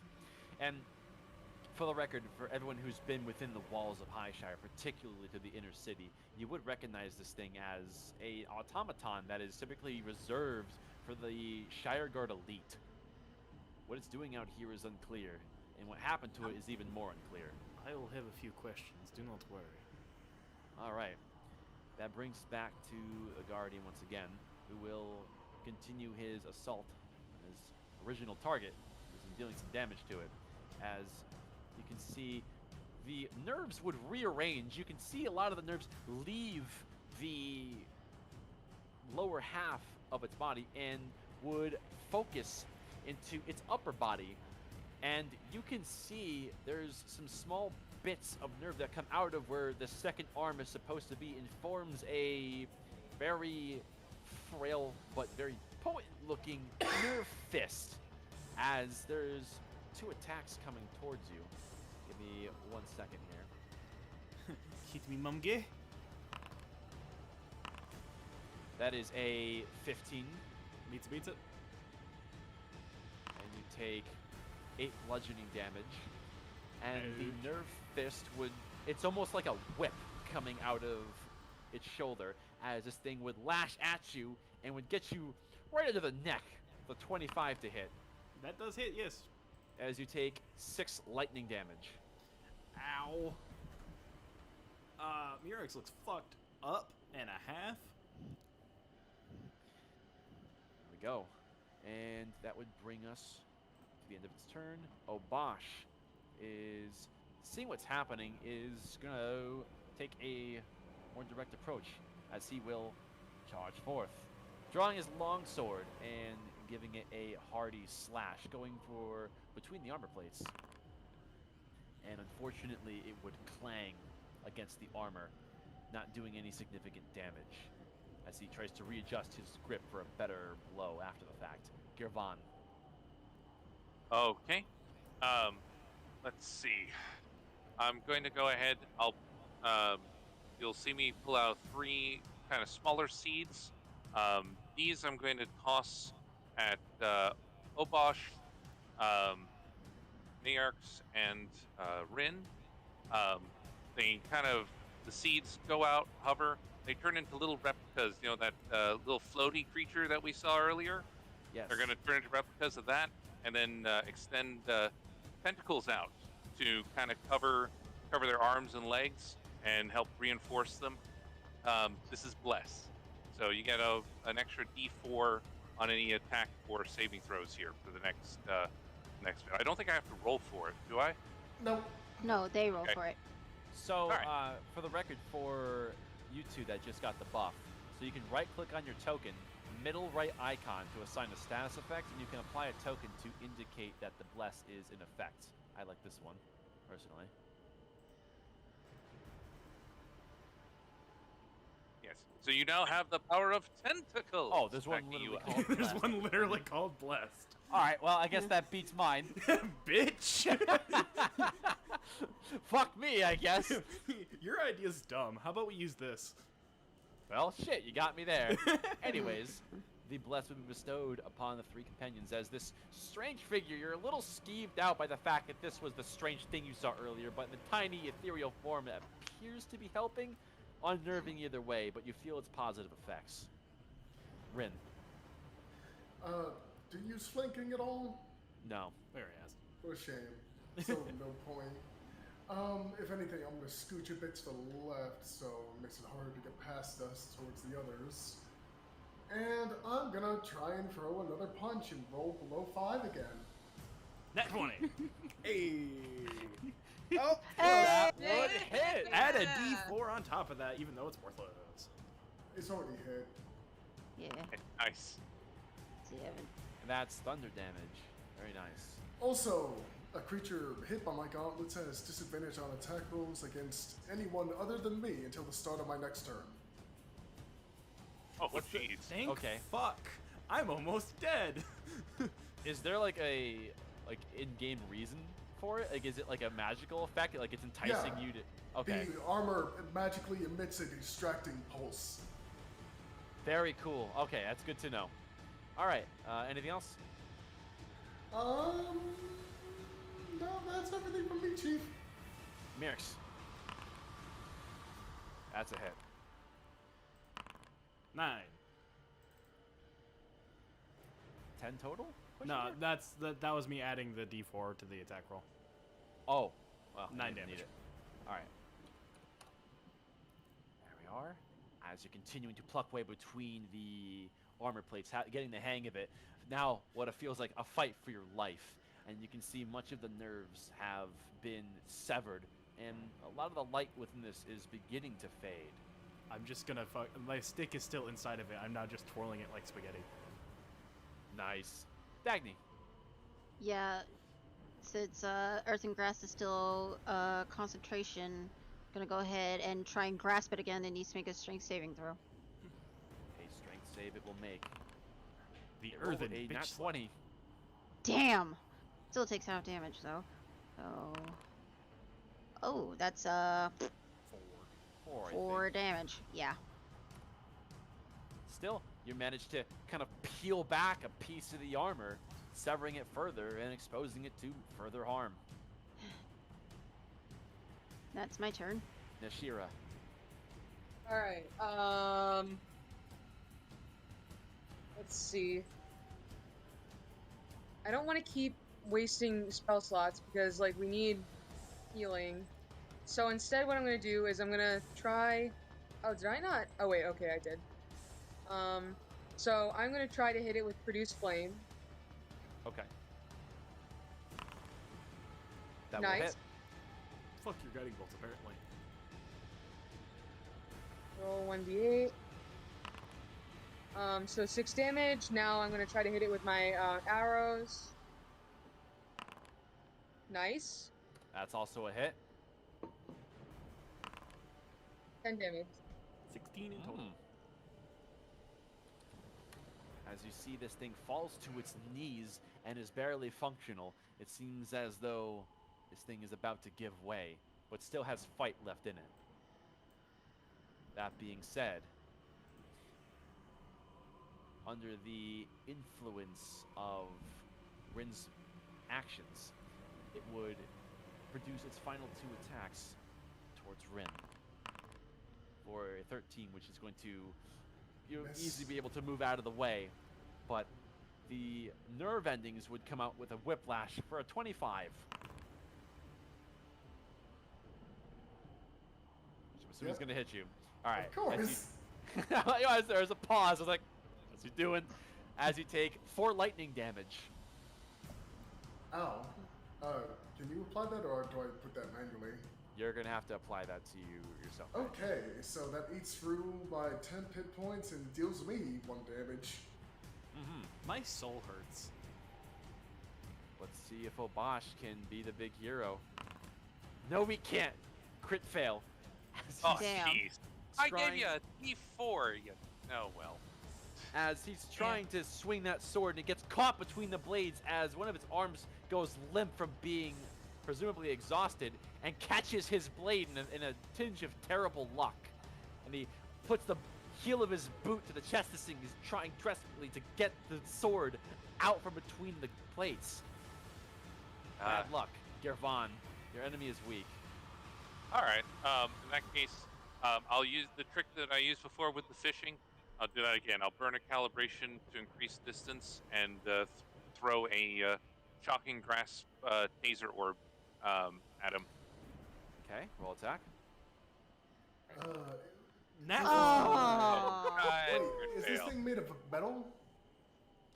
Yeah, it's got metal components on it. Yeah, Would that- Shocking well- Grasp get advantage then from its description? Advantage on attack roll. The wearing are made of. You know what? That's true. You roll again. Oh, I do? Okay. Yeah. 11. Meh.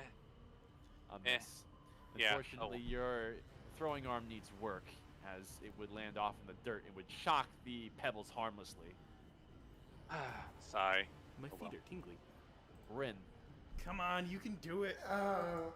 This thing's sensing on its last legs, right? Yes.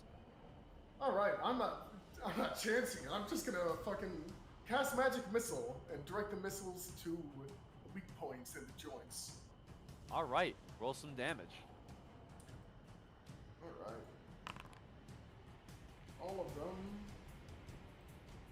Okay, so that's just one. Yeah, They you can all hit deal the. 1 damage. There's. Yeah. Oh, That all dealt one. that alone is enough. How do you finish this thing off? Like I said, just conjuring the magic missiles and jutting my right gauntlet forward, causing the 3 missiles to spring from the palm and go whistling around it in a spiralish pattern, seeking out weak points before drilling in.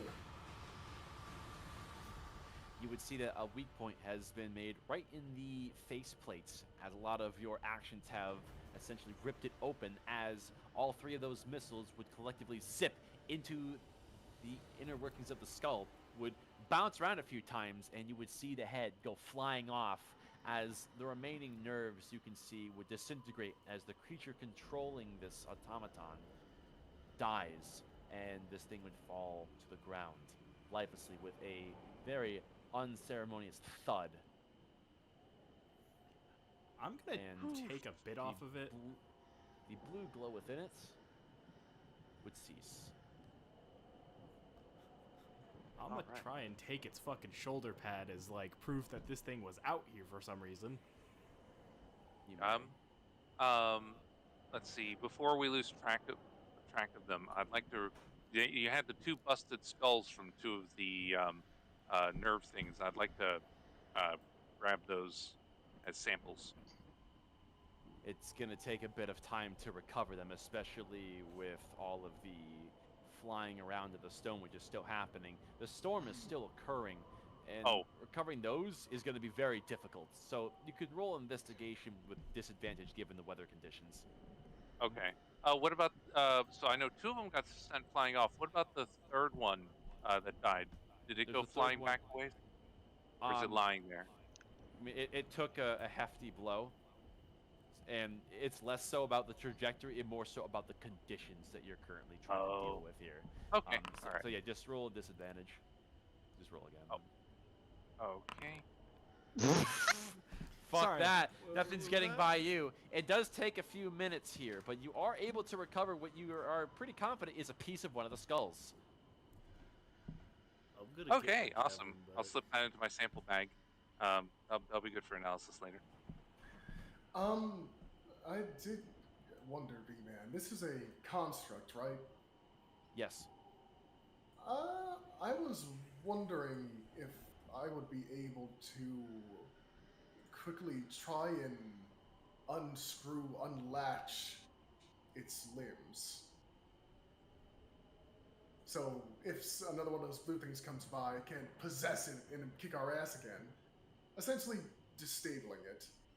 Yeah, you're easily able to disconnect a lot of the pieces that it would otherwise wrap around to use. It was pretty beaten up by what you guys did anyways, considering many of your blows were focused between the plates. So there isn't really much work you need to do. But sure enough, you verified that this thing will not become controlled by one of those again. I'm also curious, what pieces, like limbs and such, can I attempt to just stuff those in my bag of holding? At this point, given they were very battle damaged and you fucked them up even further, at this point it's effectively scrap metal, but you can. Yeah, guess I'll just fucking stuff the thing into a bag of holding. Hold up. I need the insignia. I have You want to questions take to that? ask. It's on a very heavy shoulder pauldron that weighs probably a minimum of like 80 pounds, 90 pounds. Can you put that in your bag? Yep. I need it for I'll later. just slide all of it in. I have I'll say questions. like usable metal. It's about 150, 160 pounds of scrap metal that you salvage off of this thing, and that's gonna take some time. And keep in mind, you're still in the thick of this storm. Yeah, I was essentially twofold. This is both evidence and usable material. Exactly. So you said 150 pounds? Yeah, that's about right. All right. All right, are these pebbles still floating around? Yes, they are. I'm gonna try and grab one if I can. Okay, you managed to grab one. It seems to be holding this turquoise energy within it. It's less so emitting it and more so resonant with it. Very responsive, as if it's a conduit for the energy the storm created. You figured in due time it'll become a standard pebble again. Can I try and sense what kind of energy is if this particular energy belongs to a particular school of magic? Roll Arcana.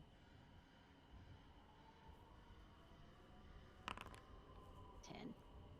Difficult to say. This is one of the energies which is coming directly from the storms Helios produces. And you're not totally unconvinced that this isn't resonant energy coming from the actions of the Startographer, even further obfuscating what this could mean. It could be cosmic in nature, which is far beyond your understanding. Question. Yeah. Could even be blasphemous by some. And yes. Dagny just kind of has the stone in her hand and she just looks up at the storm. This was on the side of a cliff, right? The entire building was? So the cliff, I don't think you can see it, but is right here. It goes down the good like 50, 60 feet. Is there a bit like underneath this building that's like making it like holding it up like pillars? It's not over the cliff, it's just near it. Okay. Is there anything nearby that we did we see anything on the way here that we could stay in other than this? Given you were fixated on some occurrences within the valley and getting to here, not that you could really see. You do think in a pinch you could rip up some of the boards in the center and line them up against the 2 or 3 foot wall segments to create some really makeshift little shelter huts. Fucking storms stole my ropes. Yeah, that's probably our best option instead of wandering around in the dark. I agree.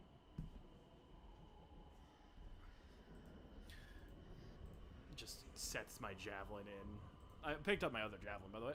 It just sets my javelin in and starts prying it off. Trying to dig at the would boards. come back up with his longsword finally unclenched from between those plates. He kind of shakes his head. Well, I've seen some weird things here, but that's up there. I'll help you. Oh, sorry. Sorry, continue. I'll help you pull up the boards using acid splash to loosen them up for you. Oh yeah, and Mirix, you need cure wounds, right? I am pretty fucked up. Just like kind of pointing at an actively bleeding, gaping wound. Oh, I'll go ahead and stride up to you. Place my big old fucking mitt on your shoulder there. And then you feel something stab into your shoulder. You get 10 points of healing. I also inject you with this. Just not realizing what you're doing. Probably has been done to him before, but doesn't remember it. Just as it fucking stabs into him, just nah. What? Warning next time, please. And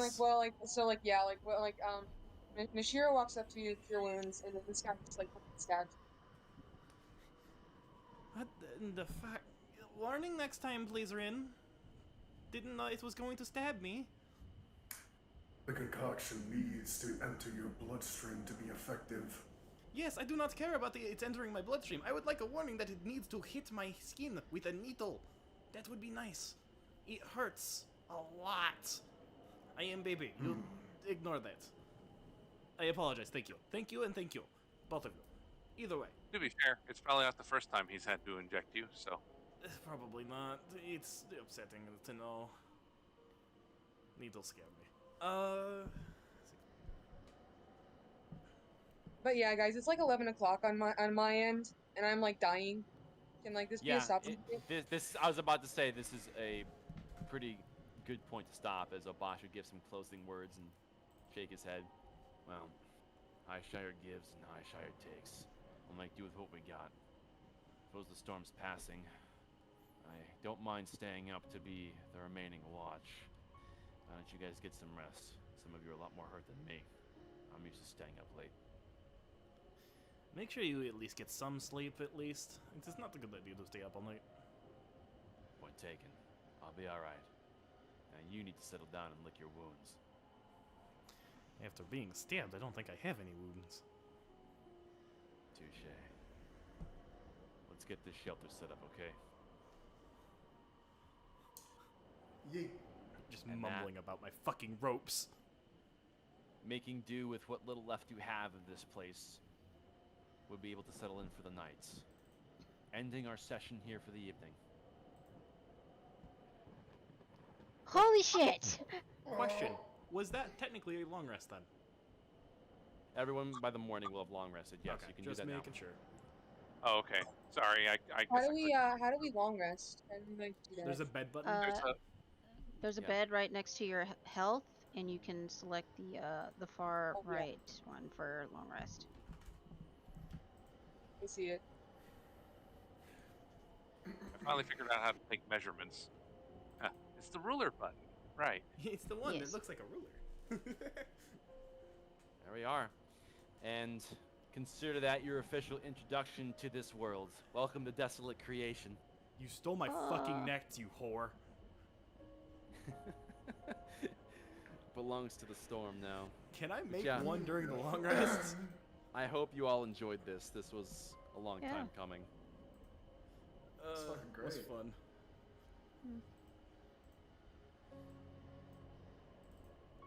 Oh. But yeah,